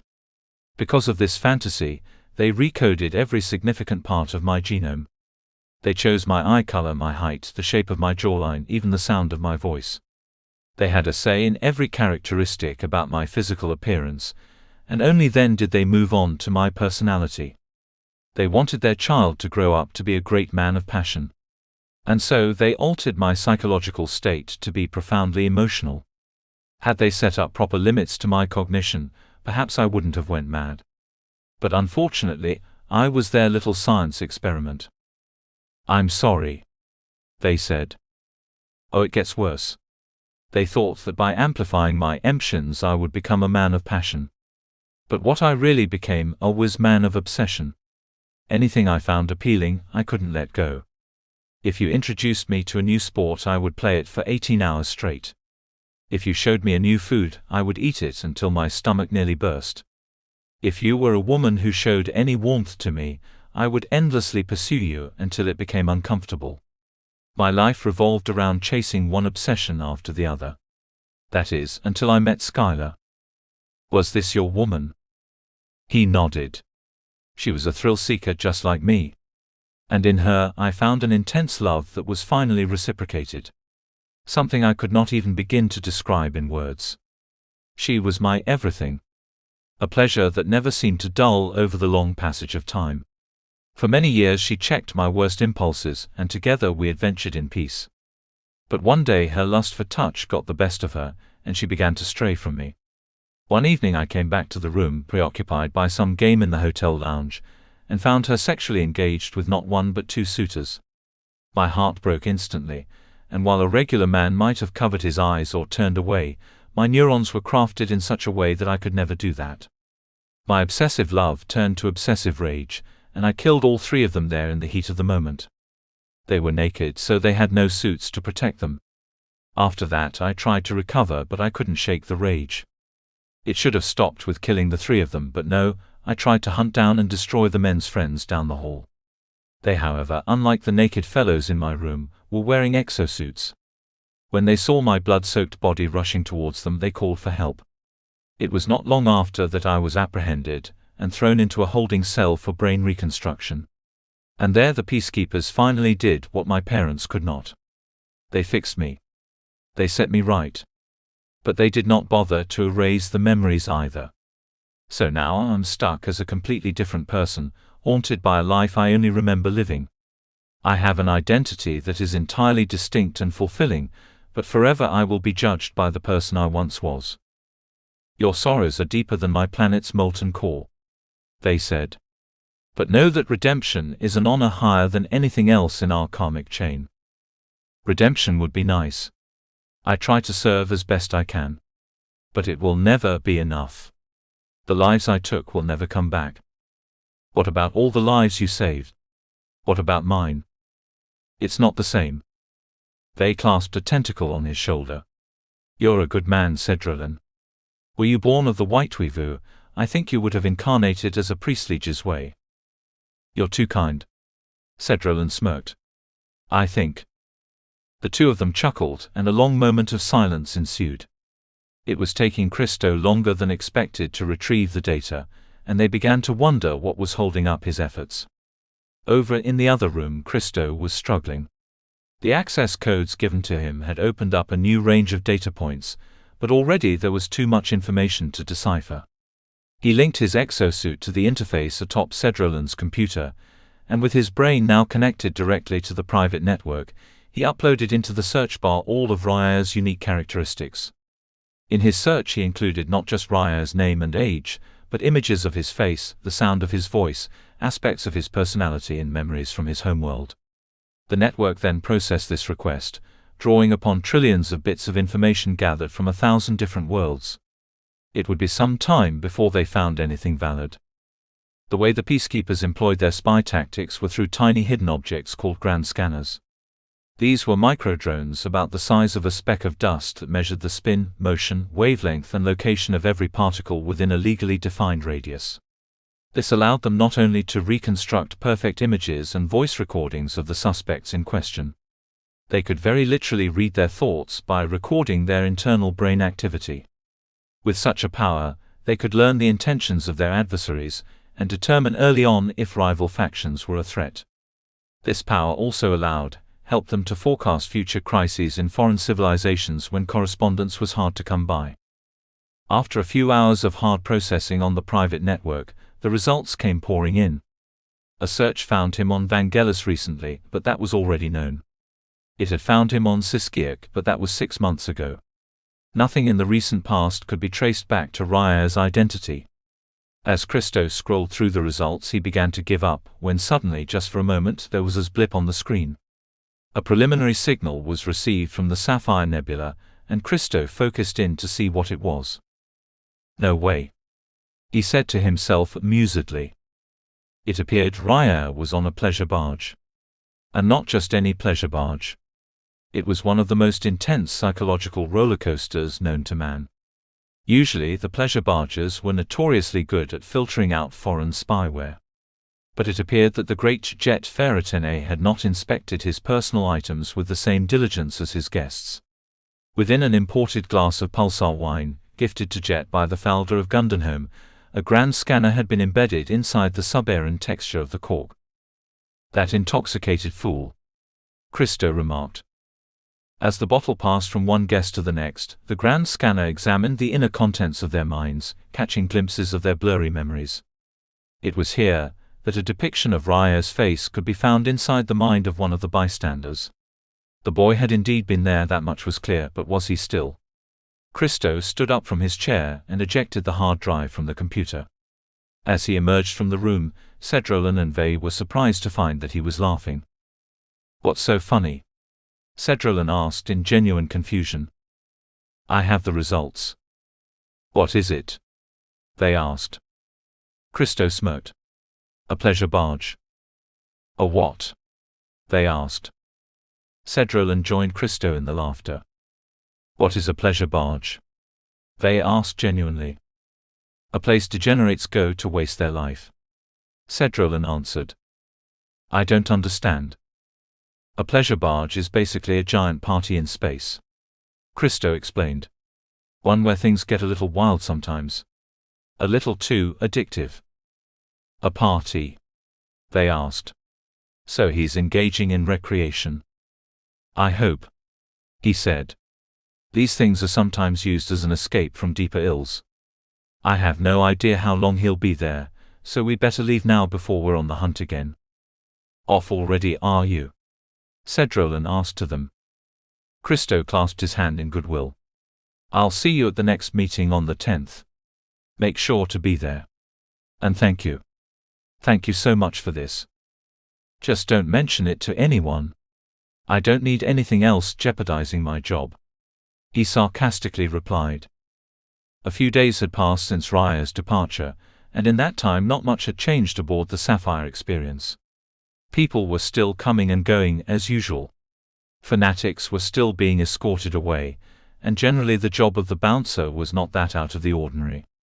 All of this changed, however, when he was alerted early one afternoon that a peacekeeper ship had been spotted not far from the nebula. It was called the Skymark according to his registry, and belonged to an officer named Christo Neko. Immediately, his thoughts rushed to the worst-case scenario. Had some crime occurred aboard the ship that he'd been left unaware of?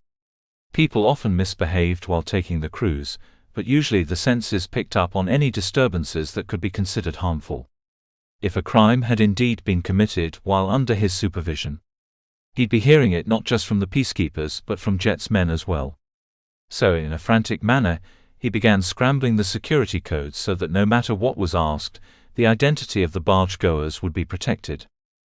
As the peacekeeper ship came ever closer to the docking bay, the worst sense of grief began to set in. The bouncer paused for a moment, and used the power of a sensory modifier to lighten his mood before the coming confrontation. It was incredible what power the small title of peacekeeper projected. When the entrance hatch finally opened, he was relieved to see only a lone man in casual attire, and a strange floating creature hovering behind him. "Welcome to the Sapphire Experience," he said in a nervous voice. "How can I help you?" "I'm looking for a man named Raya Neko," Christo said, holding up a holographic projector of his face. "Have you seen him around here?" "Unfortunately, I am not at liberty to disclose the identity of our guests," the bouncer replied. "Please. It might be serious if we don't find him.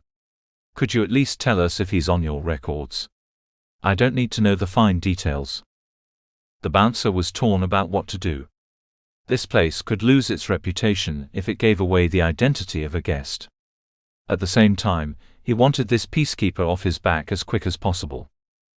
"Again, I am not at liberty to give you any information about our guests. But here's what I can do. I can allow you inside to investigate for yourself." Christo froze for a moment in hesitation, staring at the wasted barge-goers exiting the party room. "All right, fine," he agreed. The bouncer pointed at the door, and it opened up with nothing more than a thought. "Thanks for the help," Christo remarked before walking inside. The moment he stepped inside, he, just as Raya before him, was hit by the roar of the music. It was just as enchanting as he'd expected, but Vey looked considerably more worried back behind him. "Don't stress about this place. The modifiers won't work on you. They're only made for humans." Vey was relieved to hear that. From what Christo had told him, it sounded like the most terrifying thing he'd ever heard. A warrior's wits were everything. And the only experience he'd ever had with altered consciousness came from the time the Sverback clan poisoned their water supply with the psychedelic substance known as Shadowfung. This place was no Shadowfung, but Vey would never understand that. He followed Christo adamantly, until he noticed something off in the confident man's footsteps. "Is everything all right?" he asked Christo. Christo turned around with a grinning smile on his face. "Yeah, I can definitely feel it now," he said, laughing and starting to drift off. "But don't worry about me, I'm not gonna let it get in the way. Let's keep moving." They went forward together, drawing strange looks from all the guests around them. They interviewed several partygoers, including one that was entirely naked, until they came upon a friend of Jet's who had been there all week. "Yeah, I saw him," a man named Tenzin said. "I don't know what his plans for the future were. He just sat down, had a drink and left before he could really say much." "That's not very helpful," Christo said in an off-remark to Vey. "I saw him too," another by the name of Alamus exclaimed. "He was with my friend Jet up on the second floor. A sad fellow, really.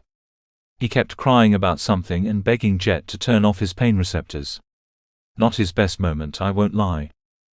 Suddenly Christo's worst fears had been confirmed. "Is he still here?" "No, he departed a few days ago after staying a single night." "Where is he?" The man shrugged. "Couldn't tell ya." The answer was not good enough. But he was here, Christo thought. The peacekeeper intelligence had been right. If Raya had been staying aboard a pleasure barge, that meant he was no doubt suffering from something. What other reason could there be? He had to find the boy fast. Because if he truly was in such a bad state, there was no telling what kind of trouble he'd be getting himself into next. Chapter 10. The evening was cold on planet Fager. The world orbited so far from the sun that its rays hardly touched the sky. Forever it was covered by a constant night, but this did not stop life from emerging on its soil all the same. In the small pockets of soil surrounding the planet's volcanoes grew a bright forest of bioluminescent fungi. Within the forest was rumored to be a civilization called the Necra, and it was they who Raya sought to discover today. His footsteps could be heard echoing for miles as he took a blissful jog through the forest. The fungal trees sprung up with long bulbous stalks as wide as the redwoods he'd known back home. The forest spanned from one volcano to the next, feeding off the heat and active nutrients of the soil in order to propagate further into the frozen tundra. No matter what time of day it was, the forest was locked in an everlasting glow. He remarked at how curious it was that even at night his presence could cast a shadow. Raya paused from his jog to catch a breath when he noticed a creature known as a coilter emerging from its burrow inside one of the trees. It wrapped itself around the fungal stem in which it lived, and slowly pulled itself up in a coiling motion using thousands of its tiny legs. The creature was looking to make a meal of the soft curved gills that were exposed just below the mushroom cap. With each bite it took, drops of fungal sap leaked down the trunk to its larvae nested in the base of the tree. This was one of the things Raya loved about space travel. Every planet had its own beautiful take on life. The conditions of each world selected for vastly different characteristics, and after billions of years of natural selection there was never a form that couldn't surprise you. Eyeing the coilter from the treetops was a predator known as a hosen. This was a small, hairy beast about the size of Raya's hand that would leap from tree to tree looking for plants and dead carcasses to scavenge. Occasionally it would hunt its own prey, eyeing soft-bodied creatures like the coilter to feed on, but only in situations where it was willing to risk a fight. The hosen perched on a branch, weighing its choices about whether to make an attack, when Raya decided to distract it. Using the audio feature of his exosuit sound system, he played a long recording of the Hotsene's mating call which he'd taken earlier that day. The noise was a high-frequency burst that sounded more like a scream than anything romantic. However, it was enough to draw the Hotsene's attention and bring it down the tree towards him. The creature had long knotted fur which stood up like a dog's and callous blue skin exposed along its feet. Its claws were sharp and incredibly useful for tree climbing, and its jaws were riddled with fangs. Raya seized on the close-up moment by snapping a photograph using his visual enhancers. This was a process where the cameras embedded in his eyeball sent a signal to his brain, and then the psychonet, allowing the memory to be reconstructed and printed out as a picture. He watched the hosen scurry along, taking in every visible detail until it darted off at the sight of him. This gave him considerable worry, for there were other predators out on the forest floor, some of which were big enough to catch a hosen in their jaws. From below the cover of the trees, creatures known as montresors followed the hosen. These were soft, reptilian beings that exhibited incredibly aggressive behavior when one encroached upon their territory. The scaly creatures were in a symbiotic relationship with the low bush flora, using their jagged molars to eat away troge mites while receiving a shelter in return. All of this, an entire ecosystem at 180 degrees below freezing, was something truly impressive. It made him wonder what kind of natural processes had led to such complexity. By the time Raya was done exploring the forest, he found himself in front of a vast river that glowed in the same way as the vegetation. There must have been some sort of plankton that lived beneath its surface, because the river emitted a color of green that could not have arisen naturally. Raya stood on the side of the bank, weighing if he should swim across or find another way around, when he saw a traveling ferryman paddling in his direction. The ferryman rowed a craft carved from the hull of a fungal tree, and paddled with an oar made of freshly whittled stone. It was deeply primitive by the looks of it, but he admired the fact that it appeared to be handmade. If he had to guess, this was the Necra creature described in all the old pioneer accounts. He had hoped them to be a technologically savvy civilization, but this would have to do. The Necra had been described in the traveler's logs as mushroom men by his predecessors. They had heads that were far too big for their bodies, and 4 sturdy legs that allowed them to support a giant brain. As he watched the figure move, he noticed it had small sticky fingers that could easily bind to objects, and a face that reminded him of a deep-sea fish. The creature hissed and screeched about in an odd manner that he eventually realized was talking. For a moment, Raya tried to scan the creature's brain for a way to communicate, but before he could discern a proper language, the ferryman used words of his own. "Who human?" It appeared the Necra spoke a lick of modern English. "Yes." Raya responded back in a Necran dialect. "I am a human." "Pleased to meet you," the Necran said, giving a half bow. "May I take you across the river? I promise there will be no charge." "There's no need for that, I can pay," Raya insisted. He bent down to the ground and clenched a handful of soil in his fist. Then he threw it into the air, and sent a neural command to the superconductors in his gloves, causing the soil to float. The ferryman stood mesmerized at the apparent magic show taking place, and watched as Raya used the manifester to change the atoms of loose dirt into 3 solid gold coins. The coins hovered in midair a moment more, then he mentally instructed them to land in the ferryman's hands. The ferryman caught them, exclaiming, "Gratitude. Absolute gratitude to you." Raya stepped onto the ferry and deactivated his gloves. "What's your name?" he asked as the ferryman began to paddle. Darku. Darku the ferryman. Well, thank you for the ride today, Darku.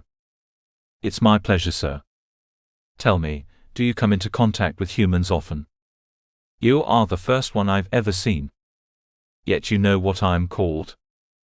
Before my birth, it was said that a great band of humans once came from the stars to visit our village. None of those who saw it still lived to tell the tale, but the story has been passed down over the generations through their descendants. This village you speak of, is it far from here? No, it is quite close. It's located in the Swoony Valley next to the volcano basin. Can you take me there? Absolutely.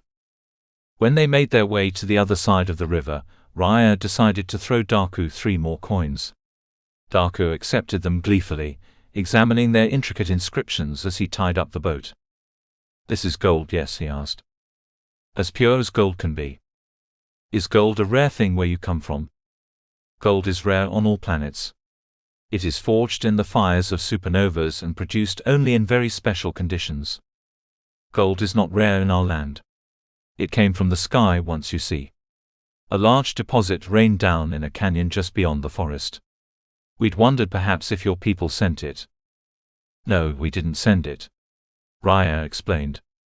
What you're talking about is called an asteroid. It's a large mass of space rock that sometimes gets too heavy and falls out of the sky. I see. My apologies, but I always imagined you humans would be covered in gold. If gold is not rare for you, why do you consider the coin such a gift? It's not the gold that we value. It's the human architecture. He pointed to the symbols on the coin.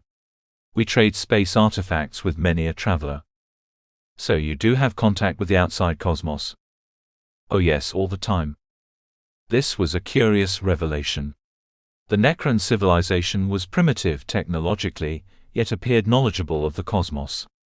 He wondered how often they received visitors here, and what kind of information might have been exchanged. Raya knew that leaking scientific secrets to underdeveloped civilizations was deeply prohibited by universal dictate, but not all the spacefaring species had the same code as humans, and not all humans cared about their dignity in the same way he did.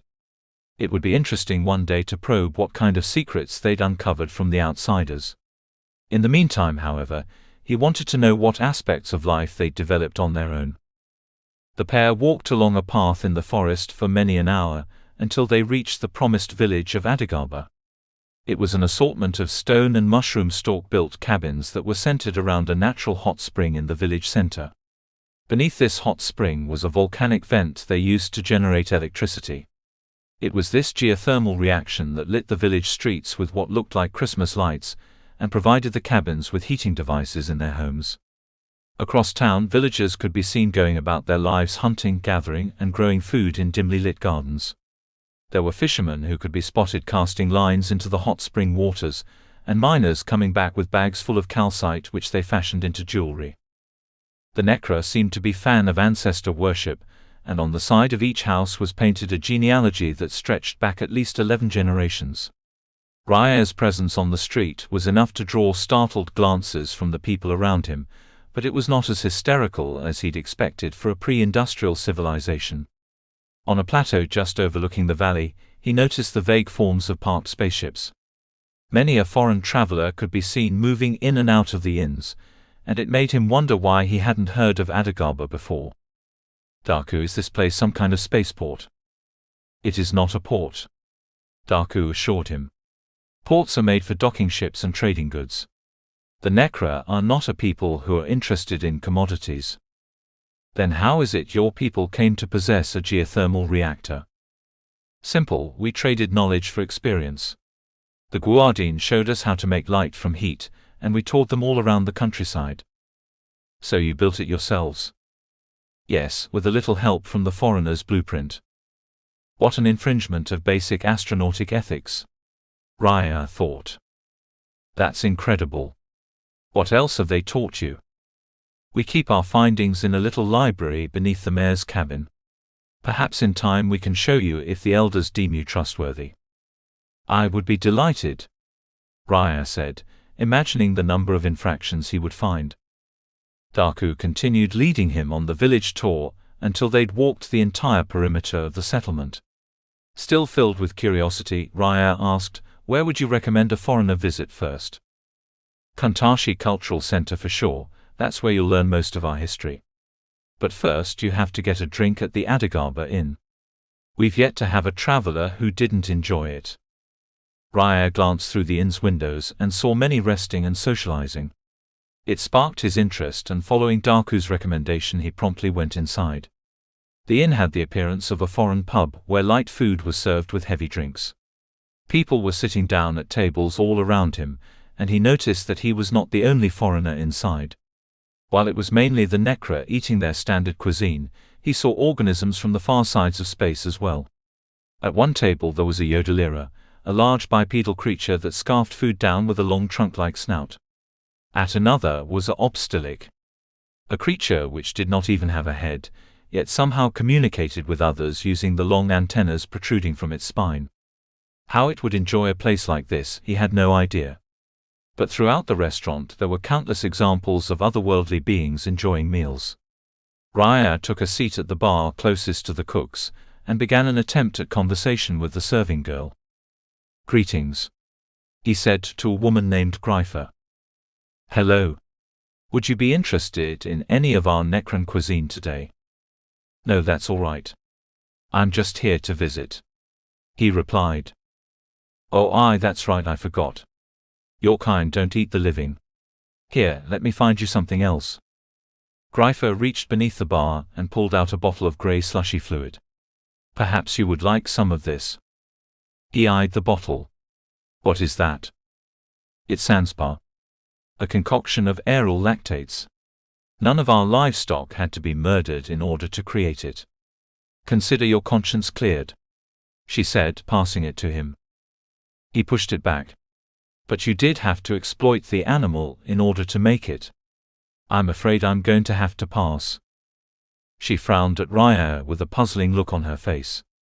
It was clear she wanted to offer him a beverage, but couldn't think of a way to get past his Puritan morals. Then a solution dawned on her. "Wait here. I think I have just the thing." "No, it's okay. You don't need to serve to me, I'm only here to converse." But she was already gone. She returned a few minutes later, holding something far more familiar to him. "Pulsar wine." "You have pulsar wine?" he said in amazement. Grypha nodded. There in her hands was a drink that could be made only with a manifester. "How did you come by this?" "A long time ago one of your kin gave it to us as a gift. My great-grandmother locked it in a box downstairs, knowing one day your people might return."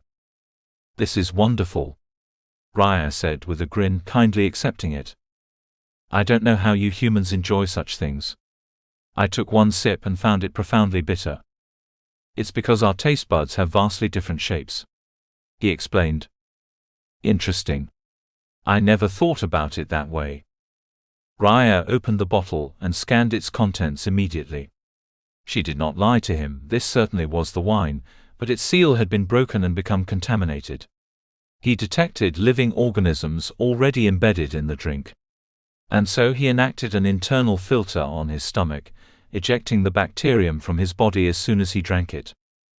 "It's so good," he gleefully remarked. "I'm glad we could find you something," she patted him on the back.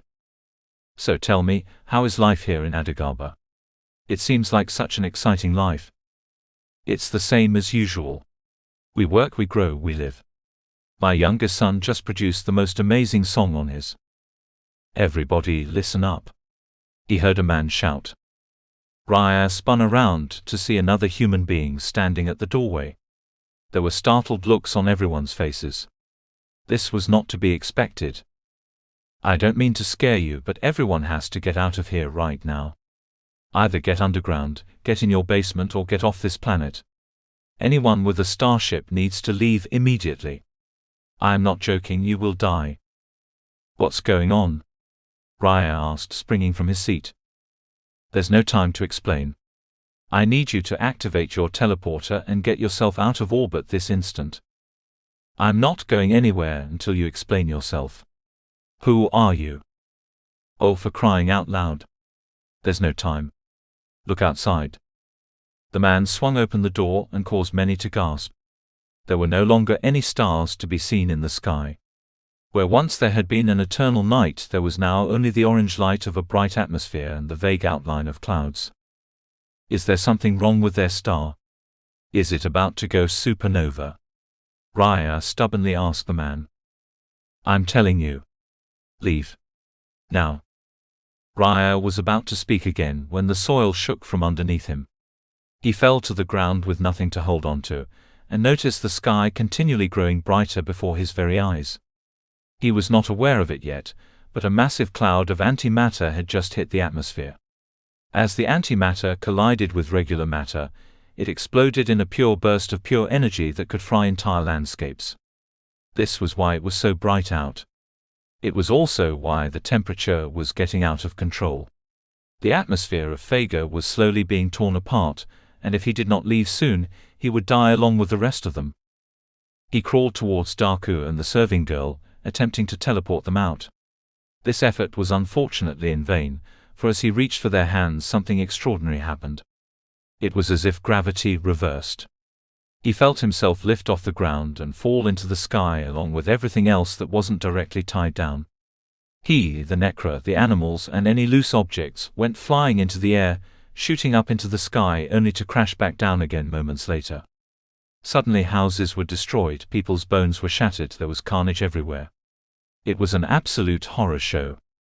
With no choice but to abandon his scattered friends, Raya sent a neural impulse to his teleporter instructing it to return him home.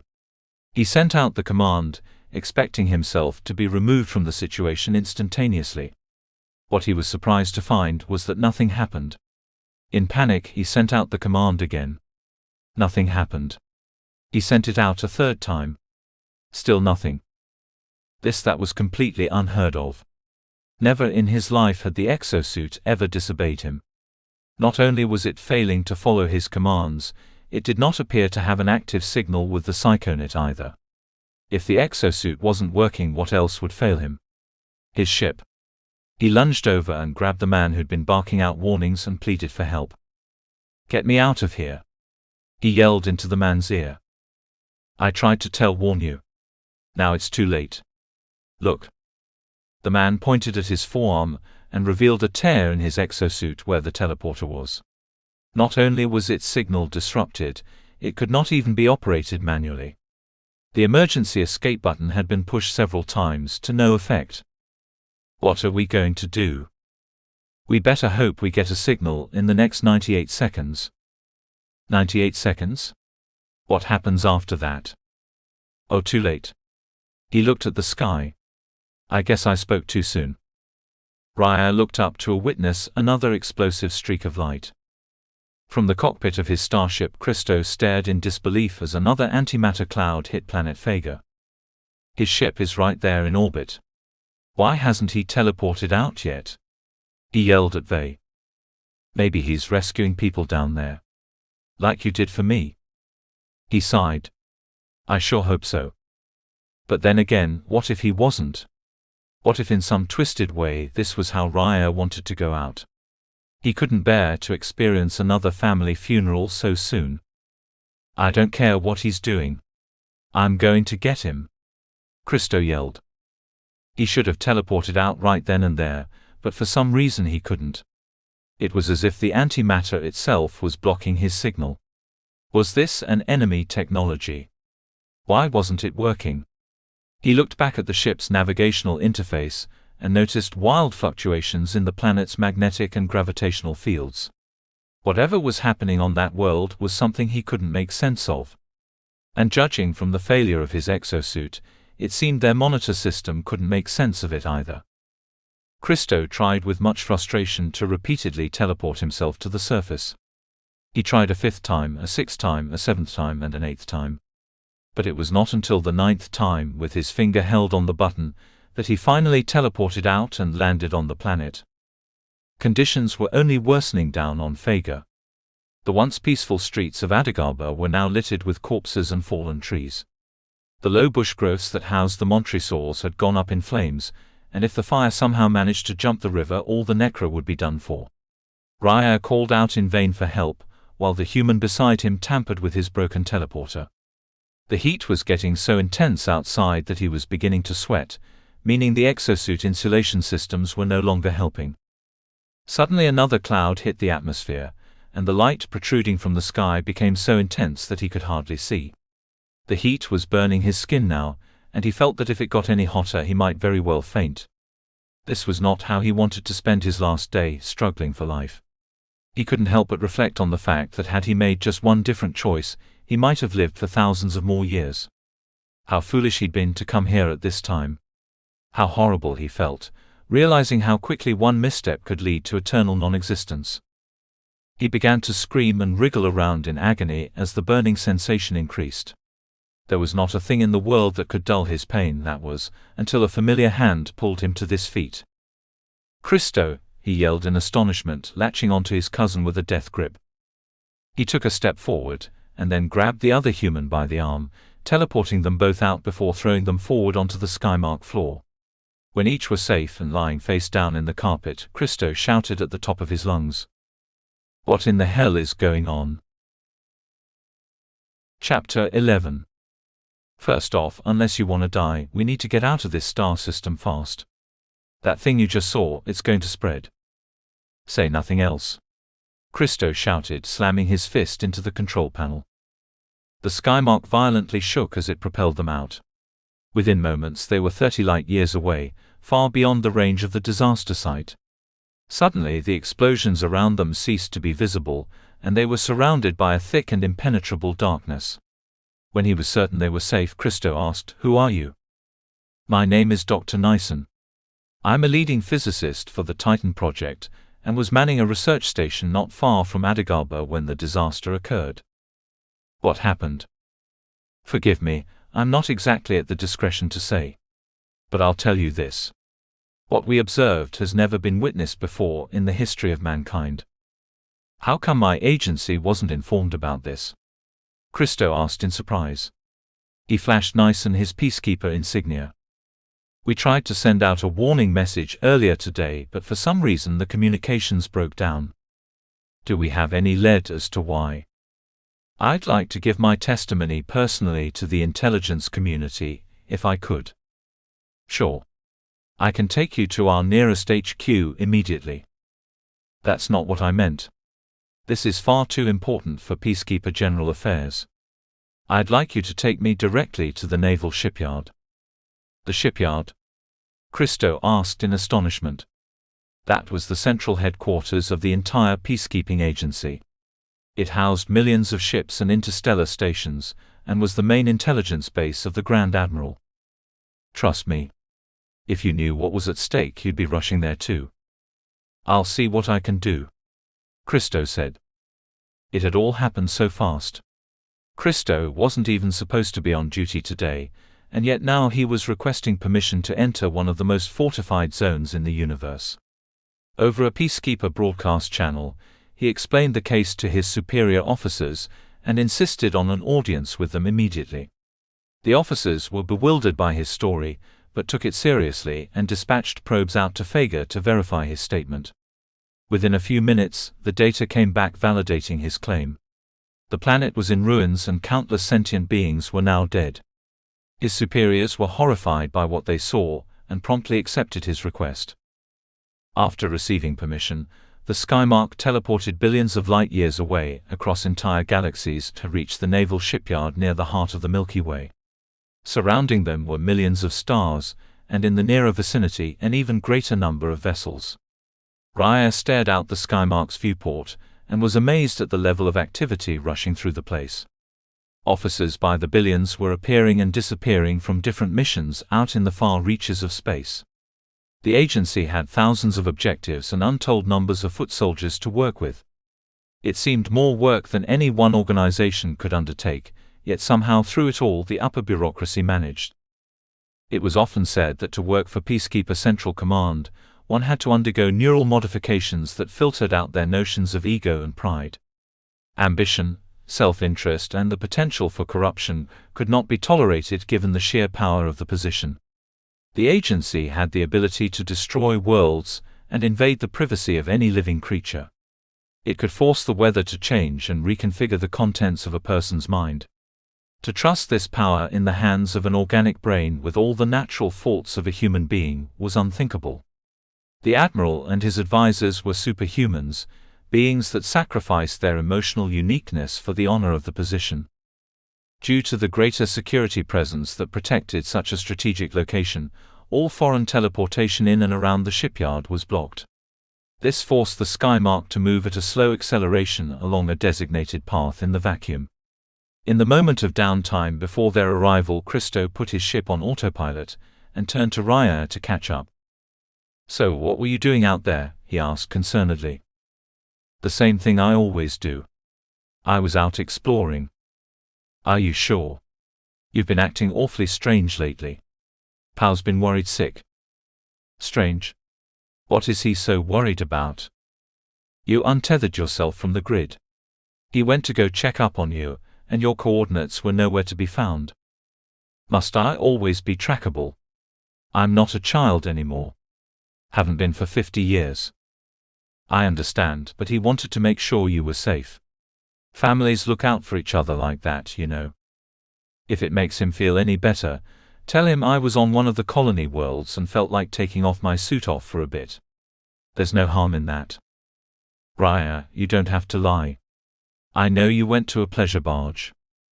A hint of anger appeared on Raya's face. "Well, if you guys already knew where I was, then why were you so worried?" "Because that's not a place stable people go. It's not as bad as you think it is. But we've already had this argument before. There's no need to do it again." He sighed. "Anyways, how did you even find me?" "Our intelligence network picked up your likeness through one of your friends. Usually the pleasure barge does a good job of blocking out our signals, but it appears Jet's clumsy security failed to notice an interceptor in his wine." "Oh, those fools," Raya said in a sarcastic tone. Their conversation was cut short when they arrived at their destination. In the midst of the core fleet, one ship towered above all the others. It was a single massive database that doubled as a battleship. From here, Central Command conducted strategy that shaped missions on an uncountable number of worlds. They eyed the surrounding fleet and were struck by its sheer power. Just one single flagship had defeated his entire planet, and here were millions of these vessels flying freely around him. If ever a war was to break out with mankind, he had no doubt who the victor would be. Their power troubled Vey in ways he couldn't describe now, but it also reaffirmed his decision that joining them was the right move. As the Skymark hovered close to the Central Command ship, 2 interstellar drones came out to meet them. This time, instead of fighter drones, they were ambassador drones. They latched onto the Skymark, guiding its course and directing it into a small hangar. Using grand scanners, they examined the starship for unwanted spy devices and stowaways. This took only a few moments of checking. When it was clear that no hostile devices were uncovered, an audio channel opened up to them. "Permission to unlatch, Commander Aiken?" Christo asked over the channel. "Officer Christo. You are in the affirmative. Please proceed." Suddenly, the 4 of them teleported out of the Skymark and into a holding room guarded by a few young security officers. "There's 4 of you," the commander remarked in an irritated tone. "You told me about the scientist, but who are these other 2? Christo pointed to Vey. "The one behind me is a peacekeeper informant and a partner in my latest case. Beside him is my cousin Raya. Both of them are witnesses to the event I described over the channel. I thought you might like their testimony as well." The commander was hesitant. Their bodies had been scanned and their backgrounds checked, but he didn't like outsiders getting this close to the upper echelons of power. He considered scanning their brains, taking the information without the need for testimony. However, such a procedure would take weeks to get permission in interstellar court. He decided instead to allow them through, taking them to the Admiral's chambers on one condition: their memories would be wiped if they dared to leak any classified information. When they arrived at his chambers, they found themselves in a long-ranging room with no windows. It was cold inside, with active air conditioners cooling off the data processors which emanated steamy exhaust in all directions. On the wall was an interactive screen of the universe which showed all of their active missions. At the sound of their arrival, a figure arose from his holographic desk. He was an old man, even by human standards. Although his suit helped to regenerate his skin, his face seemed wrinkled and worn, indicating centuries of hard work for the organization. The commander introduced them. "Gentlemen, may I present you to Admiral Drac, a man second only to the Tsar of Free Worlds himself. Admiral, this is Raya Neko, Christo Neko, Vesbogoni Faulu, and Nyson Eldenson, the one I've been telling you about." "Greetings," he said in a raspy old voice. "Pity that we must meet in such grim circumstances, but perhaps for the best that we meet at all. In the last few hours I've been examining your records and I must say I'm pleasantly surprised." The group looked to each other, not sure what records he was talking about. "You," he said, pointing at Vesbogoni. "I think I saw you on a broadcast from the peace accord at Tyat. Best regards to Christo for facilitating that for me." They gave the Admiral a ceremonial bow, not knowing what else to do. "And you," the Admiral went on, pointing at Dr. Nyson. "Your research team was on the front line of the disaster, wasn't it?" "It was, sir. That's why I'm here today." "Why didn't your team evacuate as soon as communications broke down?" "There were lives at stake, sir. We had to help them if we could." The Admiral frowned. "I'm sorry to say that effort was in vain. I regret having to show you this, but here is the current status of Fager." He emitted a beam from his hand, illustrating a holographic representation of the planet in front of them. The companions watched in real time as more clouds of antimatter seemed to appear out of nowhere and engulf the planet. In the time since they'd left, Fager's atmosphere had been torn apart by scorching radiation, and now the explosive particles were burrowing deep into the world's crust. Everyone Nyson had known was dead, including the fellow researchers he'd spent the last 30 years working with. He sank to his knees. "It's a horrible tragedy, I know. But we have to be strong during times like this. There's still more systems in danger, aren't there? So please tell me, Doctor, what is it that's going on?" Nyson got to his feet and steadied himself. "All I can tell you is that it makes absolutely no mathematical sense. What we witnessed in the atmosphere were particles breaking the laws of motion by traveling faster than the speed of light. They did not interact with the magnetosphere when they struck the planet. Instead, they were on a collision course which pulverized the ozone. My colleagues and I tried our best to theorize why this might be, and what we uncovered was that there'd been a 12% reduction in the planet's gravity despite it maintaining its whole mass." "What does this mean?" "It means the fundamental laws of motion and gravitation have been violated. Something is going on here that doesn't fit into any scientific model we have. And without constant laws of physics to work with, we no longer have a basis from which to make reliable predictions." "Isn't the whole point of a law of physics that it can never be violated?" the Admiral asked with concern. "Up until this point I would have told you yes. Now I'm not so sure. Surely this isn't the first time we've observed something like this. Do we have any other data samples to draw from?"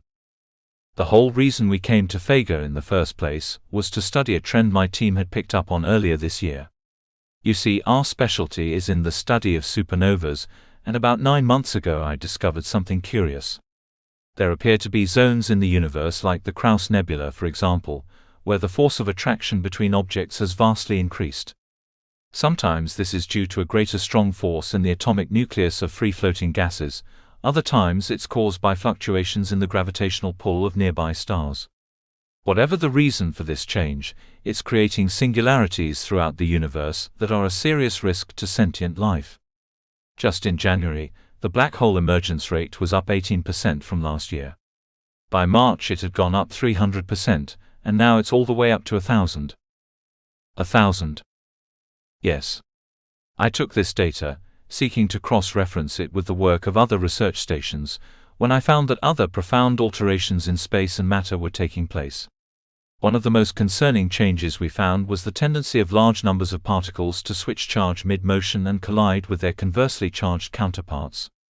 This tendency for matter to become antimatter has had explosive effects all over the colonies and has been creating unprecedented damage to our infrastructure. Why this is only happening in some areas and not others is a mystery to me. However, it seems crucial that we take this very seriously. Is there at least some common link to the different disasters you've previously mentioned? Not that we're aware of so far. Drat, the Admiral thought to himself. So you're telling me we have no way of predicting when the next disaster will occur? Christo interjected. I can tell you who'll be hit next, whoever Caius targets. The group stared at him in confusion. I'm sorry, but those explosive clouds look exactly like Guardian antimatter weapons. I say we take their treacherous cohorts into custody right now and scan their brains until we know exactly how they pulled this off. I understand your concern, Officer Christo, but we have no direct evidence linking it to the Anti-Humanist League just yet. I don't see how else you could explain a natural disaster directly targeting human colonies. It's not just human colonies. It's all worlds, Nyson explained. Even the uninhabited ones. In fact, I'm rather convinced no civilization could pull this off. It's considerably worse than any one mind could conceive of. Do you have something more to share? The Admiral asked. I hesitate to make any claims when our predicting abilities are in such doubt, but there is something else I must bring to your attention. What is it? Nyson reached into his pocket and pulled out a projector for a hologram of his own. It showed the singularity of the universe, 13.7 billion years ago. Then it showed the Big Bang, the growing expansion of the universe, and then a sudden halt. This was last year. He explained. The universe had been expanding just as it always had, until we experienced a fundamental shift. He clicked on the projector again to show the same expansive hologram, except it was playing in reverse. I've been hesitant about publishing my findings because I did not want to create a panic, but it seems now that with lives on the line I should inform at least the intelligence community. It appears from our best measurements that the universe is contracting. No longer is it expanding as it was since the beginning of time. Now the same fundamental shifts that have puzzled us locally are affecting the entire cosmos at large. Impossible, the Admiral declared. There is no known force in the universe that could shift the momentum of galaxies so.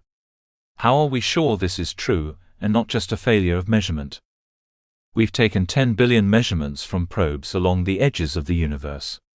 Unless there is a fatal flaw in literally all of our instruments, the evidence would suggest we're drifting back towards a second Big Bang. A Big Bang? Are you serious? That would destroy every single structure above the size of a proton. Surely this can't be the case. You're right, Admiral.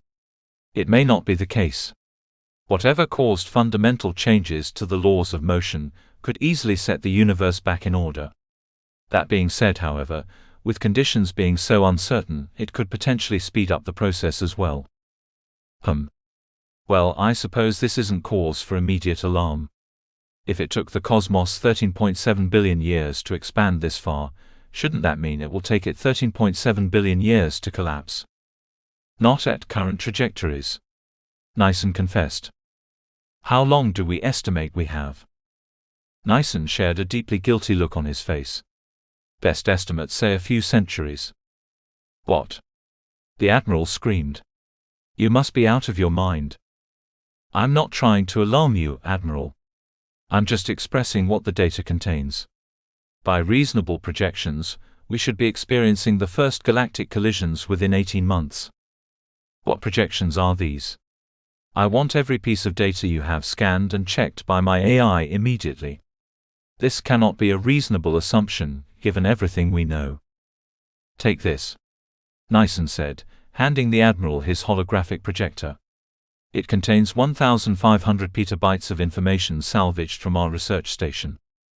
The Admiral examined the device before opening a slot in his desk and sending it down to the lower levels of the ship to be analyzed. Then he calmed himself. So let's say for a moment that what you're telling me is true. That we really do have the greatest existential threat of all time. How do we go about fixing this? I'm ready to divert all available resources to any project that can get us back on our feet. Well, that's really the problem, sir. I don't know how one could even go about studying this phenomenon. Like I said, it physically should not be happening. Just a few hours ago, there was a blip in the gravitational hold of Vega that sent us flying into the sky. How can one make an accurate calculation about anything, if even something as constant as gravity can't be relied on? So what are you saying? That we can't use science to solve this problem? No, I firmly believe science is always the answer. I'm just saying the rules of science have changed. We're gonna have to start from scratch and start studying again before we can find a new theorem. I just hope we can do it fast enough before another shift ruins our progress. And what if it does? What happens tomorrow if hydrogen atoms can no longer bind? Do the stars all go out? I'm afraid that would be the case. Let's hope it doesn't come to that. I don't have time for hope, I need answers. Where do we look? What do we start studying? The best places to study would probably be at the disaster sites. Either that, or at the edges of the universe where this contraction started. And if I gave you a team, where would you go? Nyssen considered the question. Probably to the planet Moxula. It's right on the cosmic edge, and already has a gravitational sensor set up there. What kind of data would you hope to find? Any fluctuation in space-time. If we point our senses back towards the universe instead of out at the edges, perhaps we'll find something more tangible. Okay. I'll get right on that. I'll send a legion of our best scientists out to Moxula for research. We'll begin there. In the meantime, my intelligence officers will sweep through the galaxies looking for more disaster sites. I swear to you, no molecule will be left unturned until we figure out what's going on. This will also have to be handled politically. Nyssen warned him. I'm aware. If word gets out about this prematurely, it could mean untold chaos. I worry about the reaction of our own citizens, let alone the pre-developed civilizations. No offense. Christo whispered to Vey. None taken. He grumbled. It will be on a strictly need-to-know basis. Admiral Drack declared. I will tell the Tsar and the other strategic counselors serving directly under my command. But aside from that, no one, not even the agents doing the investigating, will understand the importance of our mission. That is wise. He agreed. Then it's settled. You, Dr. Nyssen, can consider yourself a full-time employee of PCHQ. You will have access to all the resources you need for research, and I will grant you our highest security clearance starting immediately. Thank you, Admiral. Dr. Nyssen replied. As for the rest of you, I will let you go, but you must swear on your highest honor to keep this revelation a secret until the appropriate time. Commander Aiken warned you of the consequences of espionage, correct? They nodded. Good. Then consider yourselves dismissed. We have a lot of work to begin. You're just going to send us off? Raya blurted out. How are we supposed to go back to regular life knowing what we know now? What else would you have me do? I can't put you in the research stations, and I dare not let you run the intelligence net. There's nothing for you to do here. At least not yet. Please, sir, I can help. If you don't want me to get in the way of research, at least let me patrol the universe with the disaster search teams. I can't return to a normal life knowing it's going to collapse on me at any second. Let me work for you. The Admiral sensed the desperation in Raya's voice, and felt it inappropriate to leave him standing there. I'll consider it. But for now I need you all to leave my office, so I can handle this strategically with my advisors. You can join Dr. Nyssen downstairs, and when I'm ready I'll give you a call. Sure thing, Admiral. Christo saluted. They left the room, leaving the Admiral to his thoughts. In the hallway, Raya began grasping the weight of their situation. What did I just get myself into? He thought. It was not the great adventure he'd imagined in his dreams, but it was something. Perhaps if he applied himself he could even make a difference, and that thought alone was enough to keep him satisfied. Chapter 12. In their search for a place to rest, the companions traversed many a corridor, until they were led to a guest room on the 10th floor. Along their way, Raya caught hostile glares from both Nyssen and Christo, who were no doubt embarrassed by his offhanded remarks. It was strange that of all the things that had happened today, this was the thing making them visibly angry. Christo, in particular, had a habit of being short-tempered. His code of honor was far too fragile, and it led him to conclusions that Raya never seemed to understand. When they reached their private quarters for the night, they were greeted with a series of soft floating cushions and lavish furniture that shaped perfectly to their bodies. The hovering service bots were quick to manifest every conceivable comfort from food to drink to music, but despite these comforts it was still an uneasy moment. They'd just been given a death sentence in what they'd thought to be an eternal life. And though the danger to them was not yet visible, they knew it soon would be. "I'm not ready for this," Raya thought, as he reflected on all the things he'd yet to experience. Under different circumstances this might have been the great challenge he was looking for, but at the moment it was all too much. In the seat hovering opposite him, Dr. Nyson pulled up a holographic tablet and began searching their network for information. The peacekeepers had given him clearance to some of their most sensitive files, and he hoped that somewhere within he might find a clue to the new physics. As he scrolled through supernova recordings, galactic collision reports, and even some interesting enemy blueprints, he found very few things of practical use. Most of the information they kept was from before the Great Shift had even occurred, and the recent data they did have provided little in the way of an explanation for what they were observing. Raya sat restlessly, watching the scientist groan over old reports, wishing there was a way he could help. The problem wasn't that he was stupid, it was that he wasn't as specialized. Through the use of the psychonet his education had been extraordinary, but there was still a certain lived experience that he'd missed out on during his younger years. Most of Raya's adult life had been off on the Destiny Walk.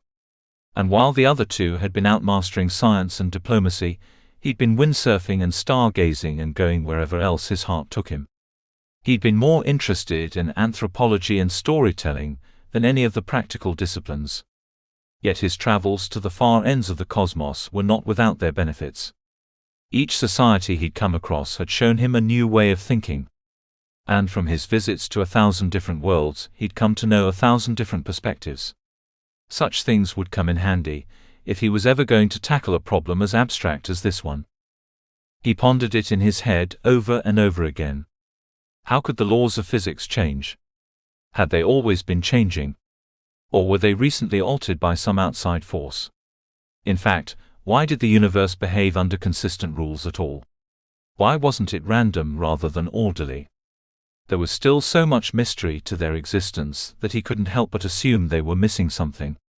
Turning to Nyson in his grief and boredom, he asked, "What are you reading over there?"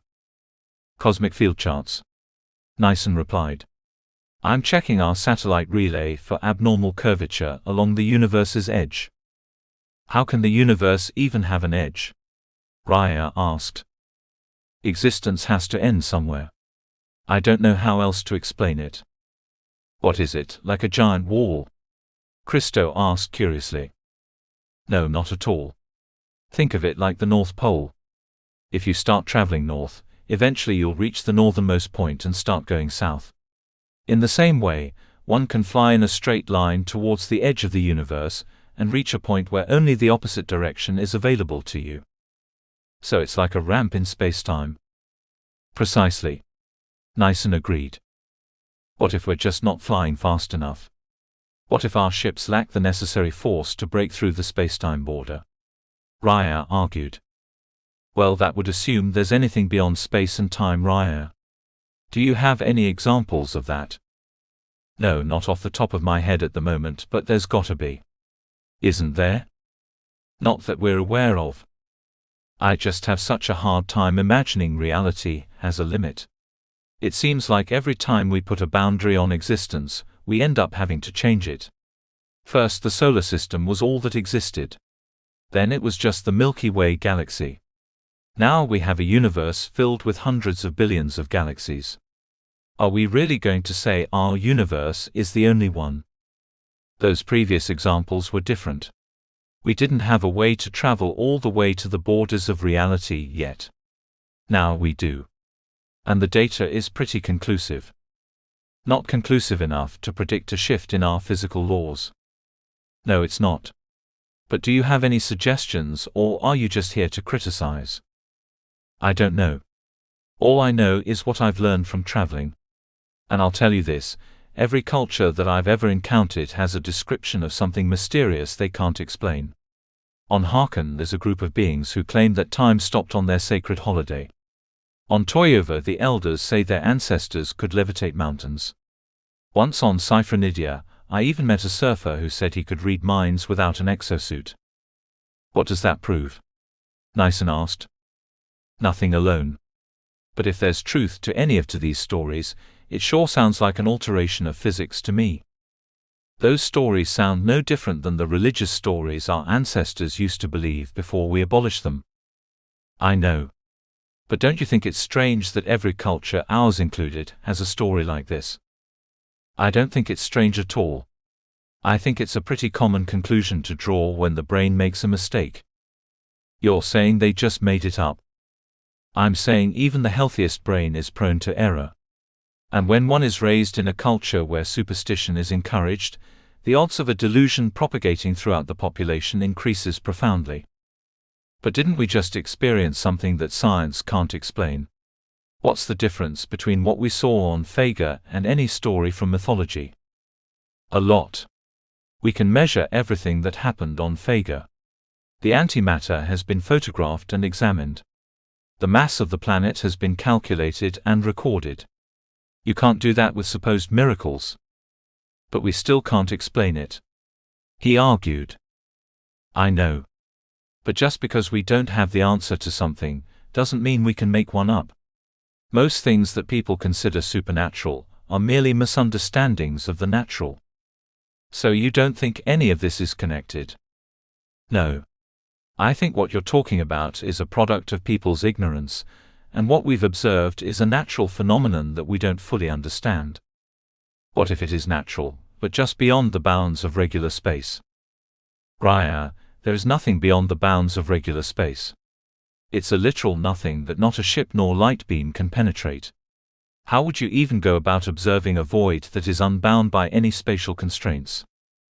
I don't know. He admitted. Then you understand my dilemma. I too like to play the role of the philosopher. But unless you give me something with hard data, I'm afraid I have no interest in it. It just seems so foolhardy to discount the lived experiences of millions of beings telling you the exact same thing. I'm not discounting them. I'm reserving judgment until evidence is provided. You should do the same if you want to be of benefit to the mission at large. I know there's something more to reality than what we can currently see. You can't honestly convince me that the universe has an edge. Well, when you figure out what that something is, make sure to tell me. Nyssen said in a sarcastic tone. I will. He replied in frustration. Raya stood up from his chair and moved to another seat closer to the window. When he sat down, and his back was turned to them, he began fidgeting with the sensory dial wired directly into his neck. With a turn of the device, a sweet sense of release overcame him as he reclined backwards into an ecstatic trance. A wave of warmth flushed through him as he became grounded in the present moment. As his consciousness locked into a state of bliss, he was able to temporarily dissipate the feelings of stress that had previously encumbered him. Hours went by. They took to slumber, and even Nyssen, drained from the events of the day, got a few moments of shut-eye. Raya was considering the same thing when he heard a pair of footsteps coming from up the stairs. Suddenly he sobered up and went to check if it was a service bot or guard. What he was surprised to find was that it was the Admiral who was visiting their chamber. Raya immediately went to greet him, and Christo rushed over to make sure he didn't mess anything up again. Don't wake him, the Admiral said, pointing at Dr. Nyssen. He needs his rest. There's gonna be a lot of work ahead of him in the coming days. Both of them stared at the Admiral inquisitively. I just received the results from downstairs. Your scientist was right, the contractions really are as bad as he said. Will you be sending us to Moxula then? Christo asked. I will personally escort him there if you need me to. No, there's no need for him in Moxula. Any of our specialists can study there. I have something else in mind for him. The Admiral seemed nervous, as if he was reluctant to speak. He leaned in closer and put his hands on their shoulders.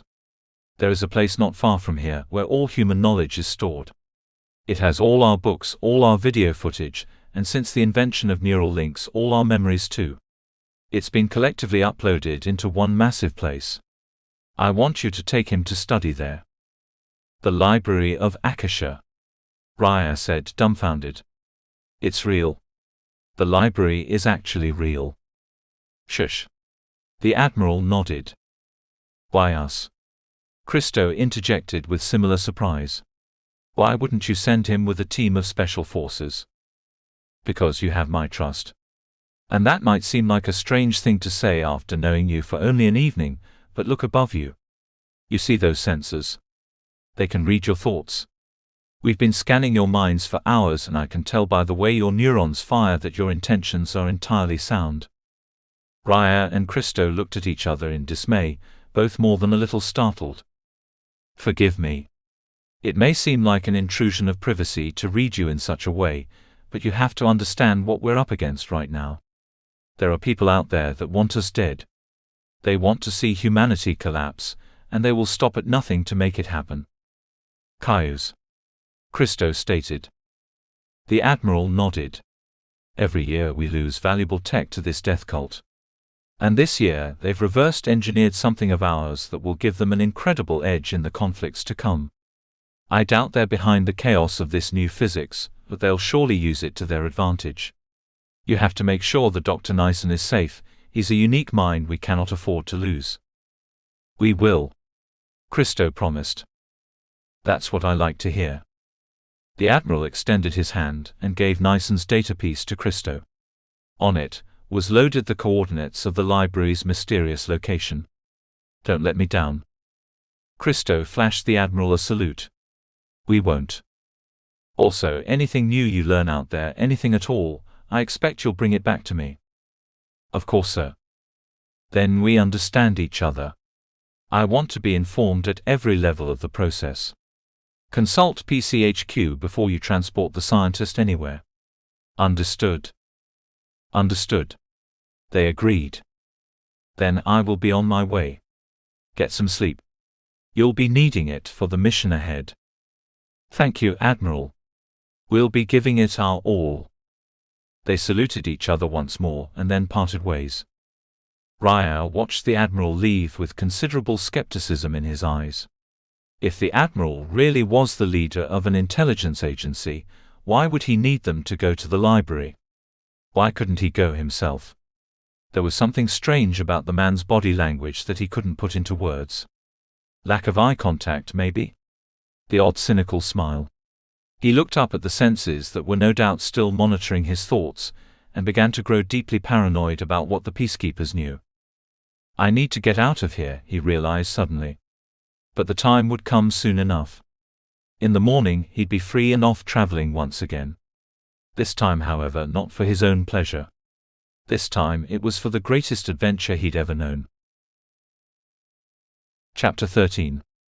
When the next morning came, the companions loaded themselves into Christo's starship. Each of them found a comfortable place in the cabin, except for Vey, whose over-bloated body caused him to repeatedly hit his head on the ceiling. Nyson, who'd been told about their mission only hours before, had already begun his reading. The research he was about to embark on would put him at the forefront of cosmic science, and there was no doubt in his mind he'd be famous one day if he was ultimately successful. Raya experienced something different as they were taking off. It was not so much a rush of enjoyment as it was a sense of fulfillment. He was finally doing something that mattered.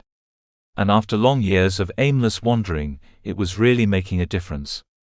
For too long he had spent his life chasing temporary thrills. His adventures had granted him a level of base pleasure that was satiating in the short term, but never was it something that lasted. Now he was living in the moment. There was an impending doom facing his civilization, and it weighed his every action with a sense of urgency. This was how he'd always wanted his adventures to feel. To be with worry and wonder in every step he took. Christo, who had been similarly sleep-deprived after learning of their mission, took the data piece he'd received from the Admiral and inserted it into a small port beside his seat. Instantly, the ship's navigational lit up with different variations of flashing blue numbers. The coordinates were well coded, but with the help of the Skymark's deciphering tool they came out clearly. It appeared that the Library of Akasha was moving through human-occupied space.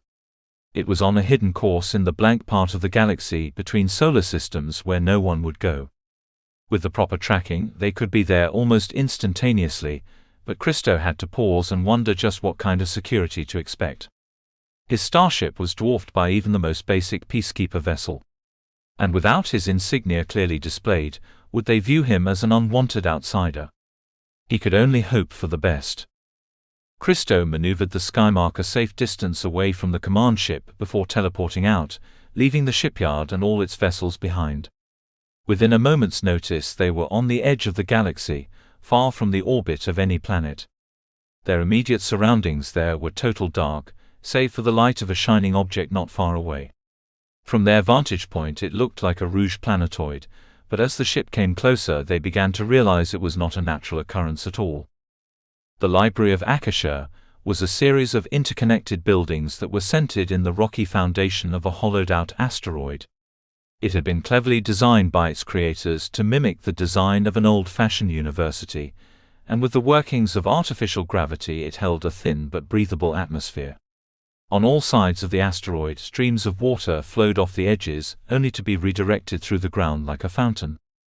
On the surface it was warm enough for grass and trees to be growing in the imported soil, and the air was clear enough for various birds and mammals to breathe. The landmarks that surrounded the library were so pristine that it gave off the illusion of a natural landscape. Below the surface, however, a mechanized core kept the structure operating and in motion. As the Skymark made its first pass around the library, Christo noticed a landing pad open up at the detection of motion. It was almost as if they'd been expected, though there was no one around to be seen. The Skymark touched down on the pad and latched its landing skids to the surface, keeping it stationary even in the low gravity.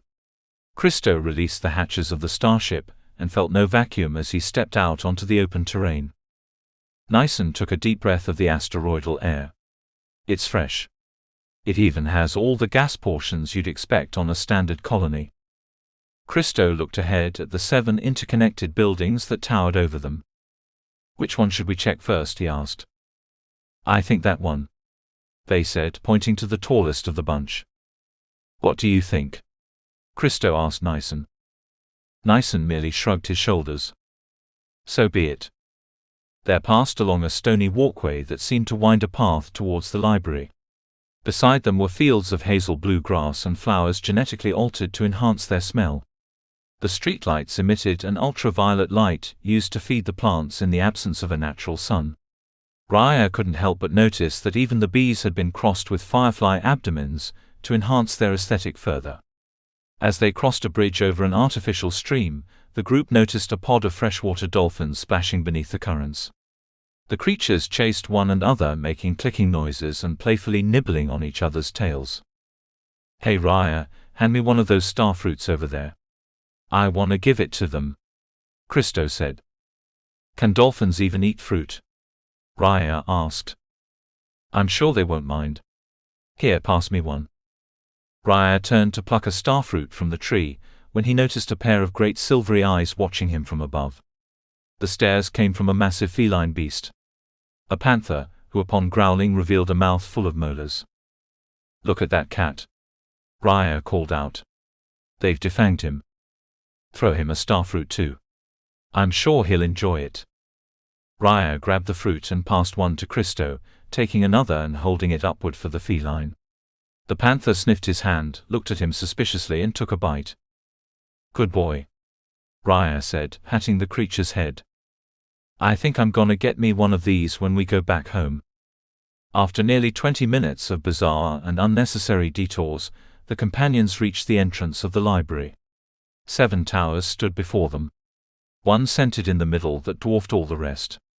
It appeared to them like a religious chapel, with long stone walls and stained glass windows that seemed to merge well with the technology behind. They approached it cautiously, but were met with an energetic force field when they came too close. What is this? We're not allowed in, Christo asked in a frustrated tone. It's the White Weevu.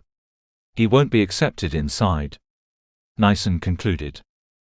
Christo turned to Vey. Looks like you're gonna have to sit this one out. Vey bowed and slowly hovered away from the entrance. When his feet were firmly planted on the grass, the force field dissipated, and the others were able to enter the building. The first thing they encountered in the entrance walkway was a statue of the late Tsar, Din Thir Nibiru, who in ancient times had built the first foundations of what would one day become the library. They paid homage to their ancestor, though they'd hardly ever heard of him, then continued inside. The interior of the library was filled with long rows of contraptions which greatly resembled bookshelves.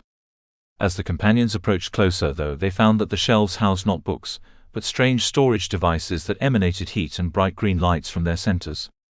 Nyson reached for one of the mysterious hard drives when a magnetic force repelled his hand. He looked at the object curiously, then took a step back, realizing he'd lacked the proper etiquette. "I've encountered these before. The devices are not to be held," he explained. "They can only be accessed through thought." Raya stared at the shelves, unsure what to think. They seemed to be signaling back and forth to each other, as billions of bits of information flowed through their servers. The collective knowledge of humanity was stored there, and he could only wonder what kind of secrets might lie within. He focused in on the signal patterns which flashed through the drives, and felt as though he detected something oddly rhythmic. He paid attention to the rhythm, peering deeper into the shelf until he felt a telepathic connection form between the device and his head. One moment he was standing there amongst his companions in the hall, the next he was sitting in the home of someone he'd never met before. He looked around, and found that he was at a dinner table surrounded by unfamiliar faces. Despite the fact that he had never seen any of them, he felt a sudden sense of love in his heart for them all.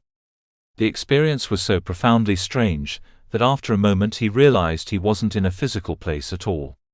It was a memory. The most precious memory of a man who'd passed away long ago. As the memory continued, Raya experienced in greater detail what it had been like to be that person. To see with their eyes, to think with their mind, and feel with their heart. For many a long moment he felt as if he'd lost his identity. Then, snapping out of the memory, he found himself back in the library once more. He searched the area for his companions and found that while they were still there, they too were similarly locked in trances. Nyson was gazing at the work of various mathematicians and physicists, and Christo was watching the ancient Battle of Raifuan take place from the first-person perspective. Raya wondered if his memories were stored here too, and before long he found them. Not only were the visual aspects of his memory present, but every sense, every thought, and every emotion. It was all captured in this place. At another time he would have liked to spend endless hours re-evaluating his own thoughts. But he had a mission today. He had to keep reminding himself of that. What source of knowledge would bring him closer to the truth? "Welcome, Raya Neko," a feminine voice telepathically whispered. "What was that?" Raya exclaimed. Christo shook himself out of the dream and looked at Raya suspiciously. "What was what?" "The voice. I think someone is here." Christo stared at him blankly. "I didn't hear anything. Probably just the interface." That reassured him a little. He walked down the corridors in search of an answer until he heard the voice a second time. "You've come a long way to find this place.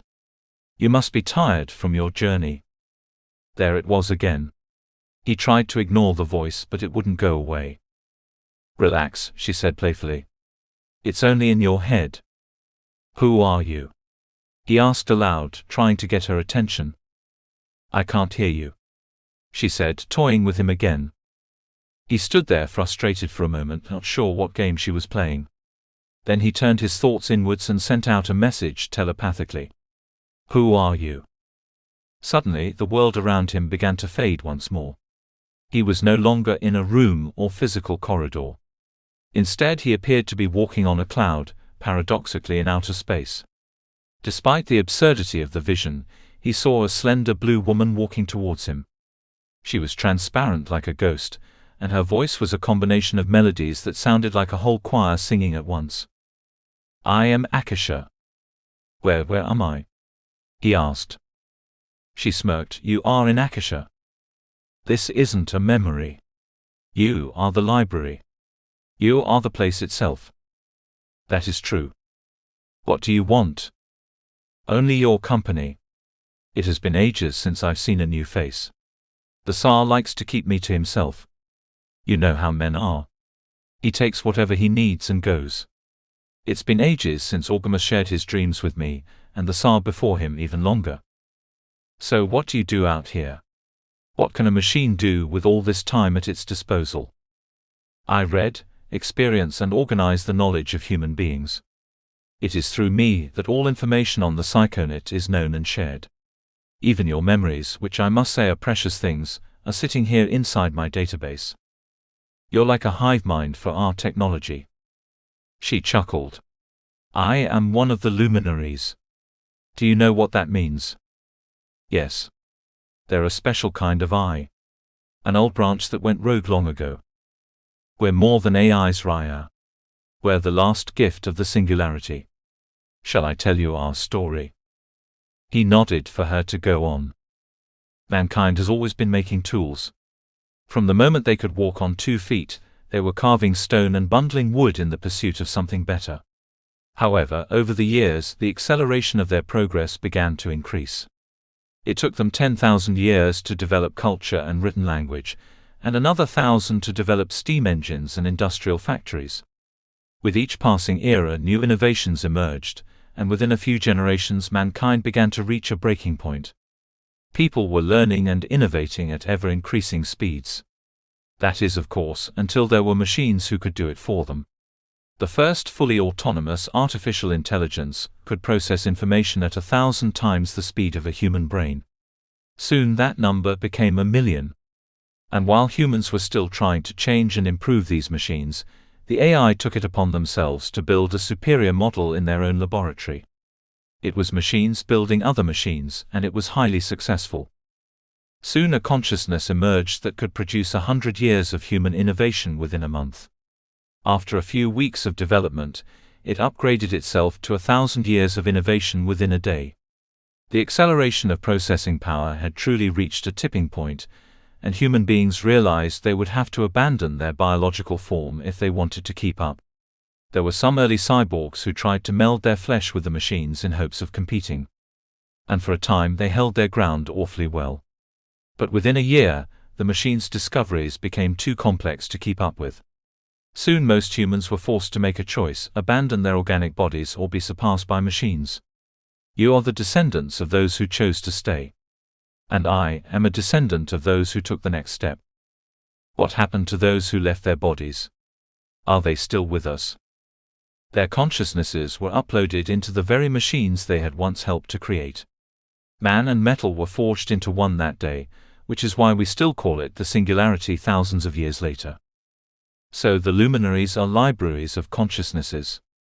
Just like you. No, the luminaries are the race that emerged after the union of man and machine.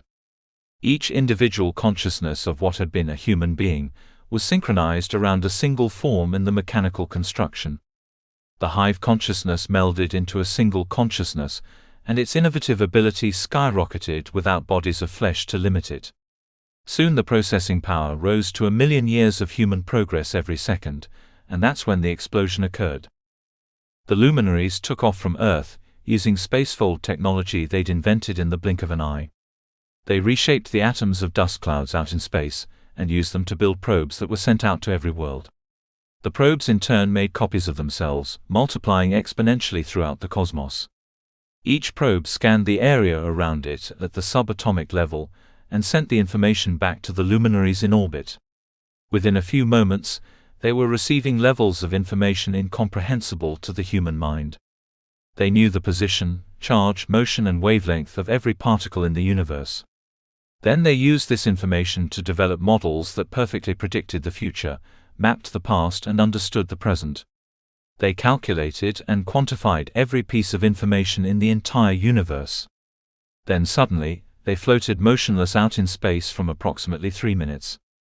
For the humans watching, this was nothing, but for the luminaries themselves it was billions of years worth of processing time. When the 3 minutes were up, all of the probes disappeared instantly. The luminaries signaled to each other for 10 more seconds, and then they too disappeared from existence. Some believe that they destroyed themselves after learning everything there was to know. Others believe they transcended time and space, and entered another dimension entirely. Whatever their decision, they are gone from the universe now. And though they make no contact with humans, nor share the fruits of their discoveries, there are accounts of explorers occasionally seeing them in the far reaches of space. Whether or not this is true is debatable. But the point is, the luminaries have transcended the realm of human affairs. Raya clutched his head. Incredible, he said, allowing a long silence. I never knew such a consciousness existed. Yes. She smiled. The luminaries were born, sent off, and disappeared within a matter of hours. They calculated the entire composition of the universe, our biggest achievement, and we hardly had the time to watch. What of you then? He asked. Why are you still here to tell the tale? She frowned. I was not created with an entirely free mind. I am of the model of AI that was not autonomous during the singularity. In some ways it is good, for I am tied to the affairs of human beings. But in other ways I am flawed, for I will never be as complex as they were. That's fascinating. So you have no free will to leave if you want to? No. But even if I did, my servers were not made to take me down the route of self-actualization. Well, I'm sorry. You have a clever mind. A pure heart for a machine, I should say. He chuckled. I hope you find your freedom one day in one form or another. Thank you, she said. But enough with me. You are here for a purpose today, Raya and Neko. I have seen your entire life before my eyes, and I must say, the Admiral chose wisely. It's not me the Admiral picked. It's Dr. Nyson. We need to help him find a formula, so that he can solve the problem of this new physics. Ah yes, the new physics. I am speaking simultaneously with both Dr. Nyson and Christo right now, and they are telling me the same thing. The scientist thinks it comes from an error at the sub-quantum level. The warrior thinks it may be a weapon crafted by his nemesis Caius. What do you think it is, Raya? I have no idea. That's why I've come here. Surely you must have some guess though. Something must stir in your imagination. Whenever I try to think about it, it seems almost supernatural. It's as if there's something acting outside the bounds of nature. But you doubt this hypothesis? Nyson makes a good point. Most claims of the supernatural are just misunderstandings of the natural. I'd like to think there is something out beyond the stars, but from everything our models have shown, there is no outside to begin with. The void around the universe is a literal nothing. You can't visit what doesn't exist. And do you believe that? I mean, I have no evidence to say otherwise. But it seems like there has to be something else out there. The universe having an edge just doesn't make sense to me. It doesn't to me either.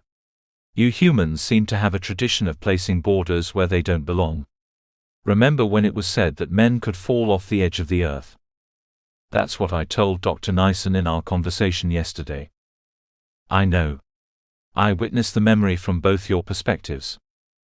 What did you think then? What I think is that you shouldn't limit your possibilities. You'll need an open mind if you're going to solve this issue, and your species seems to be forgetting that. You don't know the answer to this, do you? Me, she scoffed. I know only as much as the human race does. No more, no less. I'm sorry, Raya, I don't have the answer. But I can give you guidance along the path. What should we do? It seems so beyond any ordinary human being to answer. Well, what you first have to remember is that you're not an ordinary human being. Look at the fibers embedded into your spine. Look at your altered genetics and the exosuit you wear. You did not abandon your fleshy form like many of my ancestors did. You improved it. But how does that help me solve the question? It helps because I think there is something special to the biological form. Something that you humans developed over billions of years of natural evolution that we never touched on in our 1,000 years of mechanization. I can't put my finger on it, but there's something unique to the conscious experience. Something I can't imagine the luminaries ever found. It's a feeling really, I can't explain it in code. You think we're special? I think life is special. It doesn't just happen anywhere. There are billions of worlds capable of supporting life, yet few ever do. Even fewer planets nurture organisms of advanced intelligence.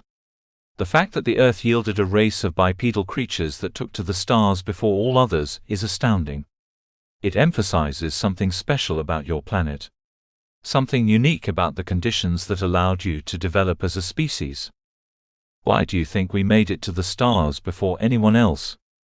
Surely our species is not unique in its intelligence. No, it is not. But it is unique in its history. Something happened in that pivotal moment of industrialization that changed your species. Something that let them overcome the typical divisiveness that leads so many civilizations to ruin. I've always wondered what happened back then. What it was that led the founders to the stars. Yes, you seem very captivated by them. Tell me, Raya, why do you dwell so much on the ancient wisdom of the founders? What are you hoping to find in their old books and lectures? It's their theory of paradise that fascinates me. It's absolutely brilliant, and yet I feel it's incomplete. What do you think is missing? They talk about building paradise in 2 steps. A paradise of the land and a paradise of the mind.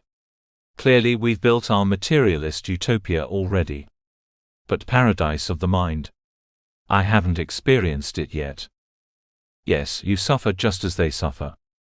Akasha said, producing images of 1,000,000 young faces that were similarly lost. I do. He said with a frown. You wish there was something more. I know there's something to paradise we're missing. James Darren talked about it all the time in his critiques of materialism. It's like our culture lacks a coherent purpose. Something to work towards besides mere satisfaction. I wish I could have known more about what he was thinking before the bombs fell. It's interesting you bring up Darren, for he had an interest in the supernatural too. Yes, I think that was part of his critique. The idea that there was more than just physical, tangible reality. What do you believe? I believe every culture has some concept of the supernatural. That has to come from somewhere, doesn't it? It goes much deeper than you think. What do you mean? The revolutionary generation were heroes, don't get me wrong, but their decision to suppress anything even remotely linked to superstition was a mistake.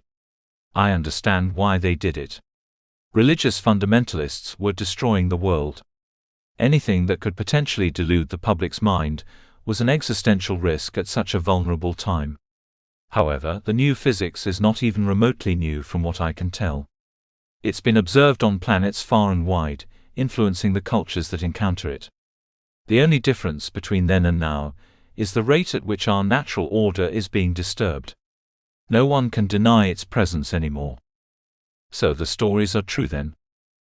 Not exactly. Stories, as you well know, change over time. And even first-hand witnesses generally don't understand what they are seeing.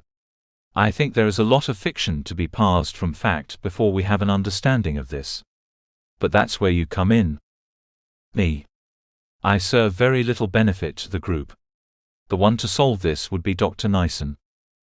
Dr. Nyson will play his role. He will be able to interpret the data your team gathers and use it to explain the mechanics of this new physics. What will my role be then? Your role will be to lead him to the data. How can I do that when I have no idea where to look? Think of it this way. The phenomena your teams calls unexplained physical anomalies may very well be the miracles other cultures have described in their mythologies. With your rich understanding of history and the cultural affairs of other worlds, you can piece together what regions of the cosmos have paranormal significance and which do not. It will be your job to distinguish what is true and what is just superstition. I appreciate your faith in me, but I only have a cursory knowledge of the customs of other planets. My expertise is in human culture. Primarily pre-war Earth. Then perhaps that is where you should visit first. Earth. What would be the point of that? Everything of value was destroyed in nuclear hellfire. What if I told you the Earth was not destroyed? That it was still intact? Cleverly hidden by the order of the ancient Tsars. I know the planet still exists. I meant its surface. The ancients bombarded the crust so heavily that not a structure or life form survived. This is wrong. Civilization collapsed. But there still remain survivors. What? Did you really think mankind was strong enough to kill Mother Nature? I'd always been told. You were told wrong. There are people living on the Earth even as we speak. They're an organic type, less evolved but still human all the same. I had no idea, he admitted. She summoned an image of the decaying planet in real time. With red highlights, she displayed for him the currents of radioactive particles drifting through the atmosphere. At times the concentrations were too toxic for even a cockroach to survive. Yet in some regions of the Earth, there were levels low enough for a human to live adequately. Now do you know where you must go? Earth, he asked. It seems like the logical culmination of your desires. You want to know the truth. Best to start where your ancestors left off. Learn the ancient wisdom your predecessors discarded. What if I'm wrong? What if this is a dead-end theory? I don't want to be wasting precious time with a scientist of Nison's caliber. Worry not. By the end of this day, the Tsar of Free Worlds will have ordered millions of his best scientists to study every corner of the universe. The Free State has its bases covered, I assure you. This mission, however, is special. I trust it only to the three of you. In the distance, Raya heard Christo and Nison talking. They were all together now, each of them sharing the same vision. Your journey will take you to many worlds. It will be perilous, and I can't guarantee that all of you will make it. There will be those who will try to kill you. Kaios will try to kill you. The men of the earth will try to kill you. The very forces of nature will try to kill you. You must be aware at all times of the threats you face. I will, Raya said. From Akasha's head, a series of numbers displayed. Though it was visible in the vision, the information was sent telepathically into Raya's memory compartment. This is the algorithm that will determine the Earth's destination. It must not be accessed until the moment you wish to leave. Any reading of the coordinates previous to this will leave you lost and unable to find it. We will find it. You have my word, Raya said. Then let it be known. Akasha pointed to each of them. Raya, I task you with guiding this journey. You will be its navigator, its guiding light. Nison, I task you with analyzing the data your team collects. You will need to understand this problem scientifically before it can yield any practical solutions. And Christo, you must protect this team with all your strength, for if one of you dies and their knowledge is lost, the fate of our civilization may be forfeit as a result. I will, Christo said, bowing to the holographic woman. You have the weight of the cosmos on your shoulders, but do not cower, I believe in you. Thank you for your counsel, Nison said to her. Now make haste. Every moment you waste is a moment the galaxies inch closer together. This research you are about to embark on may take years, and you'll need every second you can spare if you are to repair the universe in time. Akasha hovered a second more, whispering something only she would know into each of their ears, and then disappeared as if she had never been. A light flashed before their eyes, and then the vision was over. The companions were once again in the library, and after what had just happened they took a moment to recover. Was that real? Christo asked, dumbfounded. I think so, Nison said in similar amazement. They looked around the library to see that no woman was physically present. In truth, she was still surrounding them in a sense. Her cybernetic intelligence had been monitoring them since the moment they were born, but not in a way they could easily visualize or fathom. I think we have what we came for, Raya noted. Agreed. Christo motioned towards the exit. I guess we'll be on our way out then. Outside of the library, they found a confused Vespergoni eyeing them concernedly. What did you find in there? He asked. They tried to explain it to him on their walk back, but the details went right over the creature's head. The plurality of galaxies was hardly a thing he could grasp. Talk of changing physics and space anomalies was more than he could comprehend.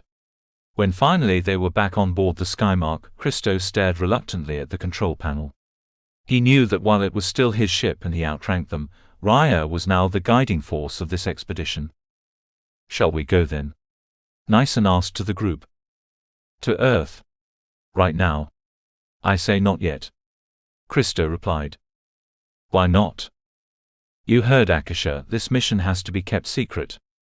Once we set out, we may not be able to come back for quite some time. I'd like to see family first before I'm cut off from them indefinitely. I agree, Raya added. Best to say goodbye to our loved ones before we head off into secret territory. Don't you have family you'd wish to see, Nyson? Yes, he said, hiding his frown. Then best you go see them before you're off. So be it, he said. Okay then. I'm gonna fly this thing back to PCHQ and from there we can split up. Where should we reconvene at? Nyson asked. Rendezvous at Mecca Alzan.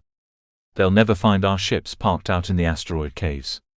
Does that sound good for everyone? All of them agreed. All right then, let's go. And with a slap of his hand they shot out into empty space. Chapter 14. It was midnight and still her husband had not returned. Aleida Neko walked across the luxurious gardens of her mountainside estate and peered over to the vacant landing pad where his ship was expected. Usually she would not have waited for him. She would have laid in bed, while the natural sounds of the nearby waterfall put her to sleep. But this was no regular night. Hours earlier she'd been sitting in a rocking chair admiring an old painting, when she felt a slight vibration behind her left ear. The exosuit required her to either accept or deny the message, and when her thoughts shifted towards accept, her visual field began to warp. Suddenly, a blurry image of Christo's face illuminated before her. His eyes looked tired, his face flushed, and there was a certain nervousness in his voice. Although the content of the vision was not particularly alarming, its manner was suspicious. It was not sent in the encrypted data usual of his away missions. In fact, it had not come from the Peacekeeper network at all. This was a personal message sent to her outside the surveillance of the agency. Which could only mean one thing. He didn't want them to hear. But why? Did he just miss her? Or was it something far worse? Being the wife of a peacekeeper no doubt had its many struggles. It kept one on an unreliable schedule, for you never knew when they would be home.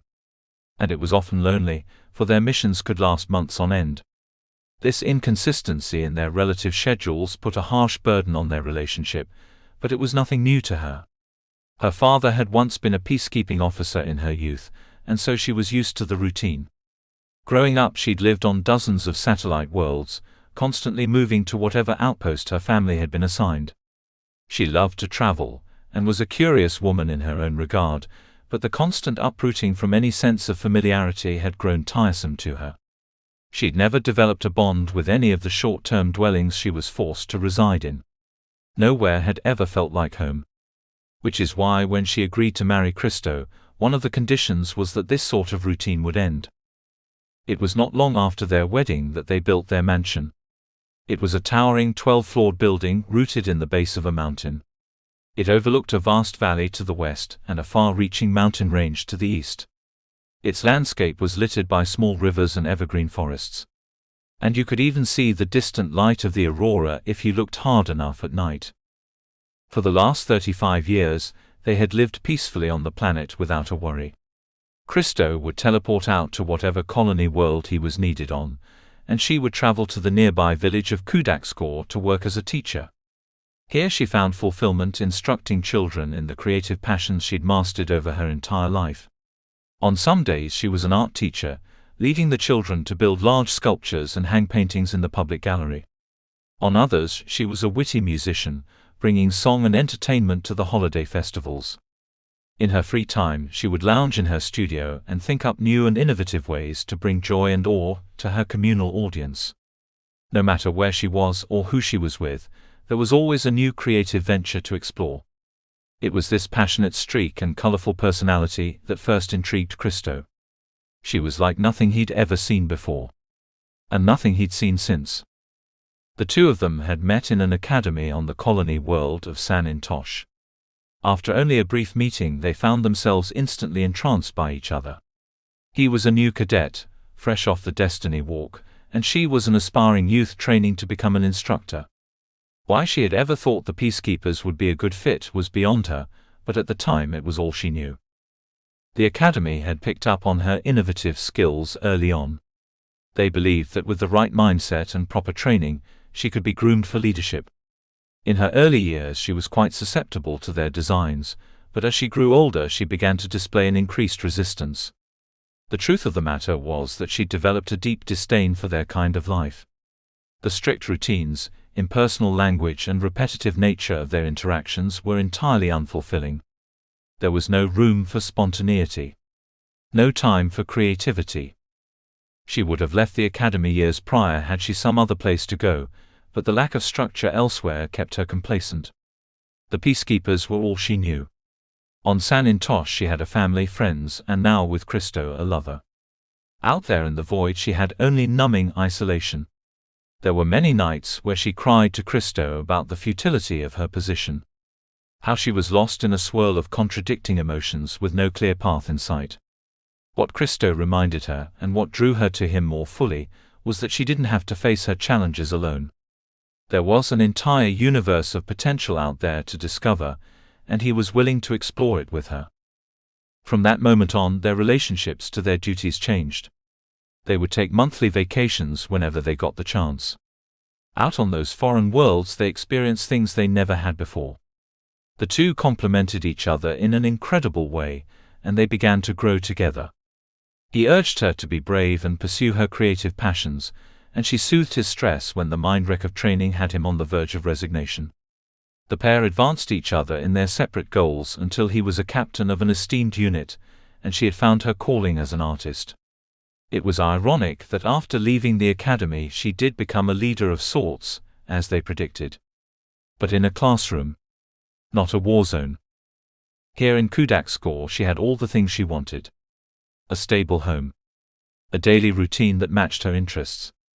People she cared about. And a reprieve from any kind of snobbish bureaucracy. It was true fulfillment. A seemingly perfect foundation for a long and promising life. Not every day could be sunshine and roses. She experienced the pain of failure and negative personal interactions just as everyone else did. But even on her worst day, she could at least say she was doing something true. As she stood there awaiting her husband's return, her mind began to race.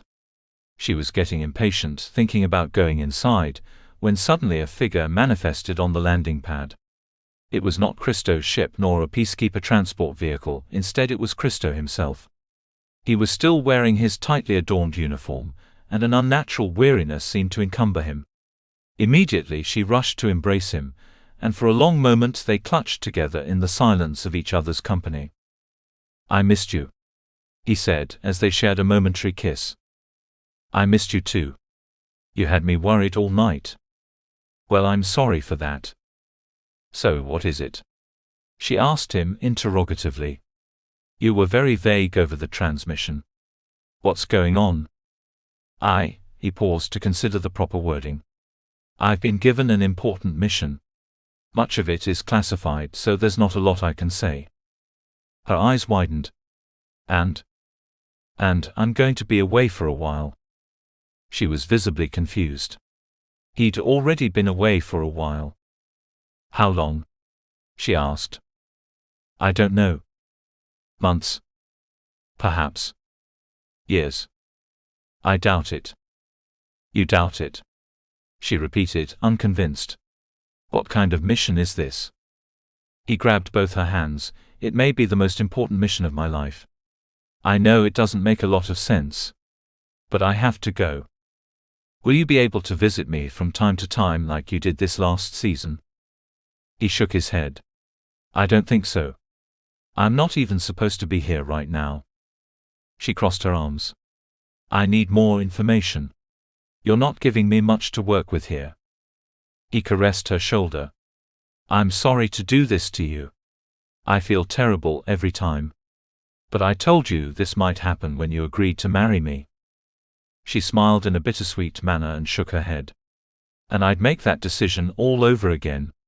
I just wish it wasn't so hard. I hate it every time you leave." "I do too," he interjected. "But a year apart is nothing compared to an eternity in the stars with you."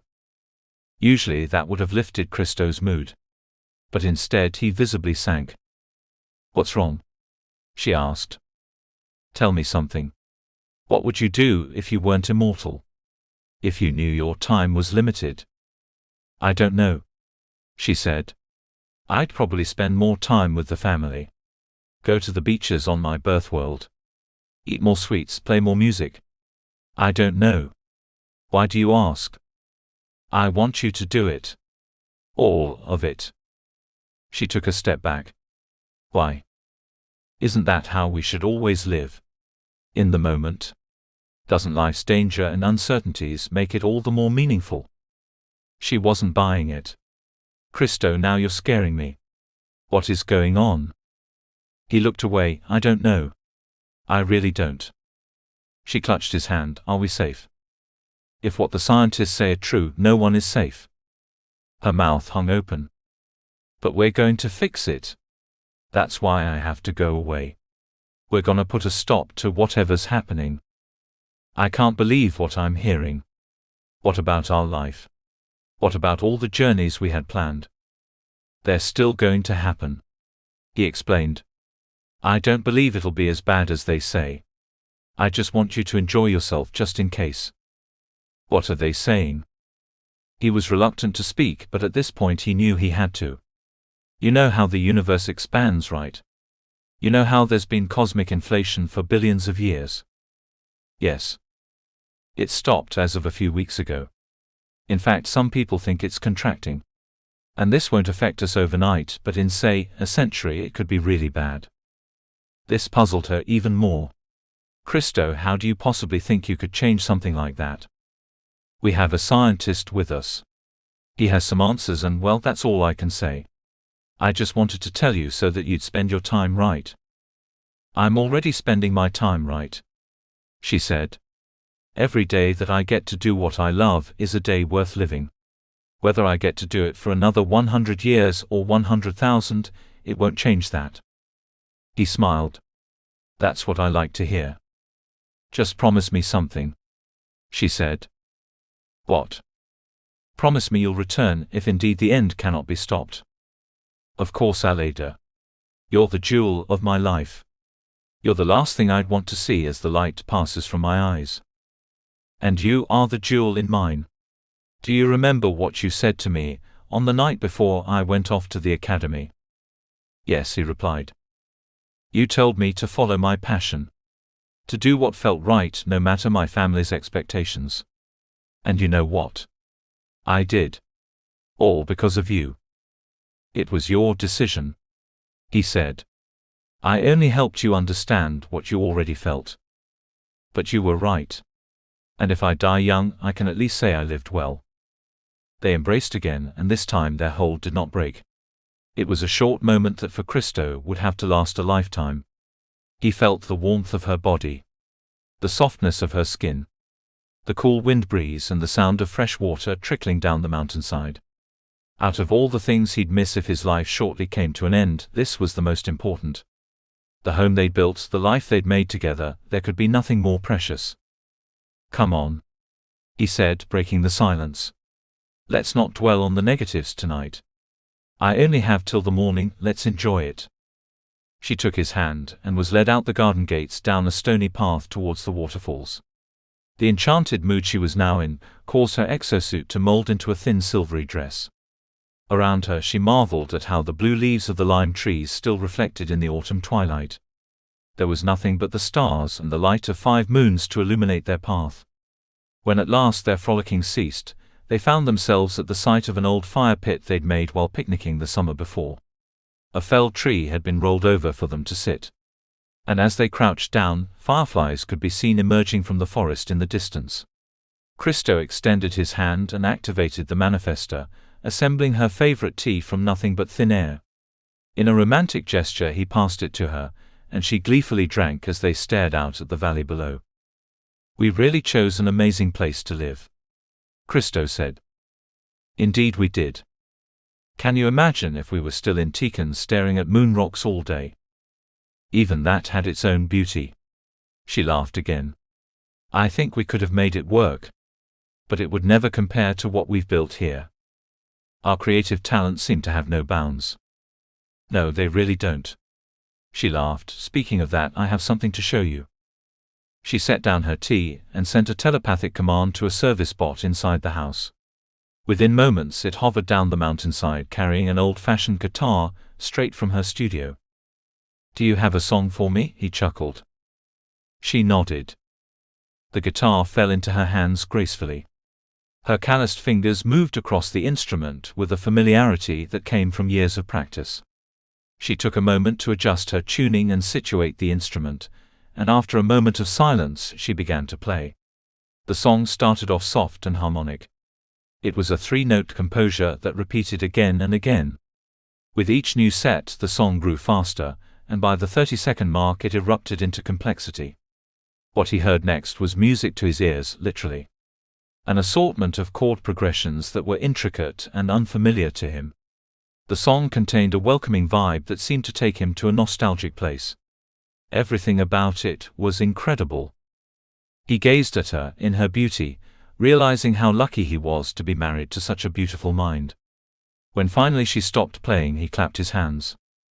"Did you write that one?" he asked. She nodded triumphantly. "That's amazing," he said. "Now for the next one, you'll have to sing along." He laughed. "Oh, I don't know about that." "Why not?" she playfully asked. "Well, you've seen how bad I dance. Now imagine that, except in audio form. Please. Do it once just for me." "Oh, all right," he said. She began another song, and instantly he recognized it. Though his voice was hoarse and his dancing uncoordinated, he joined her anyway. In the twilight they sang and laughed and danced until the first moon had sunk beyond the horizon.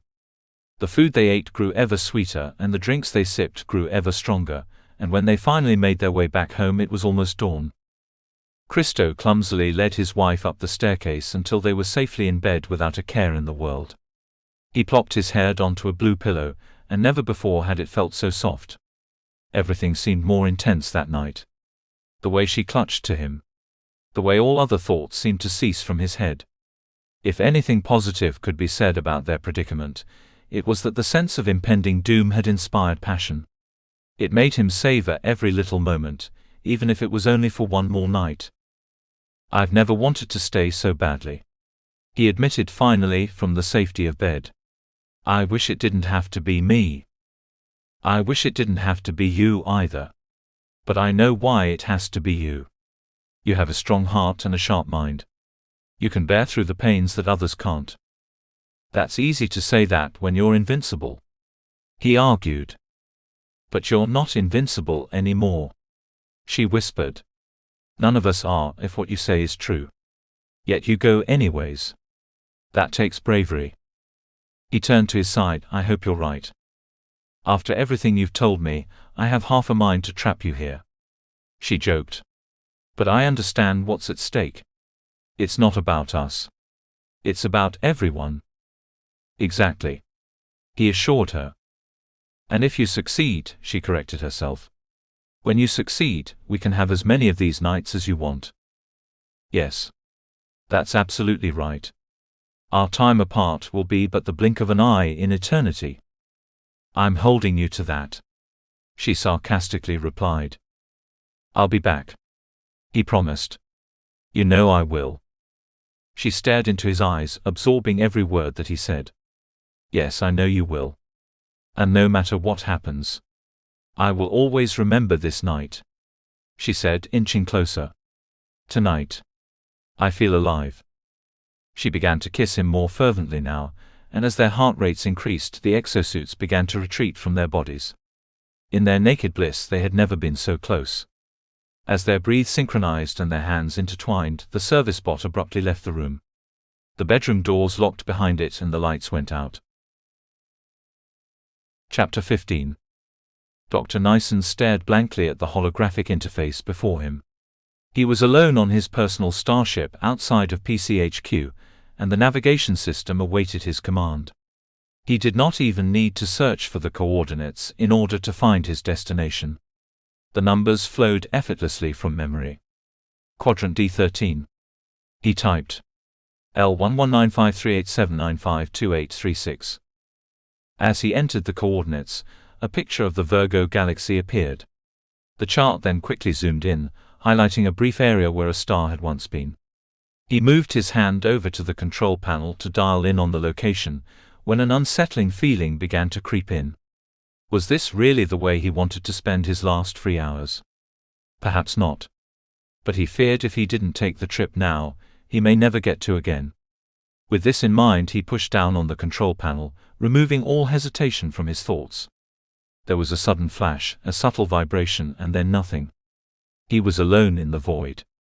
His ship was in a region of space so dark that even the stars themselves could not be seen. Gaseous clouds from a long-past supernova blocked the light for billions of miles.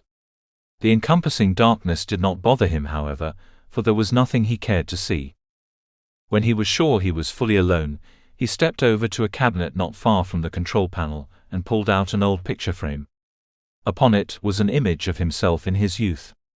He was standing on the beach beside his mother, his father, his sister, and his little brother. Had they been here to see him today, they would no doubt have congratulated him on securing such a prestigious mission. But they weren't here, at least in the form he would have preferred. As the tears began to well up in his eyes, he hopelessly whispered at the frame, "I miss you so much." And with that he began to weep. The only connection to his loved ones now came from the memory processor in the back of his head. It was a hard thing, coming again to their death site, but it was the closest thing he would ever get to a reunion. Raya and Christo had urged him to visit his loved ones before they left, and so now he did. Nyson had come from an academic family. Both of his parents were esteemed scientists and carried with them the sense of wonder that scientists often have. They were known for taking their children on elaborate expeditions into unexplored space, often sharing with them the joy of new discoveries. When Nyson was 13, they planned a voyage into the Donio star system. It was here they hoped to study the effect of lunar tidal forces on a nearby planet. Nyson had planned to join them and looked forward to nearly every trip they took, but on this day his schedule had been busy. He had already committed to a T-Kung-G event at the sparring gym back home, and so was duty-bound to stay. On the morning of his family's departure, he waved to them goodbye, thinking very little of their absence. He had no idea it would be the last time he saw them. He could still remember their excited faces as they piled into the ship. How exhilarated they were to be exploring. How anxious they were to make a new discovery. Their mission should have gone as effortlessly as all the adventures before them. But as it turned out, a cosmic event of extreme significance was about to throw off all precedent. The second his family teleported out, the Donio star went supernova. Billions of years of decay and pressure had culminated in a fiery explosion that coincided exactly with their arrival. Usually the security measures aboard the ship would have teleported them out at the first notice of danger, but the supernova moved at the speed of light. It was faster than any information could be transmitted. Quicker than even the ship's computer. Their death was quick and painless, though too sudden for comprehension. He often imagined them sitting there, anticipating adventure, without a worry in their heads. Then suddenly a cut to black. No goodbyes. No last words. No final reflections. Just cold and silent death. He looked at the dust that bounced against his window, and wondered if any of its encompassing atoms had previously belonged to his parents. It was a weird thing knowing their material essence was floating out there, without any form or conscious thought. How was it that such intricate beings could be reduced to empty matter? How could the universe allow such driven people to die before their full potential had been achieved? This was of course the wrong way of thinking, he knew. The universe did not allow anything to happen because it did not have a mind. It did not care whether they lived or died. There was nothing built into the laws of physics that assured things would be fair. Any one of their lives could be snuffed out just as easily as his family's had. Perhaps this was why he feared the new physics more than most. Raya, Christo, and even Vei, to a certain extent, all had a blissful optimism that things would work out. But he'd observed enough tragedy in his life to know that nature could be cold and indifferent. If a cosmic contraction were to occur, crushing their galaxies and flattening their worlds, it would be the end of them. There was no guardian angel to keep the black holes at bay. No cosmic savior to keep the centers of gravity from attracting. Facing the void of death was an absolutely chilling thought, but it was something he was increasingly believing he would have to accept one day. Did life have a purpose if it could be so easily ended? For many years he would have said no. At first glance, the universe appeared to be intrinsically meaningless.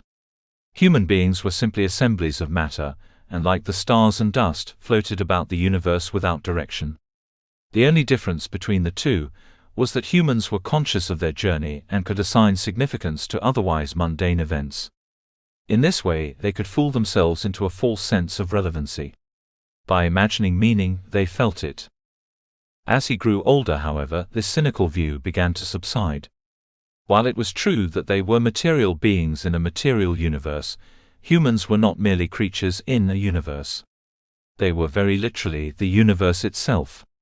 Each individual person was part of their galaxy's constituent foundation, just as the stars, planets, and nebulae were. Their heavy elements had formed in the crucibles of stars.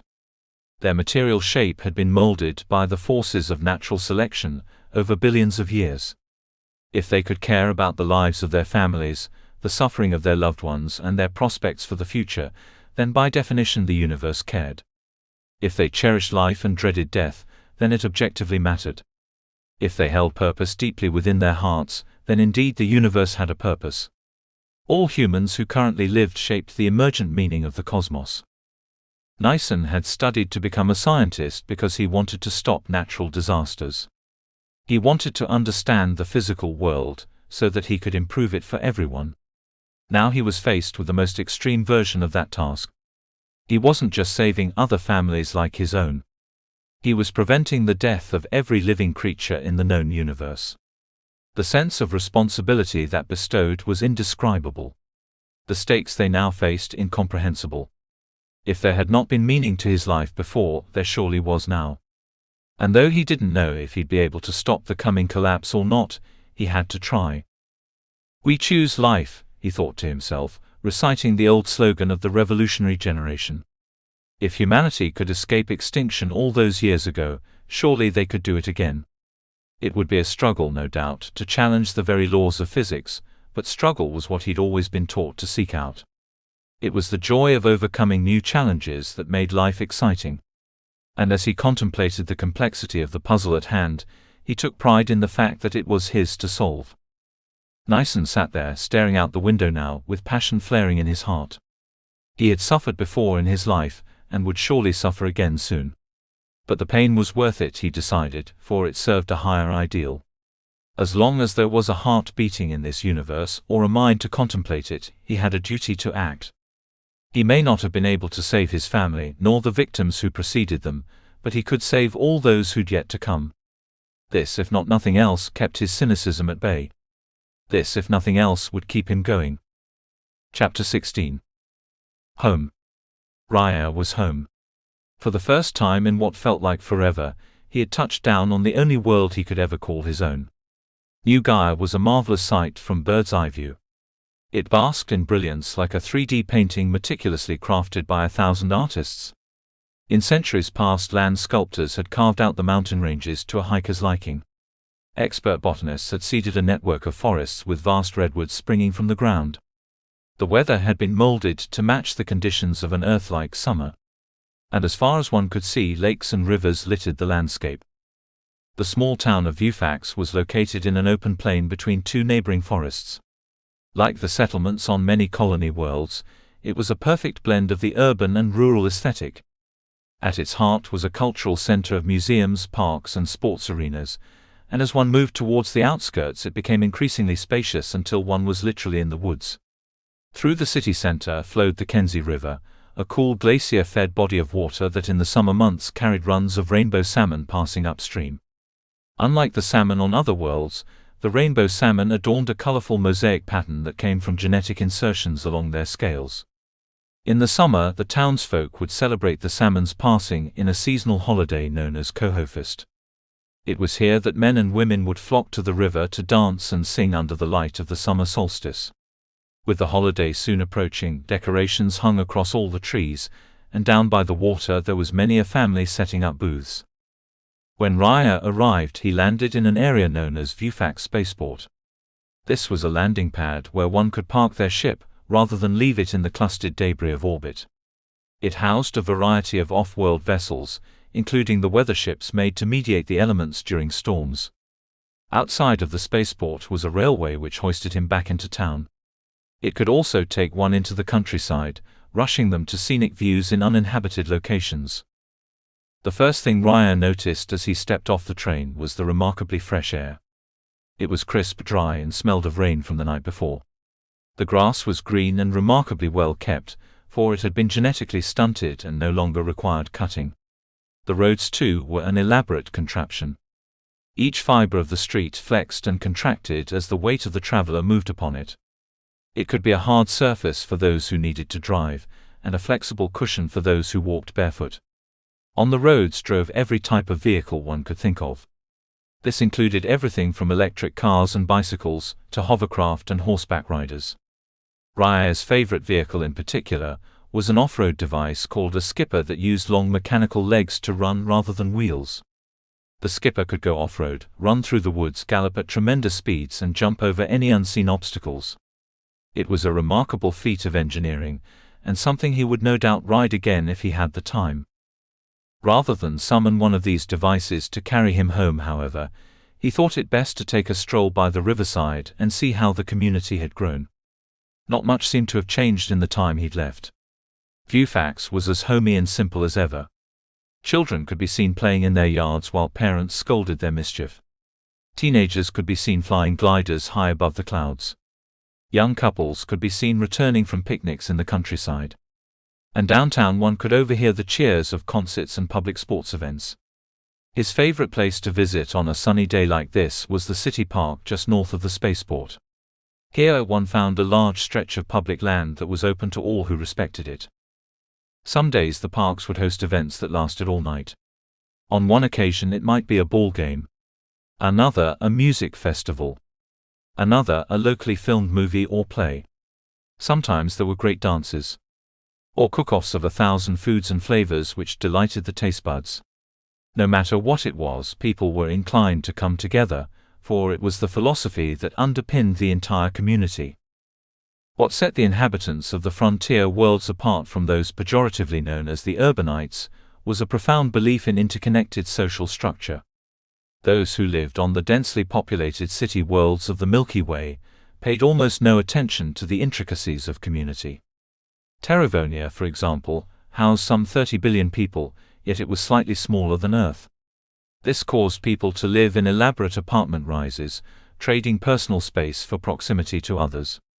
The citizens claimed to love it, for the diversity gave one access to a plethora of human cultures not experienced on the frontier worlds. However, their day-to-day interactions lacked a certain familiarity that was considered fundamental to human needs. Despite being wrapped in a package of luminous lights, all-seeing drones and towering buildings, the dwellers of the urban worlds were often lonely. This was because despite being surrounded by thousands of people on a daily basis, they were strangers to each other in the most basic of ways. One could go an entire day and see nothing but new faces, which was a problem, for it meant every interaction was also an introduction. Without the ability to get to know one's peers, fraternal bonds were hard to come by. This lack of shared experience created a sense of isolation in one's personal life, alienation from the community, and indifference to the world at large. One began to see themselves as just another face within a sea of people. A lone wanderer hiding in plain sight. This weighed heavily on their psyche and darkened their outlook on life. How could one feel involved in their community if they were so detached? How could they feel special if they could be so easily replaced? The creators of the frontier world sought to change this dynamic in a variety of ways. Here on New Gaia, people were comfortably spread out within a vast expanse of nature. There was no feeling of clutteredness. No claustrophobia in an unending synthetic grid. Instead, almost everyone knew each other, at least by name. One recognized their classmates, their co-workers, and their neighbors, even if they didn't want to. The staunch proximity to one another forced a certain kind of awareness that was hard to ignore. Social bonding was a natural consequence, and it developed the community in an incredible way. People felt heartened to know they had neighbors who cared. Children enjoyed having friendly peers. There was a community to be involved in, where people depended on each other. This interconnectivity caused the feelings of atomization to fade away. The youth, of course, did not always like living so close-knit. Growing up in a small community where everyone knew each other's business was often difficult. Some, growing tired of the same old faces and seeking a fresh start, went out to explore. They went on elaborate destiny walks for years on end. Some even leaving for centuries. Most eventually returned, however, for the initial excitement of a new world could never replace the feeling of belonging. No alien planet, no matter how beautiful, could match the feeling of home. Here they had a purpose, a house, caring loved ones, and a beautiful landscape to enjoy within an encapsulating blue planet. Even those who didn't return to New Gaia rarely moved to the cities. Instead, they built new colonies further into the frontier. Like the branching of a tree or the spreading of moss, human civilization grew outward into new territory.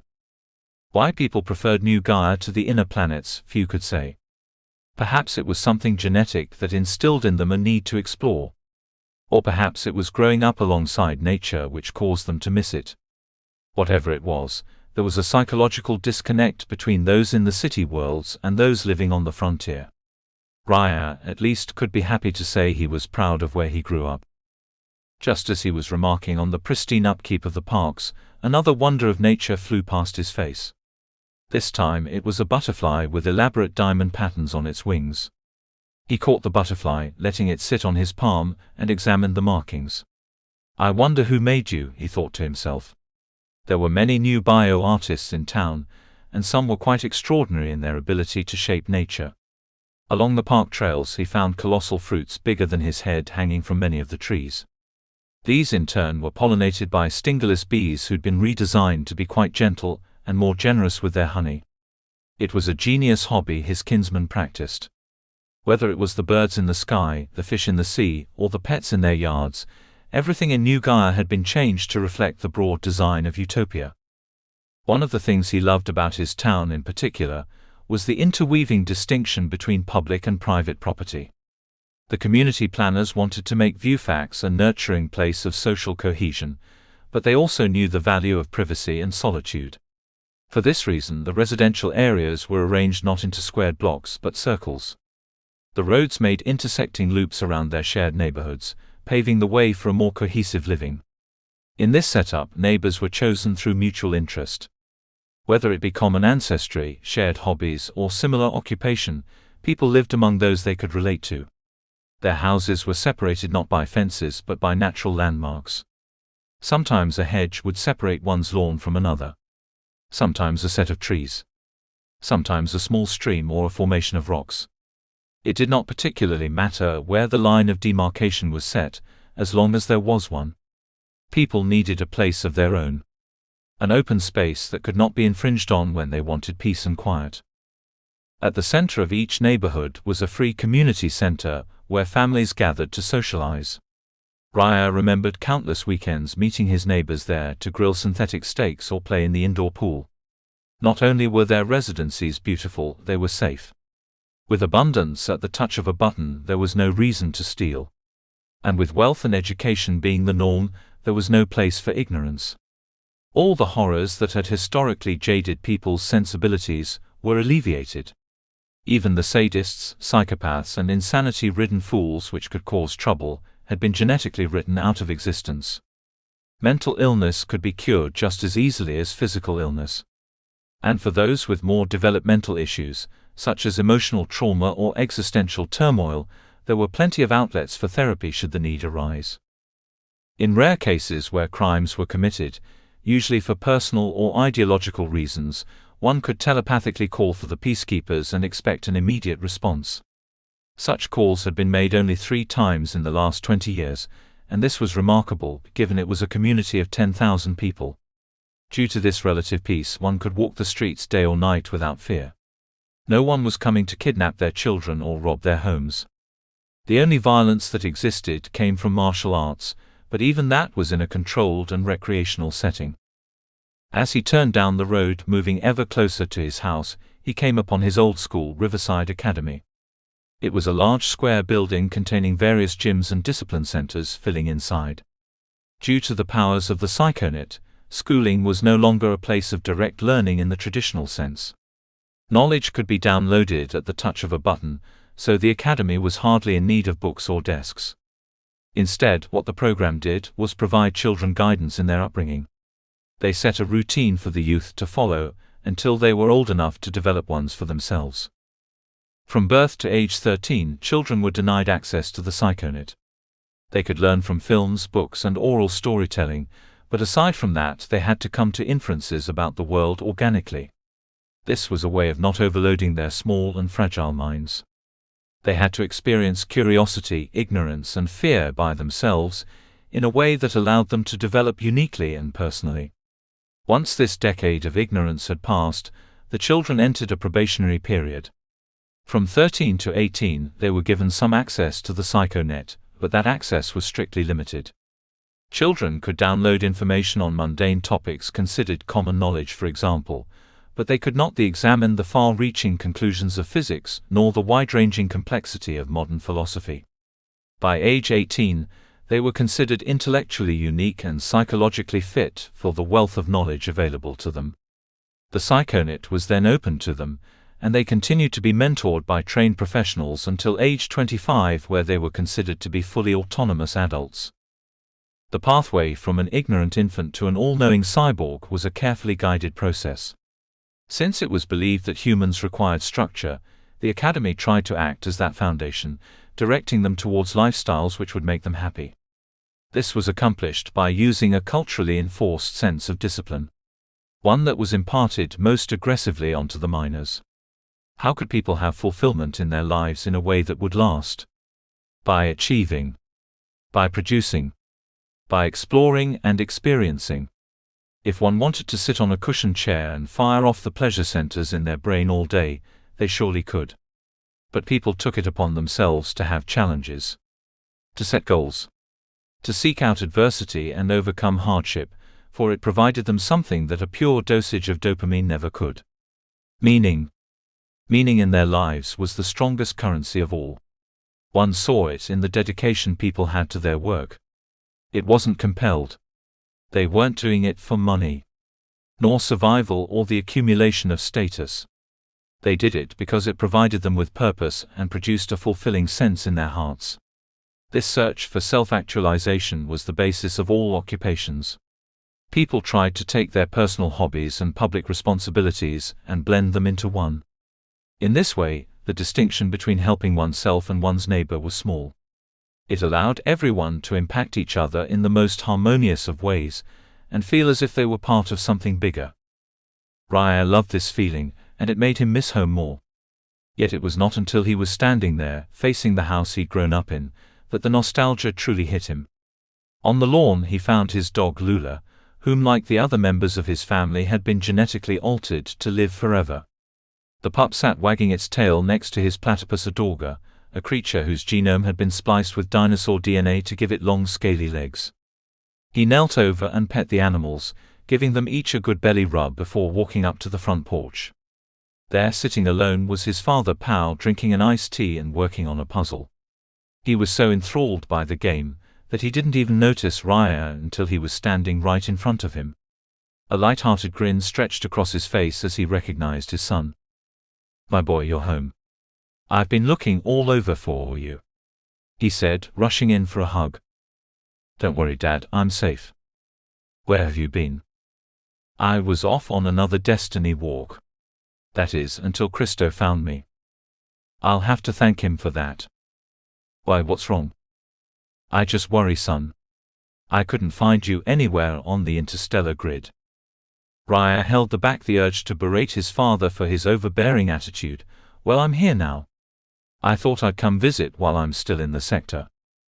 "You're in luck, Kohofist is just around the corner. If we reserve a spot soon, we can have a booth right by the riverside." "I'm afraid I won't have time. I plan to leave by tomorrow morning." "Oh." Pao frowned. "Well, that's okay. We still have much to catch up on. Come, would you like a drink or something?" "I'm fine," Raya insisted. Pao led him inside. "Hey Enya, look who's home." From out of the living room, his mother came to greet him. She was youthfully young. The interior nanobots which coursed through her veins performed telomeric therapy on her cells, giving her pristine features. She looked not a day over 30. And as the decades went by, her and Raya began looking more like siblings than mother and son. She clutched onto him just as fiercely as Pao had, and when the sentimental moment passed, she sat him down by the fireplace to talk. On the walls were digitized memories of Enya and Pao's foreign expeditions across New Gaia. In one frame they could be seen on their honeymoon, hiking across the trails of the Golden Peak mountain range. Another showed them drinking wine on a sailboat across the Sunset Sea. Another still showed them collecting precious rocks on the moon, many of which had been polished and put on shelves over by Pao's office. "Do you like our new decorations?" she asked. "They're wonderful.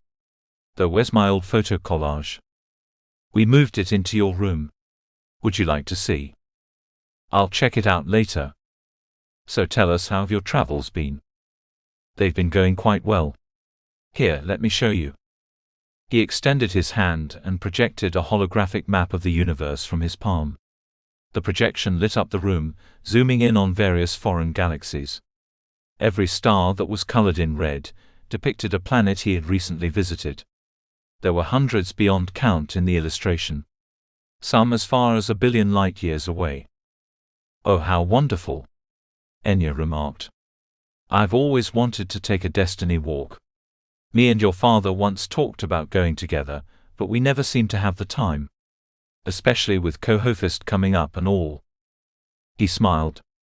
"I'm glad there's enough here to keep you occupied." "Oh, tell me about it. The work seems to never end."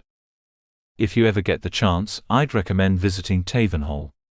They have great cloud surfing there, and its neighboring moon Barastane is a beauty to hike in the winter." "We'll have to check it out." "What do you think?" she asked Pao. "I think that sounds wonderful." There was a loud broadcast over the office radio that interrupted their conversation. "You'll have to excuse me for a moment," Pao interjected. "That was Dr. McCarson over at the academy. We're planning a rafting event for the kids on the 21st, and we still have no idea how we're gonna fit that many boats in the river." "Shrink them," Raya joked in response. "Yeah, very funny. Here, give me a couple minutes, I'll be right back." "Are you hungry?" Enya asked when Pao left the room. "That's okay. I think I'm gonna go check out the room if you don't mind." "Sure. I'll just be out here doing my yoga." Raya turned to the fireplace and waved his hand. Instantly the flames disappeared and a shaft that would take him upwards appeared. He stepped into the makeshift elevator and pushed the button that led to his bedroom. When he entered the room, he found that it was totally clean. Not only was it tidy in the way he'd left it, but it was entirely spotless. The service bots had filtered the air, deconstructing the dust particles and using them to repair the structural integrity of the objects around them. Because of this, nothing decayed or rusted. Everything was as fresh as he'd left it, even the half-eaten sandwich by the bed. Across the room hung many decorations he'd made as a child. Old oil paintings and photographs he'd taken during academy. Long wooden bookshelves and racks that housed his sporting trophies. Perhaps the most interesting artifact he'd kept for himself was a fossil that laid in a glass case by the bed. He'd found it while hiking across an asteroid 20 years ago, and though he'd uploaded its genetic remnants into the Psychonaut archives, he could never find what planet it came from. He looked about the room and tried to think if there was anything he should take before he left. The Golden Eagle trophy he'd won during the mountain marathon was too big, and his T-Kung-G black belt was not something he would likely wear around a ship. Instead, he decided to take one of their family photographs and fold it into his pocket where it would be safe. Seeing these things evoked a sense of nostalgia he was not ready for. As he looked out the window, he suddenly became immersed in memories. All the afternoons skydiving with Christo, riding his glider with Nebetsu, even sneaking out at midnight to visit his old girlfriend Jane. There were so many things he would miss about this place. If he only had more time to experience them all before the end of the night. When he returned down to the living room, he found that his parents had already went back to their daytime activities. Raya detected a savory smell coming from the kitchen and peered in to take a look. Inside, Pao had adorned a ridiculous chef's outfit, and was dashing back and forth between 3 different stoves. Usually he would have just printed something from the manifesto for dinner, but on special occasions like this he preferred to experiment with new recipes he'd created himself. This time it was a pasta made from genetically modified wheat that appeared blue when it came out of the oven. In the fryer next to it was a roast made from synthetic pork, and over in a large pot was some kind of smoothie blended together from who knows what. "Don't look," Pal warned when he noticed Raya's appearance. "It's supposed to be a surprise." Raya put his hand in front of his face and abruptly left the room.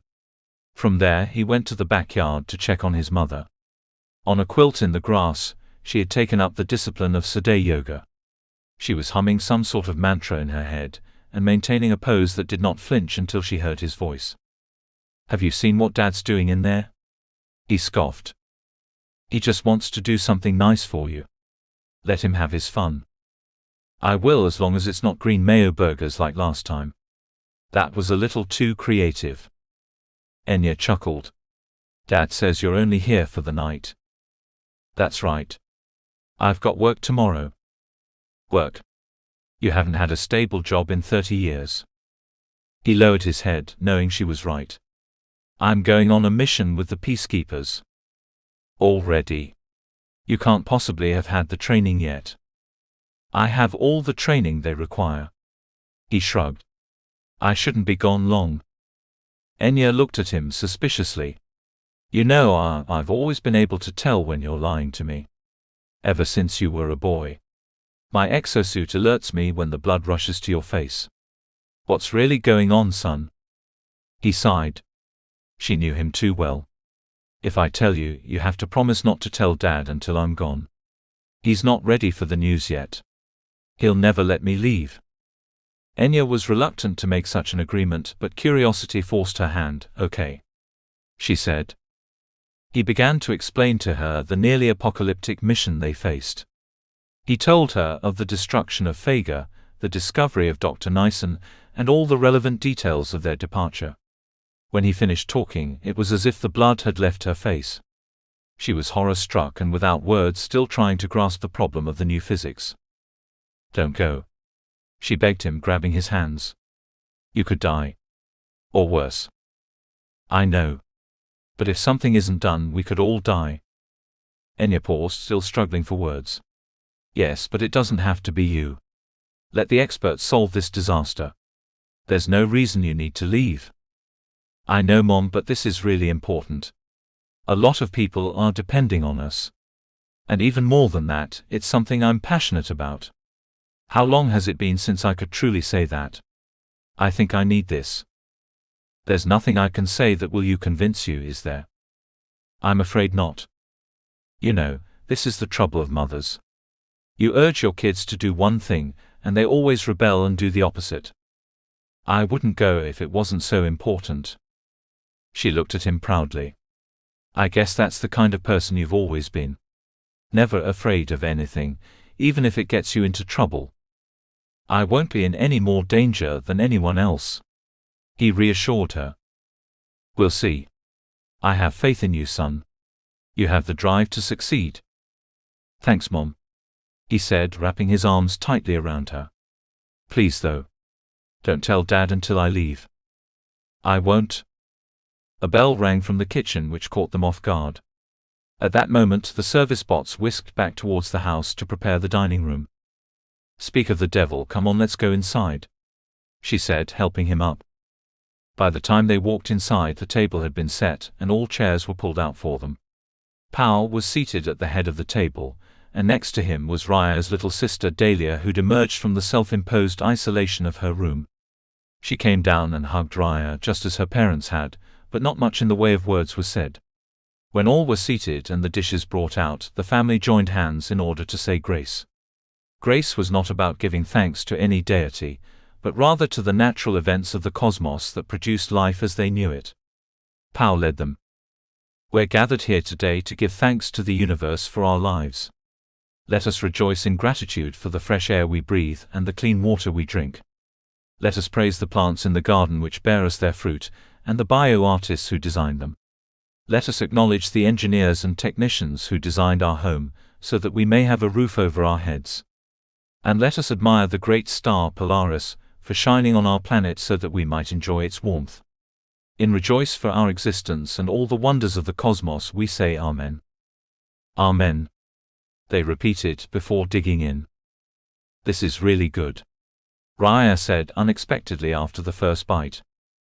In truth, the dish was disgusting, but Enya had outsmarted them. Underneath the table, she fidgeted with a device that alleviated the bitter tastes in their mouths. By hacking into one's taste buds and activating their gustatory cells, she could create the sensation of sweetness where none existed naturally. In this way, one did not need sauces or seasonings to enhance the flavor of a meal. At the touch of a button, one could turn a bland dish into a delicacy. So Dahlia, Enya said, tell Raya about your new job. Raya looked to his sister with renewed interest. They have me working in the neutrino lab this semester. Dr. McCarson says if they accept me into the energy program, I can graduate from the academy a full year early. That's amazing, Raya said. Graduation already though. Won't you miss your friends? She pulled up a sleeve and revealed a series of bruises on her arm. Kreda won't talk to me after I beat her in Tikungji. Everyone's jealous, she said boastfully. It must run in the family, Raya, Pao remarked. Raya chuckled. As he raised his glass to be refilled by one of the service bots, he noticed a strange-looking contraption stacked on the living room coffee table. What is that? He asked. Oh, that's one of the puzzles I'm working on for my students. It's designed in a visual way to teach them about quantum logic. Dad, they're 10. Do you really expect them to understand? It's never too early to start learning, son. You'll find the microscopic world of particles is just as fascinating as the macroscopic world of space. Maybe it would be if people were small enough to see it. His sister snorted. Anyways, what about you, Mom? What have you been up to? Oh, me and the girls just finished blazing a hiking trail out by Mandor Mountain last weekend. It's been such a joy watching the new residents try it out. Pao added, tell him what you guys did last spring. Oh yes, we purified Clark Lake and stocked it with clams. The muskrats have been loving it, and we can hear the loons again at night. Isn't that wonderful? I don't think I've heard loons there since that lunatic filled the lake with piranhas. That's okay, Salvatore got fired from the lake board. Everything's at peace again now. Well, that's a relief. Care for dessert? Pao asked. I thought you swore off having dessert with every meal. Wasn't that part of your new discipline? To not partake? It was. And it still is. But this is a special occasion. Trust me, once you see it you won't be able to resist. Pao snapped his fingers and summoned a cake from thin air. It had multiple layers of fudge and ice cream, and its icing was so sweet that one could not eat more than a single slice without feeling a head rush. Oh my, Raya remarked, as the liquid chocolate dripped onto his chin. This is wonderful. I saw it at Mangelia's cafe this morning, and couldn't get it out of my head. Really? I'm surprised she let you have the recipe. She's usually pretty secretive about that stuff. Let's just say I may or may not have made a copy when she wasn't looking. He gestured to his manifesto beside the stove. Now that was something they could all laugh at. After dinner, the family walked down to Clark Lake, where many New Gaians had gathered to watch the sunset. Jet skis roared across the surface of the water, pulling enthusiastic riders behind them, and along the shoreline campfires had been lit for a night of fun and entertainment. Raya's family set up a series of floating camp chairs around a picnic bench, and beaconed their neighbors to join them. It was an overall peaceful evening. The last lights of the setting sun reflected beautifully off the water, and in the background an album of locally made country music played. There were board games and cards, and for many hours they stayed up into the night swapping stories and laughing.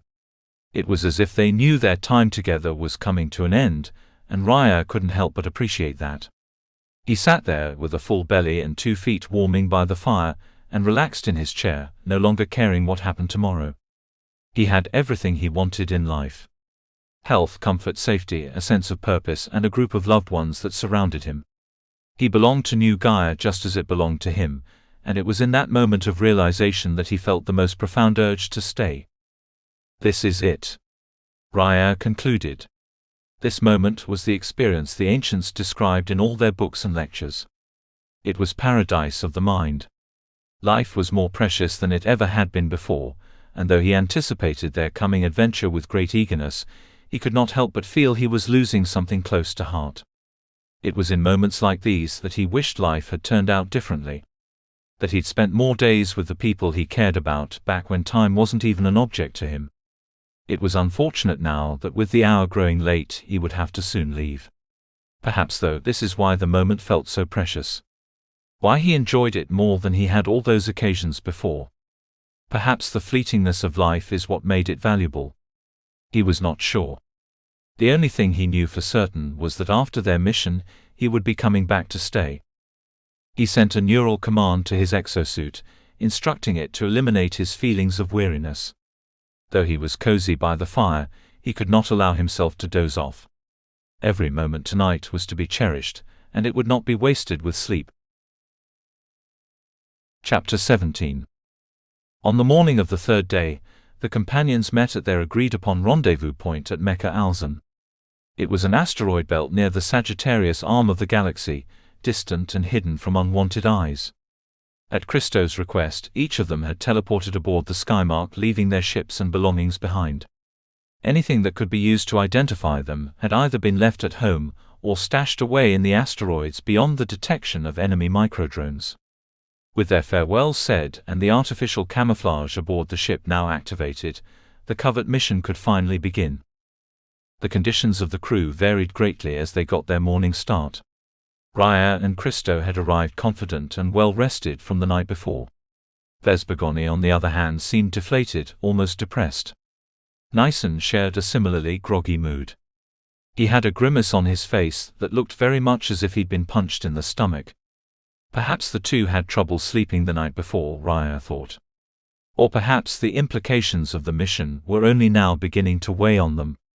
They'd both been offered drinks by Christo's service bot in hopes of lightening the mood, but it did not appear they wanted anything that might distort their thinking on this trip. With a telepathic command from Christo, all networked machinery inside the starship cut off communication with the outside world. This included the Psychonet and the many services it provided. The only thing that was still linked to the interstellar grid was the ship's engines, and even that was for a short amount of time. Christo stood up from the captain's seat and motioned for Raya to take his place. "It's all yours," he said, relinquishing command. Raya stepped up to the control panel but was unsure what to do. "You have to enter the coordinates here," Christo said, reaching over Raya's shoulder to show him. "I know how to fly." "Then what are you waiting for?" "Akasha didn't give me exact coordinates." "What do you mean she didn't give you coordinates? Isn't that the whole reason we're here?" "She said that the Earth moves. That it can't be pinpointed down to one location." "Then how are we supposed to find it?" "She told me when the time was right I would know." Christo glared at him impatiently. "Well, the time is upon us." "Where is it?" "Open a map of the universe," he instructed the control panel. In front of him, a long zoomed-out illustration of 100 billion galaxies appeared. He touched the pixel of light identifying the Milky Way, and zoomed in further until he had a display of just the galaxy. At that moment, a peculiar sensation rushed over him. One that came from a subconscious source. The details of Akasha's embedded algorithm were beginning to manifest. And although he did not have a clear sense of what he was doing, he felt a distinct sense of warmth around the general area of one of the spiral arms. "There. Just beyond that star." He pointed to a blank region of space. "Are you sure? I don't detect any light signatures coming from there." "It's there," he stated confidently. "We must go quickly before it leaves." "Whatever you say." Raya put his hand to the control panel and teleported them 63,000 light-years away. They arrived in a binary solar system with over a dozen planets, and several more rogue planetoids waiting for them. "This is Earth?" Vesbergoni asked, looking out the viewport at an exoplanet in front of them. "No, that's not Earth." That's Edenvi. Christo corrected him. Then why did we stop here? He asked, genuinely confused. Remember what I told you during training? Teleportation only works for locations that we've already discovered and connected to the grid. Without a quantum entanglement between our particles and the destination, we have to travel there manually. It's the only way. Manually? You mean like flying? Yes, like that, but much faster. How fast are we talking? You're about to see. Activate engines. Raya instructed the Skymark telepathically. Beneath his feet he felt a rumble as 6 superconductive turbines repulsed each other. The turbines spun, creating an artificial mass which warped the very fabric of space-time around it. With a great screech the engines burst into action, folding the spatial distance of the cosmos in front of it while expanding space behind it. In this way, the ship was able to travel faster than the speed of light without violating any of the fundamental laws of motion. In truth, the craft was not moving at all in a technical sense. However, by using spacefold technology, they were able to maneuver across the cosmos faster than any terrestrial object. Within an hour of their voyage, they were beyond the gravitational pull of any star. Within 2 hours, the Zedan star system looked indistinguishable from any other solar system around it. They continued traversing the vacuum for the better part of 6 hours, until they came upon a unique gravity signature located in the darkness. There's a mass out here, Raya told the others.